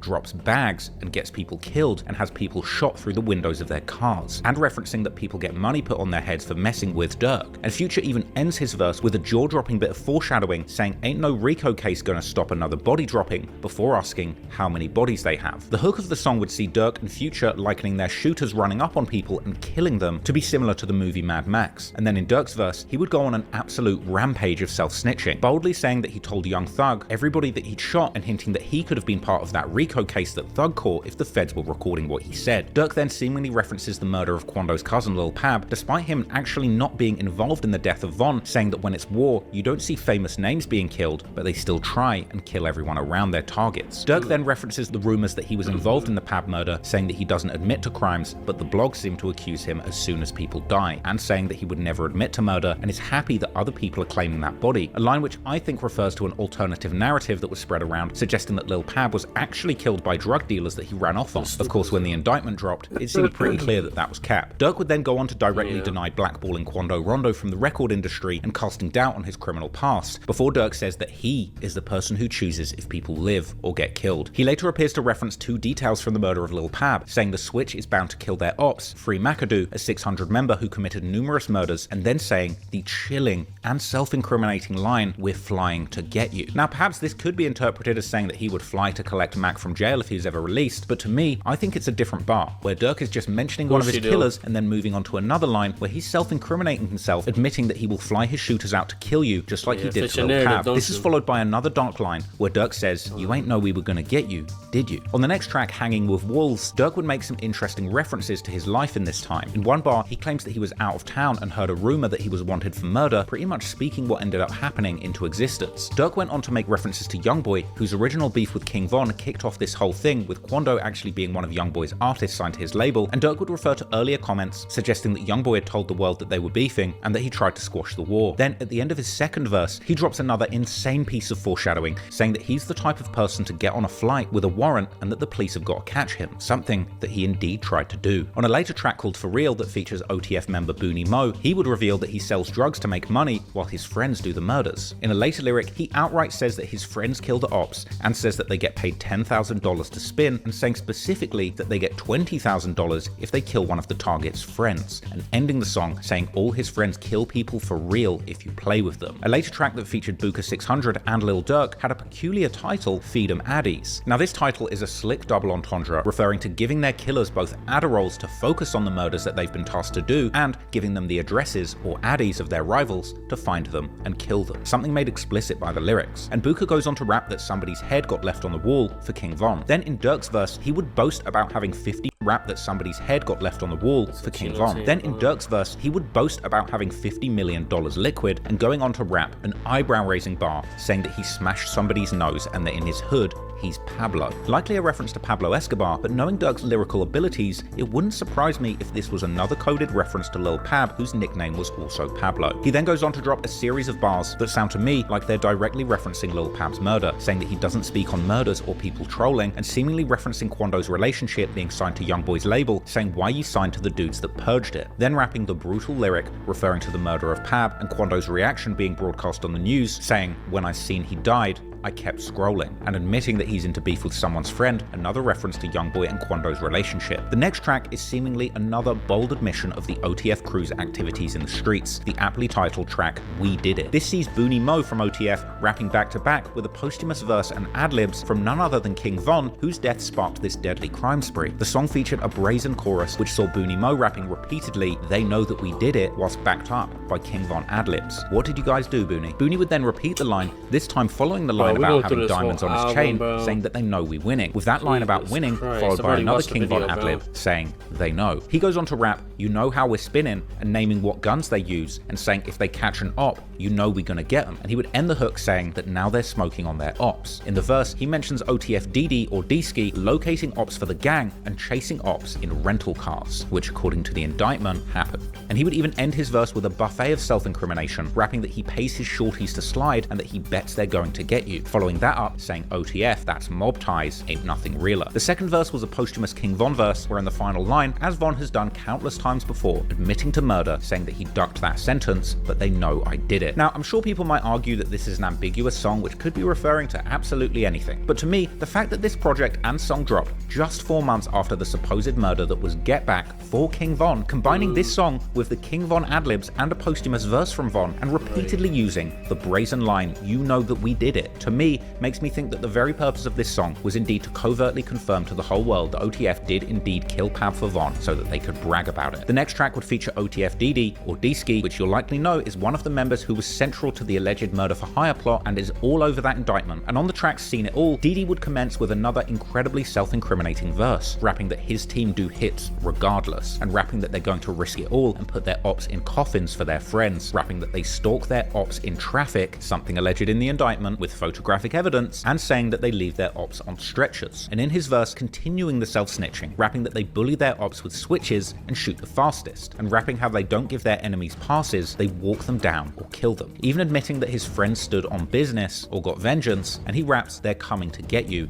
and that their bullets will leave you dead in public. And I don't know if it gets more public than outside the Beverly Center. But then on the next track, Ain't Hidin', OTF's Chief Wook would continue to rap bars that seem to hint at OTF's deadly activities in the streets, streets, saying that their lil bros hop out of cars and chase people and give their ops facelifts. Next on the project is the song Savage Stuff, where OTF frontliner Doody Low would continue to openly tell the world about his gang's murders, saying that he's with the real killers who up the murder rate. A later track with the very ironic title Block is Hot would see Durk and Dee going back and forth together on the same song, and Durk would start his verse with more jaw-dropping lyrics, rapping that his shorties hop out of cars, shoot people 4 times, and send them to the morgue. Durk would then go on to snitch on himself to an alarming degree, rapping that he's got money on people's heads and that he tells his people to grab the cars and shoot them. He would then reference an apparent attempt by Quando Rondo calling for peace in leaked DMs that circulated online, rapping that they were scared and wanted peace, but Durk rejected it. And Durk would go on to rap that if they can't catch who they want when they ride past, then they'll get his friend, likely.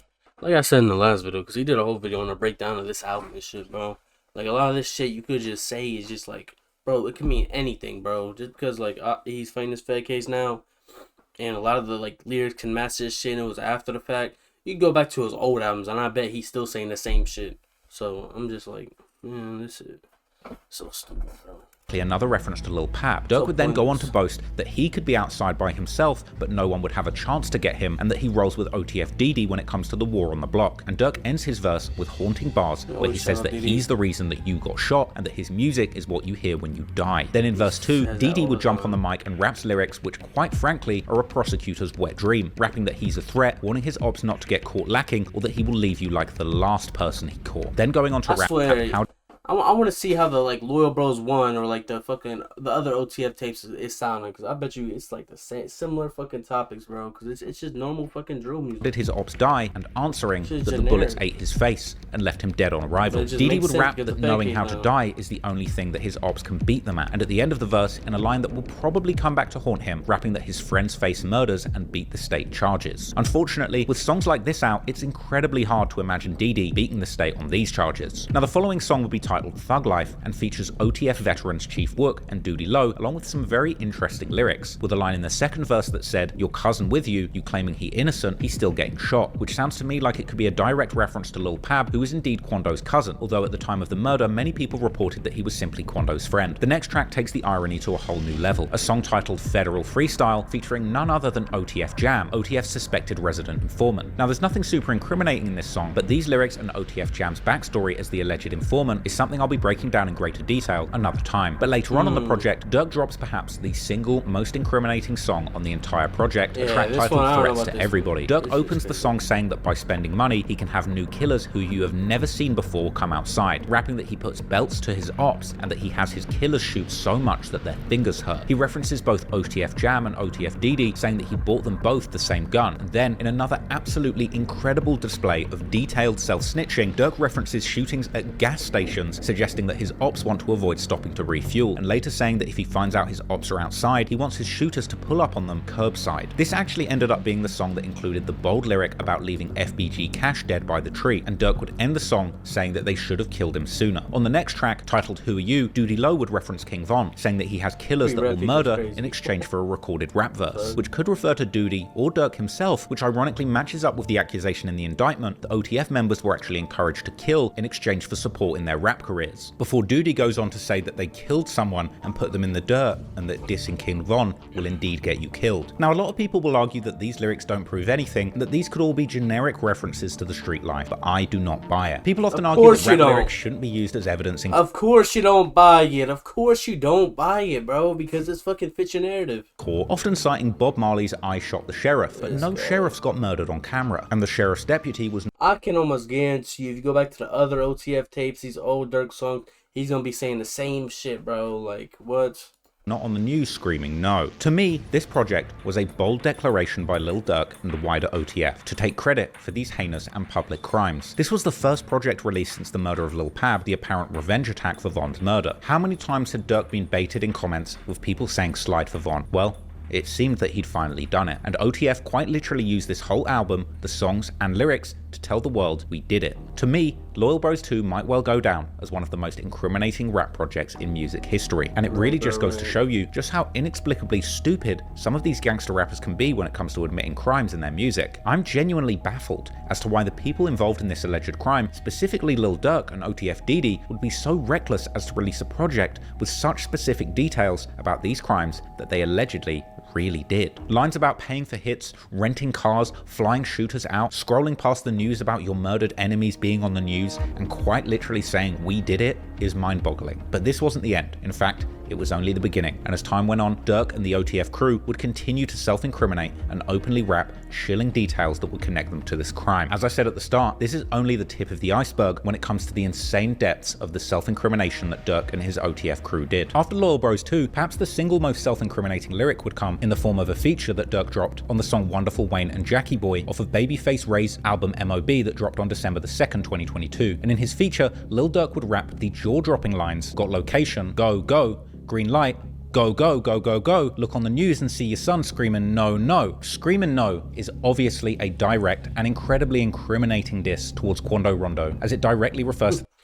You know what's funny? That Durk's lawyer went to court and said, and has proof that this song was recorded before the whole Pab situation. It was like the beginning of 2022. That famous clip of him outside the class screaming no, looking at the body of his cousin that had just been shot. And Durk didn't stop there, because all of that was capped off with one... And even before the court date, the producer, engineer, they said they made that shit like months beforehand. They been had that shit, like, and they got the records approved in court. Final lyric referencing the fact that an innocent Pab was the one killed, with Durk saying, "And all them people hanging with him, if you know, you know." This was a bold message and didn't go unnoticed by prosecutors, who would eventually include these specific lyrics in the indictment against Durk, although Durk's lawyers would later claim that the song had in fact been recorded already in January 2022, many months before the hit, the name of the song at the time being Toxic. But at least for the moment, this evidence seems pretty questionable at best, based on just a screenshot of a random file. In my personal opinion, I think this could well be a complete lie, using metadata from before the crime to make it seem as if these lyrics were a coincidence. The fact is...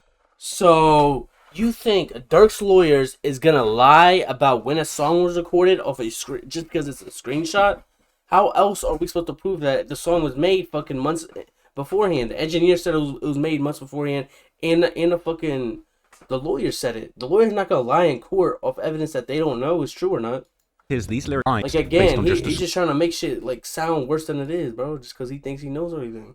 Screenshot of a random file. In my personal opinion, I think this could well be a complete lie, using metadata from before the crime to make it seem as if these lyrics were a coincidence. The fact is, these lyrics were released after the Lil Pab murder and describe the circumstances of it. The song itself was released to the public after the murder, with chilling accuracy, and showing a screenshot of the day that the song's file was created doesn't cancel the fact that Durk chose to release this song quite literally months after the murder, describing it perfectly. Did he release it, or did Babyface Ray release it? It doesn't matter. Like, what? Again, bro, just reaching. Current role as the orchestrator for the Get Back for Von was an open secret in the rap game at this point. In fact, rapper, podcaster, and friend of Durk's, Brick Baby, would confirm that Durk had slid for Von during a No Jumper interview. Now it's like, oh, they did something. Oh, slide for him. Oh, you a Oh, yeah. Slide for Von, right? Yeah. You can't say that anymore. They say you can't say that no more. Why? Oh, yeah, because of... Wait, no. Like, who died? You can't say that no more. Oh, because of FVG Cash? Or who? Nah, because Lil Pab. Oh, what's that? But I'm just saying, they just say you can't say that no more. And as time went on, Durk and the OTF crew would continue to self-incriminate and openly rap chilling details that would connect them to the crime. On the 23rd of May 2023, Durk would release a podcast interview with DJ Academics on his Spotify-powered Off The Record podcast, later uploaded to YouTube under the title Lil Durk, Realest Interview Ever. And in it, Durk would seemingly hint towards having avenged King Von, saying for some reason, people have stopped commenting Slide for Von, with the exchange with Academics being nothing short of creepy. I feel like you know how to pick with people. You're the worst type of person. You see, at least with like 6ix9ine, he's like, like he's clearly making fun of you. You like, I ain't gonna lie, like I be dead serious, like that's why I try not to do too much. I be dead serious, and it's like the people around me is even worse than me. So it's like, that's why I said the situation. I was like, I'll be the one to be like, man, I'm gonna take a picture of Soulja Boy and be funny. If I want that type of guy, it would have been like, then they would have whooped his, like, you know what I'm saying? All right, like I don't take that man serious. The man did not do nothing wrong. The man friends did. Quando got his whooped. He was there. He didn't get beat up. Huh? Pull up on. Oh yeah. You get triggered by the beat slide. the shit out of this little ass, man. What you talking get triggered about? by the Slide for Von comments. They used to say, but you also mentioned a song. They be like, they be saying Slide for Von. I think they trolling me. Yo, by the way, that song is fire. I ain't gonna lie. For some reason, I just don't see them comments no more. For some odd reason, I don't know. Might be the water. You be seeing them comments a lot? They kind of chilled out a little bit. I wonder why. Yeah, though. We different in the rack. I feel like you're speaking of parables. I'm trying to like decode it a little bit, but it's. No, we have nothing to do with nothing. I'm saying that's like me just claiming something I want to. I feel like you was troll right there. No, I never troll him. He got beat up too bad. He got to do that. So you're not condoning more violence continuing. For what? Everybody you telling me about don't matter. Like I feel like. I can't tell if you have a good poker face. All right, man. Elsewhere in the interview, Durk brushed off Quando Rondo and Lil Tim, saying that all the real gangsters were hurt by the fact that, in his words, King Von was killed by a nerd. Von put the Floyd Mayweather on the mall, and that happened. That everybody else, like when a real gangster, you know what I mean? When a real gangster get took out by like a nerd type. This interview would pretty much be the biggest promo piece in anticipation of Durk's 8th studio album, Almost Healed, released on the 26th of May 2023. Debuting at number 3 on the Billboard charts, this project would have a cohesive theme and an eye-catching artwork that depicted Durk crying blood with a bandage covering his face, this seemingly being a reference to his mindset at the time, declaring that he had almost healed from the many traumas he'd suffered. Almost, but not quite. Now, I'd offer a darker interpretation, as Durk actually suggesting that he's almost fulfilled his needs to seek revenge for those he'd lost, but perhaps hinting that he was... Really? This dude has secret codes for everything, bro. Suggesting that he's almost fulfilled his needs to seek revenge for those he'd lost, but perhaps hinting that he was still dangerous and not done. The opening track of Almost Healed, titled Therapy Session, would set a reflective tone for the album. It featured a skit with Alicia Keys acting as a therapist for Lil Durk, which immediately emphasized the themes of vulnerability and self-reflection that ran throughout the project. Alicia Keys addresses Durk's traumatic past, directly mentioning the loss of King Von in November 2020 and his brother D-Thang in June 2021. Keys would ask how Durk feels about the rap beef, being a warrior, a leader in the rap industry, and the voice in the community, essentially setting up the themes of the album and Durk's plans to rap candidly about these topics, saying, "You can feel safe in this room to express your vulnerabilities and emotions." The next track, Pellicoat, would appear to hint towards Durk's status as a threat, striking fear into his enemies. Durk would open with the line, "They scared to come outside," which became a recurring refrain throughout the song, a lyric which was actually a nod to the chorus of Mo3's hit song Outside. Durk would then drop an ironic line, which if I'm completely honest, I think is aimed at literally me, rapping how YouTubers are trying to paint a picture of him, but warning that it doesn't last. Now, having made a series of videos about Durk's life and his past at this point, not to mention the countless other channels who at this point had long been speculating on Durk's role in these recent murders, clearly Durk was frustrated with the new media, having picked up some of the clues that he was leaving behind after committing crimes. But this was nothing new. Durk had dissed us YouTube documentary makers before, rapping on the song Golden Child, that the feds are only able to crack these cases with the help of YouTube videos, which at the time people believed was aimed at academics and me. Anyway, back to Pellicoat, and after dissing YouTubers for misportraying him, Durk appears to go on to say that he's silent about violence, but is glad that someone is no longer here, simultaneously saying he doesn't tell on himself, but then alluding to having gotten rid of people. Later in the track, he would also touch on snitching's prevalence in the streets,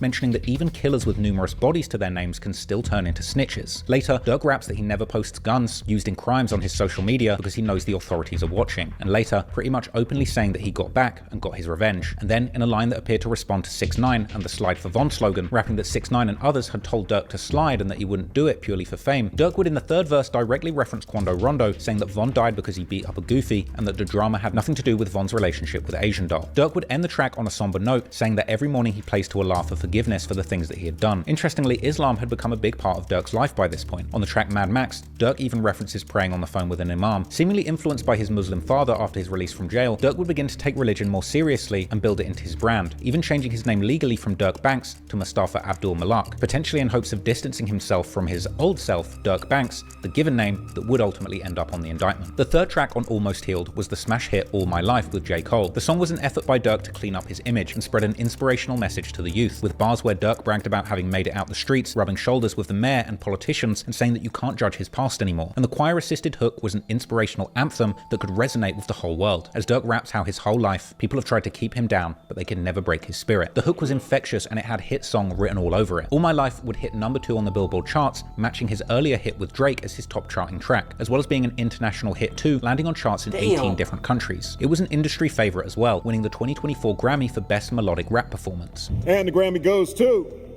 All My Life, Lil Durk featuring J. Cole. Please welcome to the stage Lil Durk, who is the Grammy winner for All My Life, Best Melodic Rap Performance. Appreciate y'all. Hey, Lil Durk, congratulations on your award. I just want to know, are the prices going up now that you have your Grammy? I ain't even checked my phone yet. I know it is.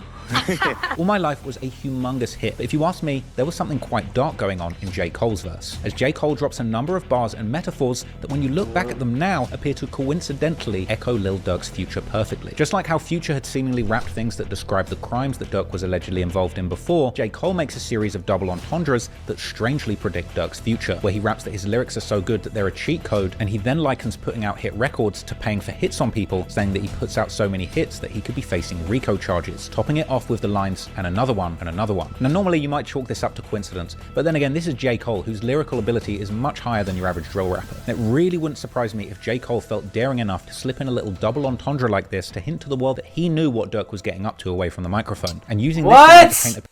Oh my god. Bro's trying to say he knew that Durk was paying for hits and getting people knocked off. Like, what? Get the fuck out of here, bro. Why the fuck would J. Cole know what Lil Durk is doing behind the scenes? And why the fuck would J. Cole want to surround himself or be next to Durk? He gave Durk the feature because he felt like he was really like trying to fix his image. It was like kind of like a, here you go. You've been in the industry for how long? You finally fixed your image. You're doing good. Here you go. What the fuck are we talking about, bro? His lyrical ability. It wouldn't be a coincidence because J. Cole's lyrical ability. He must have known that Lil Durk higher than your average drill rapper. It really wouldn't surprise me if J. Cole felt daring enough to slip in a little double entendre like this to hint to the world that he knew what Durk was getting up to away from the microphone, and using this line to paint a picture of Durk and J. Cole's contrasting verses and lifestyles, which is really the deeper meaning of the song. On the next track, Never Again, Durk just jumps straight out the window with the self-snitching again, rapping on his second verse that he sends shots when he comes to the city, but he shoots with his money, and that Big Threat or OTFDD is going to protect him. Track 5, Put 'Em on Ice, had a title seemingly alluding to murder, and a menacing hook where he repeats that he told him ain't nobody safe. Track 6, Big Dog with Chief Wook, would see Durk saying that one person can't stop the killings and that his money talks in the streets, and later rapping that he can't be told what to do by anyone. He's with the murders and he stands by what he's done. On track 7, Never Imagined, another collaboration with Future, just like he did on Mad Max, Future would seemingly be rapping bars that described Durk's situation perfectly, with lines about having shooters ready to kill for him, saying that he has demons that he sends on hits to have people killed for less than the price of a car, and seemingly describing Durk's own career, saying that once he started making millions, people begun getting killed, as Future would drop a chilling bar where he would essentially admit to paying for the murder, saying that all it takes is a little money, or munyan, to have an enemy killed,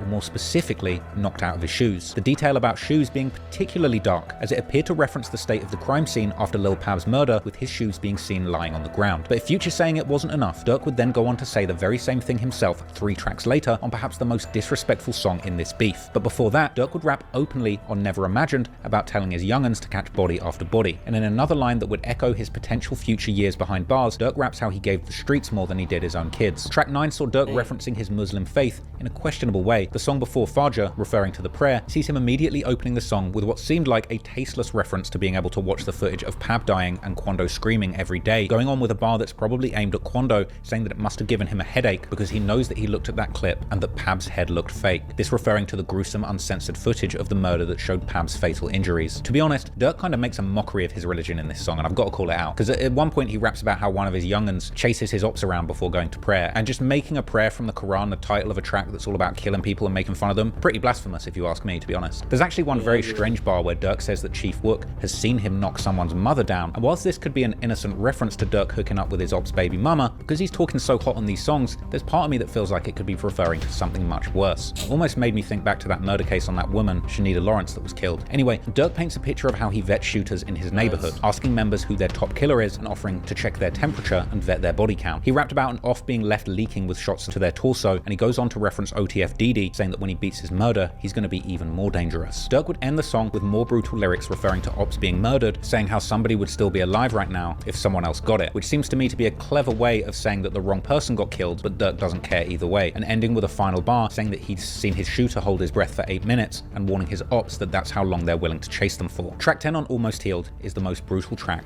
War About It, and in the song, Durk appears to get 21 Savage in on the action too, mercilessly dissing Quando and mocking his reaction to Pab's death, screaming no Quando on the hook of the song. And Durk goes on to break down his apparent strategy of grooming new shooters from his block, rapping that he sends his shooters money and clarifying that it's not for promotion for his album and that he doesn't expect people to shoot for him without paying them. Even saying that he brings his trusted shooters around his family and children and gives them power before asking them to go and shoot his ops. Durk will seemingly claim to be the ringmaster of the weapons being used by his gang, saying that he swapped guns with another block and he didn't even shoot one himself. Then, in an apparent reference to both Youngboy and Quando's videotaped reaction to Pab's death, he raps that Youngboy must have heard Quando screaming on the news and likely had to turn the sound off on the disturbing clip, and later rapping that he spends hundreds of thousands on lawyers for his people, even saying that he can't name certain things he was responsible for, but then saying he makes his mother proud, perhaps a reference to avenging his brother's death. Even appearing to reference Lil Pab not being in his shoes at the time of the murder, saying that one of his shooters bragged about leaving an op outside in their socks. A truly disturbing lyric when you remember that's exactly what people saw on the news. Even 21 Savage would rub the tragedy in Quando's face on this song, starting his verse with the heartless bar, knock 'em all down like dominoes, later saying he's OTF for life, and seemingly saying to Durk that if he catches a murder...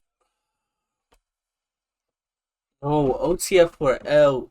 4L is fucking 21 Savage shit, and then OTF is Durk shit. He's saying I'm OTF for L. Like they're linked up type shit.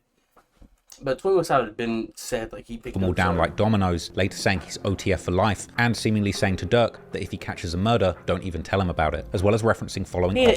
He's just saying in general, if you catch a murder, keep it to yourself. He's not talking to Durk, he's fucking just saying in general, bro. And seemingly saying to Durk that if he catches a murder, don't even tell him about it, as well as referencing following ops closely in traffic. The next track had the ominous title You Got 'Em, and on it, Durk raps how he gets his shooters in a car and tells them to spin repeatedly, and that sometimes it results in accidents, perhaps a reference to the wrong person being killed. Later, he says that he gets a certain reaction and that he keeps his murderers happy. On the next song, Grandson, a banger with Kodak Black that's a tribute to King Von, with Kodak boldly saying that he's a rapper and a killer, just like Von, Durk would rap on the hook that he will shoot somebody and feel like Von afterwards, and in his verse he raps about keeping his shooters fed. On the next song, 300 Euros, Durk seems to predict his own future, rapping that he has to watch what he says in songs or he'll be doing decades in prison like his father, and saying that they do people dirty in the streets and that he hopes he doesn't get killed as gruesomely as his enemies did, and how his shooters don't need to dress well and can still kill people wearing their Crocs. Durk had a bar that appeared to aim at Quando Rondo again, saying how his friend is dead and he can't do shows, and Durk would then say a very ironic line that he doesn't tell his shooters to be careful because they don't slide to get caught, as well as saying that somebody froze when a shooter pulled up with a micro Drake and that his ops can't play with him because he has money and will catch them. Durk then seems to clap back at NBA Youngboy with a lyric where he refers to himself as Murder Man or Merc, then backtracking saying they call him nothing because he's getting watched. This is clearly a shot at Youngboy. As I broke down in my 6-hour video on him, he often alludes to having used his money to have people killed in his gang war in Baton Rouge, with Youngboy frequently referring to himself as Murder Man in numerous songs. On track 14, Durk would rap about somebody's friend dying because they jumped in front of the firing line and saved the target's life, another reference to Quando and Pab,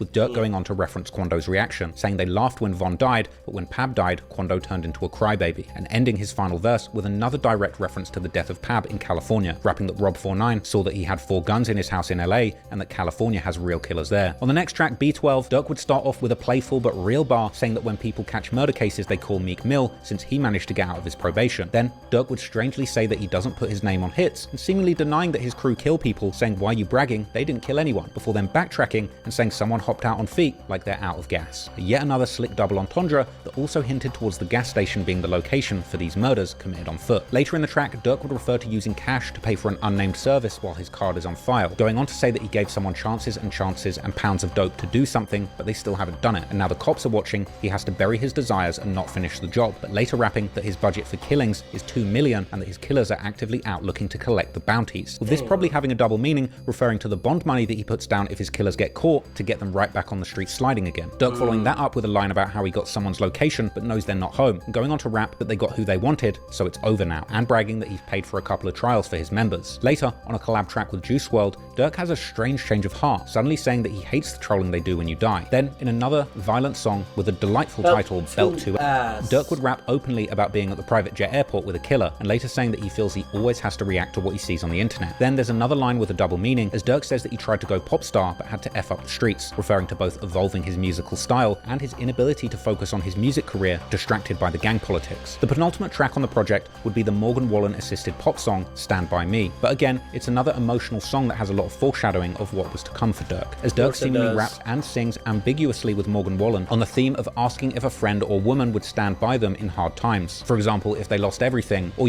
caught a federal case for murder for hire. The song is a fitting note to end on, and it lands powerfully now that we know where Durk ultimately ended up. but for now, it would be some time before Durk's alleged past would catch up with him. And going forward from this project and its massive success, Durk would do everything he could to maintain his position as a mainstream pop artist, attempting to transcend the violent image of drill music and elevate himself into high society. Before the release of Almost Healed, Durk would meet with Chicago Mayor Lori Lightfoot, and during the subsequent elections, Durk would make a $150,000 campaign donation to future Mayor Brandon Johnson. From the outside, it looked like Durk was a million miles away from the streets and having hits planned. He continued rolling in the circles at the very top of the music industry, in August walking out Drake for his Los Angeles set of his It's All a Blur stadium tour. But behind it all, Lil Durk was living a lie. One minute he was in the halls of political power, rubbing shoulders with current and future mayors. The next he was in the studio, surrounded by his OTF demons, making some of the most violent and incriminating music ever released. And Durk's next music project would see him yet again shining a spotlight on some of the very people allegedly orchestrating murders for him. November the 17th, 2023, Durk and OTF released another group album, Nightmares in the Trenches. And it would seem that even the album cover itself had a hidden message of self-snitching on it, a label saying that this disc contains raw accounts of activities that occurred in various areas of the world. It doesn't say these are fictional stories or that the guns are props. This is hinting that this is a raw and a real explanation of things that actually happened. And if you ask me, the part about all areas of the world is another covert hint towards that murder happening in California, rather than saying something like these are stories about the streets of Chicago. On the project, Durk would rap about Dee beating his body with witnesses testifying. Durk would shout out one rap YouTuber that he respects, 1090 Jake, saying that he shows his videos about people being snitched onto his people and warning people against trolling him and acting like OTF are down on the gang. Later on the song Posted Out with Co-Killer and Bezu, Bezu would ironically diss OTF accidentally, saying that you're not a real killer if you catch an accidental body, with Co-Killer later rapping how they take ops souls and how he smokes dead ops with Dee. Later on, Bezu would claim to have made the score 3-0, inferring that he has 3 bodies, saying that he beat them because he doesn't leave a witness. Co-Killer would rap about people getting shot, their friends dying, and crying about it. Then on the Durk solo track Them Ones, he predicts his future again, saying that the judge might put a RICO case on him because of the people he's around, with Durk later bragging that people are mad that his music career is going so well since he's promoting revenge. Durk would rap a spooky bar on the hook that I think is aimed at Quando too, since his career had been struggling even before the death of Von, with Durk rapping he ain't turned no more, and that Durk in contrast can't run out of money, a bar that's a lot more threatening when you remember the deadly violence that he seems to be able to buy with his money. The next track, I'm the Type, sees Durk and Chief Wook rapping with arrogance, pretty much saying that they invented murders. Durk begins his verse with a brazen line, making gun sounds and taunting his victims, saying, "You ain't think I was gonna get you, did you?" Following that up, pretty much confirming its relevance to the Pab murder, saying share locations, get up on him close, make his mental wiggle. Durk then hints at revenge, suggesting that his enemies are the type to see their friends get killed and not get revenge, unlike him, who's up late, plotting on his enemies, appearing to suggest that he's actually done this 9 times. In another line, Durk breaks down the process of having people murdered, saying that first he threatens them, then someone runs up on them and shoots, and that he's the messenger. A detail that hits different when you later learn that he was indeed using Apple iMessage to orchestrate an alleged hit. Durk even reflects on remorse, saying that after he's had someone killed, he then wonders if he's screwing up the blessing of his music career, then ending his verse recounting a conversation with God where he says that he had to do it because he caught his ops slipping and moving like Durk wasn't beefing them. On the next song, titled Last One, this was an interesting track that saw Doody Low expressing his frustrations at the street life, saying that the last hit his gang did he can't talk about because the feds are indicting people, and that the last hit was so brutal he can't leave his home without a gun himself now. Then appearing to reference Pab's murder, saying the last person got caught out of town and that their target didn't get hit but doesn't come outside anymore. Doody Low would also express his opinion on the YouTube and vlog space becoming full of figures from Chicago streets, with Doody saying that his ops are vloggers now, perhaps a reference to anyone from FYB J Main, King Yella, or FBG Butter. Doody Low would even reference an infamous YouTube channel, Chicago Rarest, known for posting body cam and prison footage exposing Chicago gangsters. Doody would continue to allude to paid hits, saying that he has 20k in bounties out and saying that people got killed for dropping diss songs, and that he's laughing now that getbacks have been administered. Next, on the track F It, Durk mocks people trying to get attention off murders they didn't actually do. Durk would later say that this death is a celebration and that he knows the right way to do people, as well as saying that his shooters will cut off their ankle monitors and hop on flights without standing warrants, with Durk dropping a very subliminal line saying that you can pass the message to him to me, this ain't what you want. Now I think this is a deep bar because not only is that the name of Durk's song, but Lil Pab many years before being allegedly killed by shooters sent by Durk was actually a big fan of Durk's music, tweeting that Durk's This Ain't What You Want was one of his favorite songs. Durk would then reference OTF Jam, saying how serious he sounds when he's on the phone and that if he tells his shooters to do something he only has to ask once. The next track, Whatever You With OTF D-Ski, would see him openly talking about the violence, saying him and OTF are with all the violence. Later rapping how it only takes 10,000 to get someone's brain removed with a bullet, and saying that when he pops out, murders take place. The project would end on a strange note, as things switched tone and Durk dropped an introspective track that would speak to his future situation. The song Smirk Carter starts with an intro from Robert Shipp, his father's co-defendant, who explains that he thought he was supposed to die in jail but he got a second chance. Durk would rap about his brother brother Dethan gambling with his life and losing by not having a gun with him when he was killed, and again seeming to suggest that that murder was avenged, before going on to say that someone he knows got hit with a racketeering charge despite him warning them to move differently. Clearly, no one was advising Durk not to snitch on himself. If anything, this formula was working perfectly for Durk, just like it did for his evil twin King Von. Ultimately, things were moving fast and going very well for OTF at this point, but it had now been over a year of self-incrimination, and the Lil Pab murder was likely being investigated deeply for some time. After all, it took over a year for Durk's killers to be brought to justice, but they all were eventually caught. Soon, the walls would begin closing in on Durk and his crew, but the fall of Durk was an interesting one, as coming at the end of 2024, arguably the best year of his career, it almost seemed as if the feds let Durk climb to the very top of the mountain before grabbing him and lining him up with one of the most devastating downfalls in hip-hop history.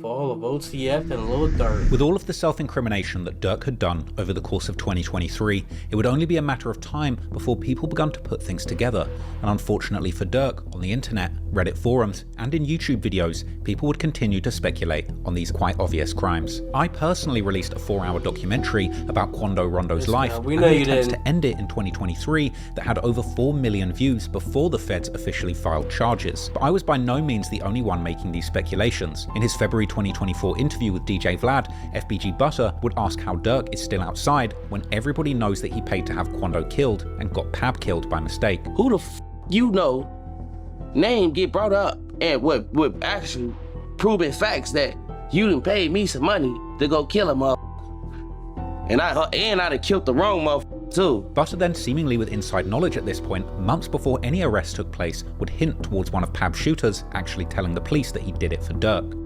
The police know I work for you. Cause they say Shorty flat out told they like, man, Lil Durk told me to do that shit. And he paid me to do it. Showing receipts, like this gave me real money to get this man gone. Despite having an explosive start to 2024, winning that Grammy for his inspirational song All My Life, behind the scenes, it seemed that Durk was fighting his demons from the very top of the rap game. He was notably absent for a short period of time, and in June 2024, Durk revealed that he'd actually gone to rehab for an addiction to codeine and Xanax, explaining how he was living too fast and decided that he wanted to focus on his family and peace. So we got word that you were in rehab. Yeah. Right? Yeah. I want to embrace it, you know what I'm saying? Because it helped me a lot.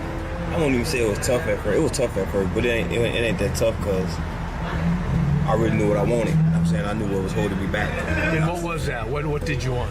I wanted better. You know what I'm saying? I wanted to be a better man, a better father, a better leader, you know, so, but more action. So I got to make sure that self is good before, you know, anybody else. It helped a lot, you know what I'm saying? Just thinking clearer. See, my main goal is peace, you know what I'm saying? Being with the family and staying out of bull. You know what I'm saying? Durk would open up about feeling that his life was too fast before rehab. Moving fast. Moving fast. Making excuses. You know what I'm saying?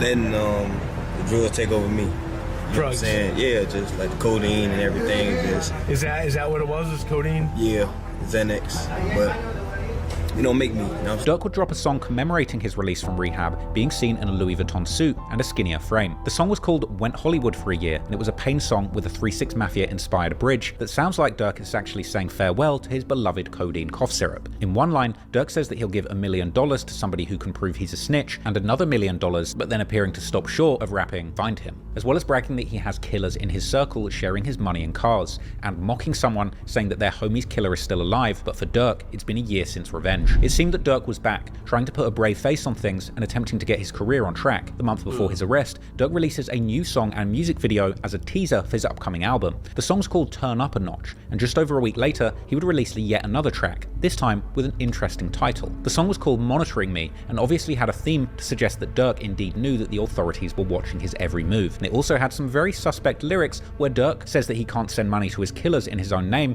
and that he doesn't know if the feds are setting him up, or if people are snitching. In another line that seemed to refer to the attempt to kill Quando that resulted in Pab's death, Durk says that he wouldn't say his shooters missed their target because they were so close, as well as rapping more lines that he can use money to have people killed, then backtracking, saying that his killers will murder for his friendship regardless of payment, as well as bragging about having seen his killers commit murder, then backtracking again, saying that he didn't see it, he just heard the shooter shout "get up" to the victim, and going on to say that if his enemies post their locations, his people will go there, and openly admitting that he pays for his people for more than just murders, hinting at OTF's dual role as a label and a murderous gang. Not only was the song another self-snitching anthem, but it came with a music video filmed at, you guessed it, a gas station. This was a strange time, and once again, Durk was seen to be living a double life. Clearly going into promotion mode, Durk was making major moves in the industry, but unlike his recent song release, some of what he was doing was actually positive. Durk's 32nd birthday was coming up on the 19th of October, and he was planning to make this one special, announcing his first annual birthday show at Chicago's prestigious United Center, home of the Chicago Bulls, with a concert capacity of 23,500 people. The show was epic, and Durk drove from the dressing room to the stage behind a literal convoy of Hellcats and Trackhawks, then performing the song with that very name from the back of a moving pickup. It was also a star-studded affair, with Durk bringing a number of huge names in the rap game out, like Bossman D-Lo, Sexy Red, Nardo Wick, who performed Who Wants Smoke with Durk, and even Lil Baby. Another interesting move was choosing to use the event to unite with Chicago's top content creators,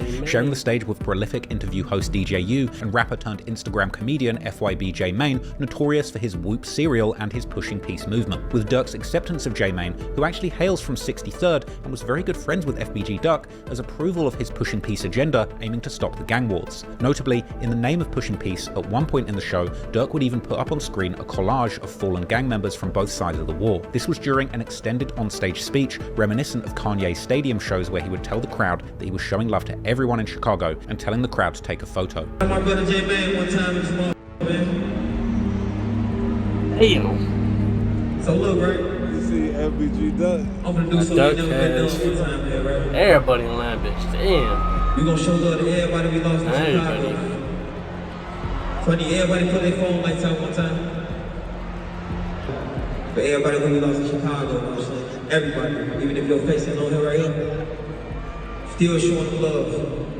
The show looked absolutely lit, and I really wish that I was there, because it's kind of sad to imagine both Durk and the over 20,000 fans watching that this may very well have been Durk's last show. By this point, he was at the pinnacle of his career. With a huge catalogue of bangers, he would rap hit after hit back to back on stage to the sold-out stadium. It's a huge reminder of how much he very well may have just thrown away. But then again, despite releasing a song called Monitoring Me, Durk's situation with the law seems surprisingly good at this point. Strangely, in September, he announced that his felony record had been wiped clean of all cases, with Durk saying how he believed that everybody should get second chances at life. Seemingly, now able to travel internationally, Durk would make the most of his newfound freedom with lavish trips abroad. Durk was even invited to dinner with Sheikh Mohammed bin Maktoum Bil Juma Al Maktoum, a member of Dubai's royal family, where he received an ornate cane as a gift. And Durk also made his first ever trip to my home country, London in England, with him appearing outside freestyling in front of the iconic clock tower Big Ben and in the streets of upmarket He should have went back, an bro. NFL game with UK legends of the rap game, current king of UK drill Central C,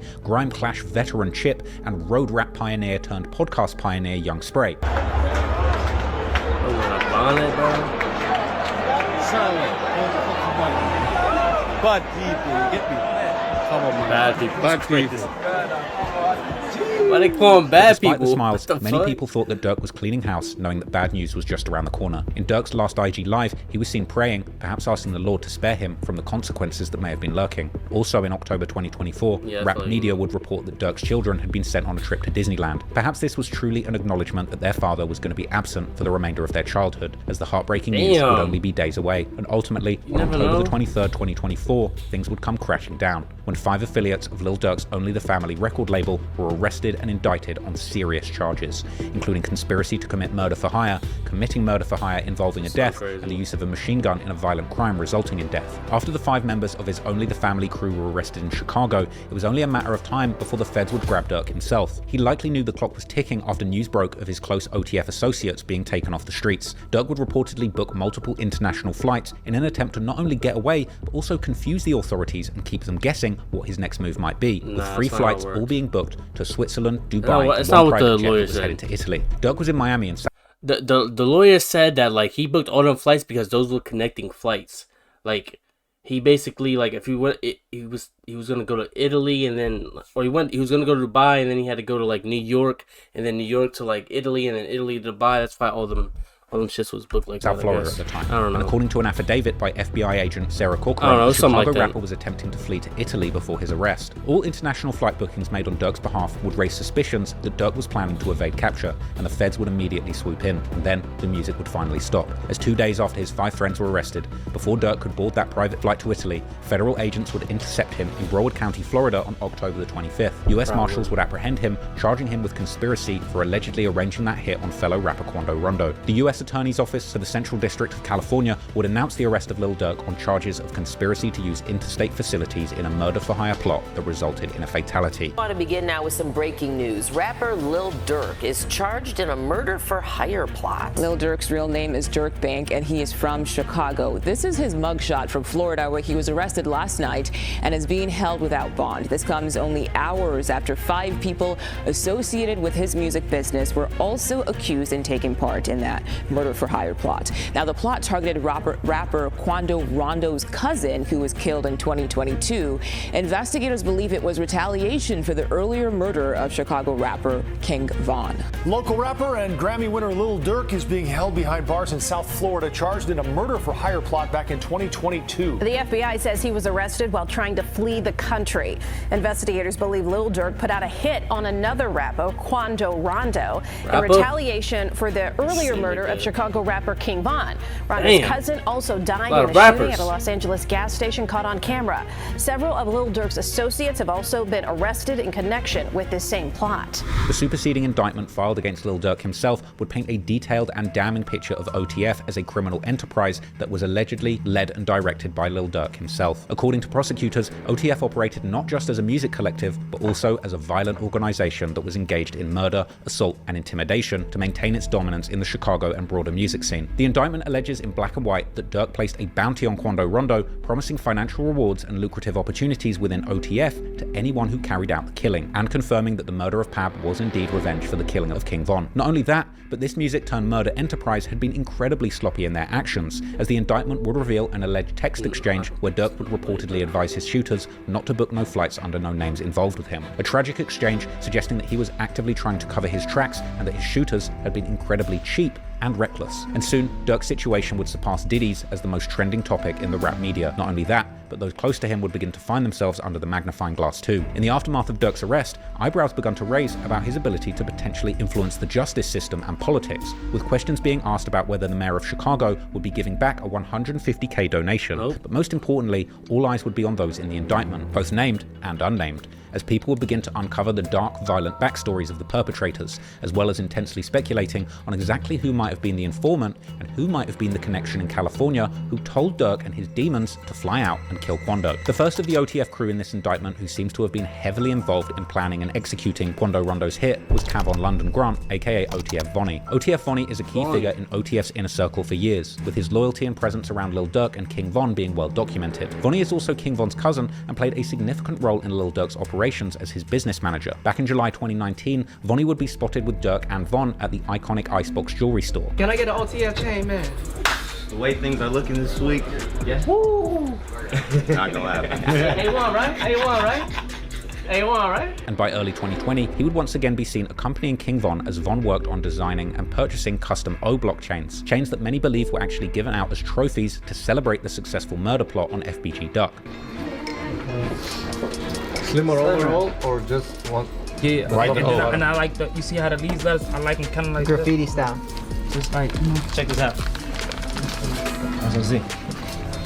Like the O, like a, I don't know, like longer instead of wider. Like, see, that's kind of wide. I appreciate you guys once again. Thank you so much. Definitely. Hey, thank you, bro. Alright, definitely. Yeah, Scally, big dog. I don't jig it though. Yeah. So that's the only way I want to. Yeah, rich big. Yeah, a little rich. Me, it look like a big rock. Since you're not picking these up today, I'm gonna send you a sample image of all of them. Alright, I'm texting to you anyway. We're gonna text everything I write, so. Well, I can text this back to you. Yeah. Following King Von's death in late 2020, Vonnie's proximity to Lil Durk only grew, and by September 2021, he was back at Icebox, this time with Durk acting as a negotiator during a major jewelry purchase. In footage from the store, Vonnie can be seen haggling prices on Durk's behalf and carrying a massive stack of cash for the transactions. 3 1/4 and 2 1/4. 2 and 2.75.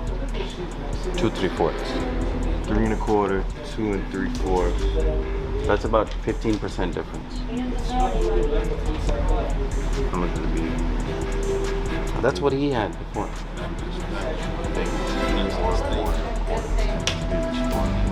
It's the old one is exactly the same size. It's just so how big is it? 4.5.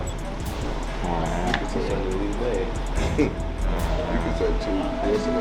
Yeah. This 3 and he didn't like this kid for coach. Oh my God. Damn, put that bitch out of pants. Chief. Man, it's my birthday, man. Comfortable as fuck. You ain't even know. You ain't even know I am. No, that's how it goes. That's how they. Yeah, man. Birthday behavior, man. We ain't around this. It's like you were the Tom Hagen. Watch. The Godfather. You're Tom Hagen. This moment highlighted not only his close relationship with Durk, but also the level of trust that Durk was placing in him, with Vonnie seemingly handling significant amounts of money and playing a critical role behind the scenes for OTF. Another OTF member implicated in the paperwork is DeAndre Wilson, aka OTF Didi, or D-Ski, aka Big Threat. Didi had been involved in multiple violent altercations over the years, with him even managing to beat a murder case in 2023 in regards to a 2014 murder that took place in Chicago. But this wasn't just any murder, but the alleged get-back for the murder of Tay-Ski, whom Tay-Town is named after, something which would have made Didi a very respected member within Tay-Town. Other co-conspirators include Keith Jones, aka Flacker. According to unverified sources, Flacker himself beat a murder case back in 2011 after allegedly being acquitted for the murder of Big Baby from Hula Gang, an almighty P-Stone set based in Sunnyside or Magnolia that has a long-standing rivalry with the Gangster Disciples in Rogers Park and Uptown. The gang is named in honor of fallen member High C, preserving his legacy within its ranks. Then there's David Brian Lindsay, aka Brown Eyes, who's also named as a co-conspirator on the indictment, and Asa Houston, aka OTF Boogie. However, along with Durk, there still remains 2 significant question marks, as 2 unnamed co-conspirators had their identities withheld by the feds on the indictment, leading many to believe that these individuals have perhaps turned informant. There's been rampant speculation on the potential identity of co-conspirator number 4, particularly LA rapper and rising podcast and content star Brick Baby, mainly due to him being one of the first people that had said that Durk slid for Von. Off of Von, right? Yeah. They say you can't say that no more. You can't say that no more. Oh, because of FVG Cash? Nah, because Lil Pop. Now, Brick has made numerous references to the crime in music, but in my honest opinion, there's really been no solid evidence provided to prove that he is actually the person that lined up Quando Rondo, just rampant speculation.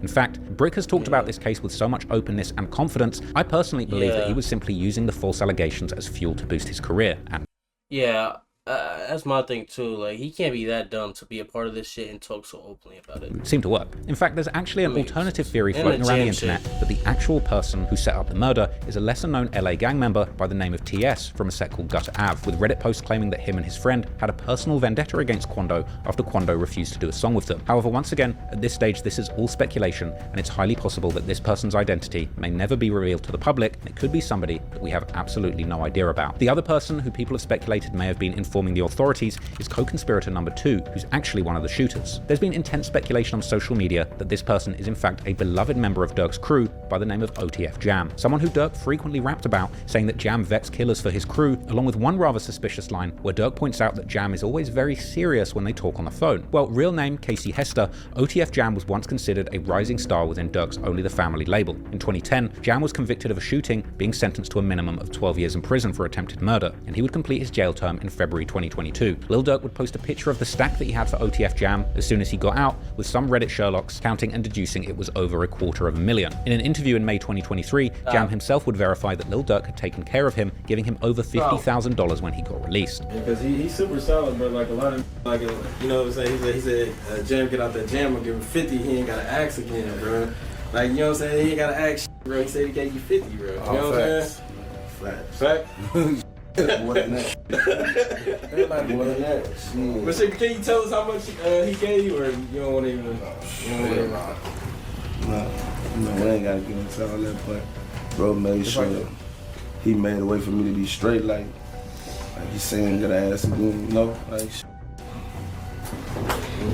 crib, car, all that. Being able to take care of anything I have to take care of. Period. Like it's still up. This is why people were surprised that when a year later, he would become a focal point in reports suggesting that he may have cooperated with the authorities against Lil Durk. Jam even had his very own track on the highly incriminating OTF mixtape, Loyal Bros 2, released just months after the murder of Pab, a song ironically called Federal Freestyle, with lyrics where Jam rapped solo, admonishing others for snitching and asking suspicious questions. After Durk's indictment suggested a member of OTF had been cooperating with the feds by wearing a wire for the span of 2 years, Jam's snitching allegations would surface on various media platforms, and adding to the speculation, a photo would be posted on social media appearing to depict Jam dining on fast food whilst reportedly cooperating with the feds in the case. This photo shared by DJ Academics shows Jam glancing at a security camera while eating, prompting captions like "Bro really snitched on Durk for McDonald's." However, it would later turn out that this image was a AI-generated fake, but that didn't stop the speculation. The next day, on October the 28th, 2024, internet personality Wack100 would support the reports that OTF Jam had indeed cooperated. Explaining the details in a Vlad TV interview, Wack would go on to explain that although Jam served his whole 12-year sentence, he would... The thing is, bro, the Jam wearing a wire shit wasn't, like, accurate to begin with. Like, he never wore a wire. The thing was, like, someone from OTF, I forget who it was, but there was a post going around, like, oh, bro's wearing a wire around, that's, and he was talking about somebody else that ratted in OTF, like, more, like, on, like, the Chicago level type shit, because OTF is, like, you know, global. They be in Atlanta, they be everywhere and shit. Like, Durk got his own lineup on OTF, like D-Ski, fucking everybody that's, like, indicted type shit, and it's more, like Duty Low and shit, he's not gonna be on the streets of Chicago, but I think from a certain, that was in Chicago that rep OTF was saying that someone was wearing a wire or something like that. So they was trying to plug it in like Jam was wearing a wire. He was talking about this, but the dude that initially posted that was talking about somebody else, I think. Would get a gun charge that resulted in him wearing a wire for 2 years. There's a guy named OTF Jam. That was wired. Very ironic name. Jam now got he him put in everyone a in a jam. Did 12 years. 12 got years. out, interviewed, said he kept it real, brought him cars, gave him 50,000. Right. This. This man Wack100 is known to be a liar, bro. This dude's supposed to be. I don't know why people just like this man. Made mention that ain't no smut on his name. He ain't never been a rat. Caught a gun case, but eventually he flipped. Yep. He got put in the jam, and now he's right. OTF Jam did 12 years for attempted murder back. And that man Jam been like just released like a whole like statement saying he ain't did that shit. When the shit come out, he want an apology. Something like that. Yes, around 2010. He got out in 2022, right around the same time of the Quando situation. And he allegedly had been wearing a wire for the last 2 years. It just don't make sense. 22 to 24. Yeah. So he immediately got caught up. Yes. Then yeah, that just don't sound right, bro. And then you got this fucking weak October the 30th, footage would circulate on the internet, allegedly showing an uncomfortable-looking OTF Jam, footage which people believed showed him wearing a wire near Lil Durk. The viral footage would show a nervous Jam looking anxious around Durk, with many alleging that Jam was looking very uncomfortable, triggering suspicions that at this point he was recording. But there's no proof of that. Give me the check on your man. I heard you got here to this area. Ain't gonna lie, man. Hey, when I was growing up, I don't have any. Probably just fried. Probably high, bro. Metro! They saying he leaning in to get the clear fucking audio. Me with a cast, so I'm looking my shit up. I'm like, man, this nigga booming, man. He laughed. He ain't do that. It's just so smooth. Smooth. Vacation. Trying to tell him without saying too much. Keep my shit right on now. Additionally, unverified claims would surface alleging that Durk had actually ordered a hit on a woman speculated to be close to OTF Jam after suspecting Jam of being an informant. According to an interview between Academics and Chicago reporter Trench's News, the mother of Jam's child actually contacted Durk after Jam was arrested, and Durk refused to pay his bond. An apparent threat this dude a known liar too, bro. Was then made to Durk. Get bonded out and they don't know nothing about no white, but he did make a threat to his Durk, like, if you want to come in, you know what I'm talking about, how you gonna play somebody who be putting in work and shit like that. You know what I'm saying? And they took it as a threat, and that he told us. I don't know how he got mixed in with the Quando Rondo, but thing is, this man is known. This bro runs a YouTube channel about like and actively snitched on all these like bro was a fucking O-Block store runner. Fucking got all these fucking O-Block members locked up just because of his personality on the net and his ear to the streets, bro. He took the stand for $20,000, bro. In protective custody now. Had to fucking change his whole family's life, his whole kid's life. They gotta go under new names and shit. This shit is so stupid. Bro just wears a straight mask. Threat, and that he hides his face. I don't know how he he proud of the got shit. with Quando Rondo, but yeah. Proud of your shit, man. I've been holding you down because I heard you say something about like his baby mama called Durk for a lawyer. And Durk may have like brushed it off, and they're like, yo, you're not supposed to brush off my call when I need something. Like, I'm the guy who does the dirt for you. That's facts. Like, you got some real demons out there, like, you finna find me out, no matter what I did. Or you gonna come in with me. Sometimes you gotta make them threats. jump off that couch and go snap pound money. According to news reports, on July the 19th, 2024, Octavia Redmond, a 48-year-old postal worker, had been brutally gunned down in broad daylight whilst delivering mail in Chicago's West Pullman neighborhood. A 15-year-old kid ran up to her in front of a house, shooting her 26 times, execution style, and she would die in the hospital. Developing this morning, Chicago police have released surveillance video of a person of interest in the deadly shooting of a postal worker. The shooting happened last month in the West Pullman neighborhood. Mugo Adigwe is live in the newsroom this morning with a look at that new video. So Mugo, what does it show?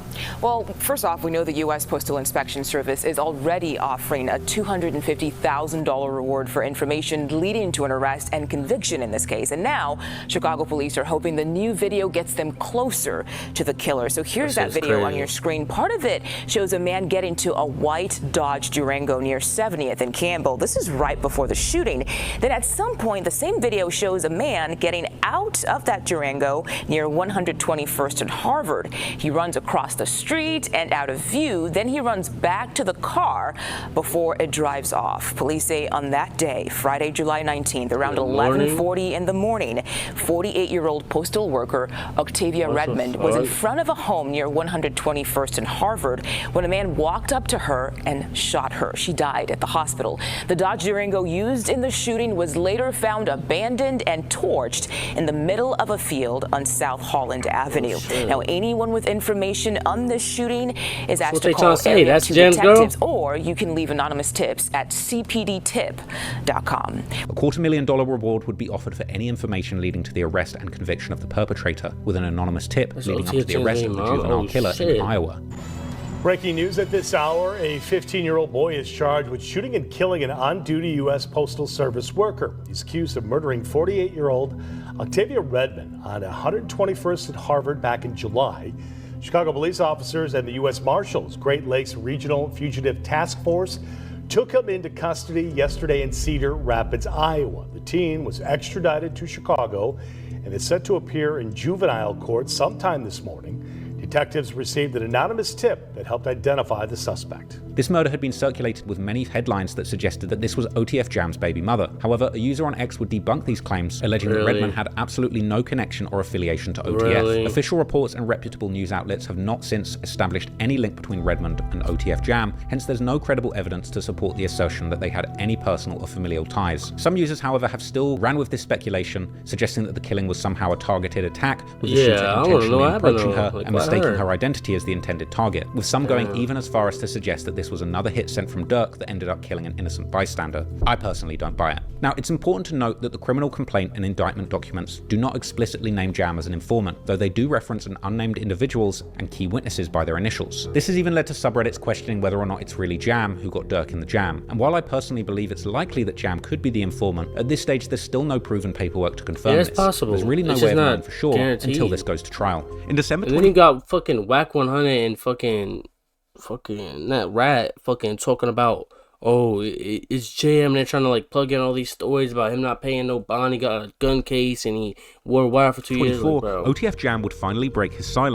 If he really wore a wire for 2 years, then what the fuck evidence did he find on that wire? With a scathing social media post denying being the snitch in the case and accusing other OTF members of disloyalty and sloppy behavior, attracting the attention of law enforcement rather than him. Currently, Durk, Vonnie, Didi and Boogie are held at the Metropolitan Detention Center, or MDC, Los Angeles, awaiting trial. And since his arrest, the only thing we've heard from Durk is a phone call from jail that would suggest that despite his celebrity status, he turned down protective custody and is now navigating life behind bars in general population. I said, I know you're rich, but if you need anything, you know I got you. I appreciate it. This accounts. Yeah. Yeah, hell yeah. I know how that shit be, but it don't matter, bro. We ain't never moved our money except for that first time. Once it was that, it was that. Once it was like then, everything was his. Yeah. I feel back to you same. I came up here like, yeah, where you from? What you got going? I been to you. Man, what? The PC. Hey. They thought a computer? When they said PC, I thought that was a computer. They're funny as it. Fucking that shit up. I respect your mom forever. The PC. Damn. Yeah. Listen, you're They'll not be like, jungle. man, you know you, man, send me upstairs. Whatever it is, I got a tattoo here. Nah, for sure. Can't go no more PC and come out acting all crazy. Really? While we still don't know how Durk's trial is set to unfold, I mean, if the fate of the it's a killers of man, FBG bruh. Duck is anything to go by, things aren't looking good for OTF. Durk's fall may well go down as one of the most dramatic falls in hip-hop history. In 2024, Lil Durk was at the peak of his career, having just gotten a Grammy Award and being listed as a top 10 rapper by various music publications. He truly built himself a legacy like no other in the rap game, arguably the most successful drill rapper of all time, and certainly the voice of his generation of gangster rap. Fans and the Reddit communities who had closely followed the rise. I swear, bro, I said that, bro. I'm like, damn, bro, it just felt like something closed, like a chapter on this shit closed, bro, when Durk got locked up. That's how it felt, bro. Like, it felt like something just, like, you know, in the air. Like, that shit, it just, the end of an era, bro. I know Chief Keef out here, but still, G Herb out here, I'm like, bro, it's one of them ones, bro. Like, to reach his peak, bro, from being from the original Chicago drill, I don't know, something about this just, you know? Evolution of the Chicago drill movement compared Durk's arrest to a dramatic season finale of this more than a decade-long saga in the drill scene, with countless deaths claiming major figures and prison sentences taking others. Only a select few, like Chief Keef, G Herbo, and Lil Bibby, had managed to escape that early drill era with their lives and freedom. Durk was for years the poster child for what making it out of the streets and becoming a mainstream pop sensation really looked like, but it would seem the pull of the past was just too much for him. Durk's commitment to the street code and getting revenge for his fallen friends and family may have ultimately cost him everything he worked so hard to build, and now, as he sits in jail awaiting trial, he's left to confront the harsh reality of the many lessons he ignored, lessons that he could have learned from, the mistakes and tragedies of those closest to him. Durk's story should serve as a cautionary tale, a stark example of what not to be, especially for anyone fortunate enough to rise above the trenches. With dozens of people depending on him,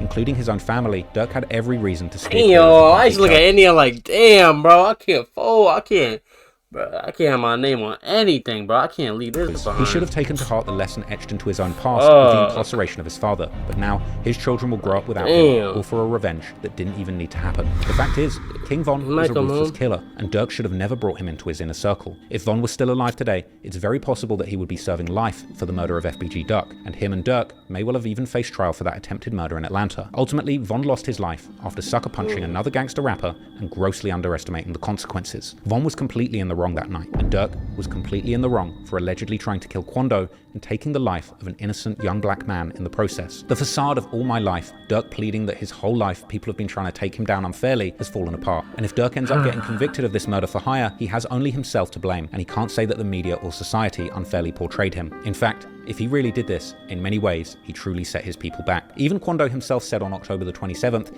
in an apparent reference to Durk's case, he'd expressed sorrow about how everything had worked out. He didn't want to have these issues with Von that night. And I know it's not easy for me to say, having never lost a friend under these circumstances, but Durk really should have killed his enemies with success rather than bullets. He was already a bigger artist than Quando. He didn't need to keep dragging this beef, but ego and bravado ultimately blocked his blessing. To at least give him some grace. I ain't gonna lie, bro. Like, if what they have, the information they have, the evidence they got, really is gonna be able to convict Durk, that's on him, bro.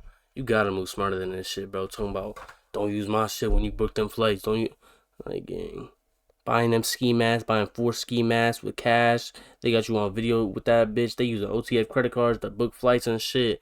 Like, that shit all the way fucked up. Like, you tweaking. If you put yourself in Durk's shoes, you might well have done the same thing. I haven't lost over 30 people to the streets. Becoming rich and having all of that money and the people around to pay to have your ops killed must have been incredibly alluring. And despite King Von being in the wrong when it came to that fight with Quando, when it comes to the murder of his blood brother D-Thang, I can only imagine the burning desire for revenge. But then when you look at the cases of FBG Duck and FBG Cash, that was nothing more than senseless gang warfare. Now all of these men's children have to grow up without their fathers around and their mothers without their sons. And that goes for Lil Durk too. If he winds up doing life in prison for these murders, he, just like his own father, robbed his children of a priceless relationship. And perhaps that's part of the problem with this cycle of violence. Young men growing up without the right guidance or leadership to put them on the righteous path has led many to commit crimes that might not have otherwise happened. The problem with this is that Durk...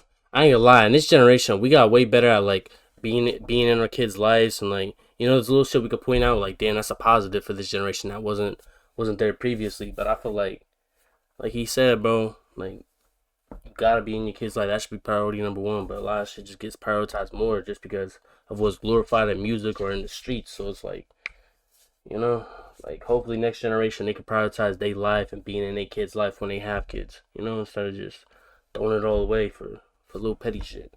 And it's not little petty shit to some people, but like he said, the cash shit was over a picture at Von Mural, allegedly. You know, shit like that. On the righteous path has led many to commit crimes that might not have otherwise happened. The problem with this is that Durk was really a two-faced example, flip-flopping between his persona of the voice and pushing a positive message for the youth trying to be a role model, but then in the same album, as that role model, with the ears of the youth open to him, he then took on his evil twin persona, pushing the violence, mocking the victims, and teaching the youth that murder and revenge is cool. All of this made Durk an incredible artist, but a flawed man. Durk ultimately isn't the role model that people thought he was, and that's the biggest tragedy here. So if I can end this video with one message, it's that there's nothing cool about taking lives. Nothing cool about spending your whole life looking over your shoulder, and nothing cool about spending decades in prison away from your friends and family. No amount of praying can protect you from judgment. So if you're a young person in a difficult position with hard choices to make, you ultimately should look at Durk as a shining example of what not to do. He seemingly made terrible choices and may well end up paying the ultimate price. It's truly heartbreaking to see what was supposed to be a shining example of getting out of the streets and doing something positive with your life wind up being shattered. At the end of the day, we need a lot more J Mains and a lot less Lil Durks so that the next generation can put the guns down, stop the violence, and really push some peace. I hope you found that video interesting. Thank you for your time, and once again, rest in peace to everybody who lost their lives. Shit. Wow, what a beautiful documentary. If some fans don't already know this information, it's crazy. That's how work piece it all together. Train professional work in this game. I don't think so, bro. Like, you think the feds know that he got 6 bodies, bro? Like, they're not even worried about the other 3 and shit, bro. Like, oh god, feds pulling up a chair and eating popcorn right now. Real shit, bro. Like, you telling them shit they not even looking into, I bet. They're looking into it now. Yeah, sign a $6 million deal at fucking 16? I did not know that, bro. I know it was 6 fucking million. Giving 6 mil to a fucking 16-year-old man. Consistently one of the dumbest comment sections on YouTube, damn. Bro really dropped this on Christmas Eve, bro. Nah, he dropped it the day before, damn. Type shit, bro.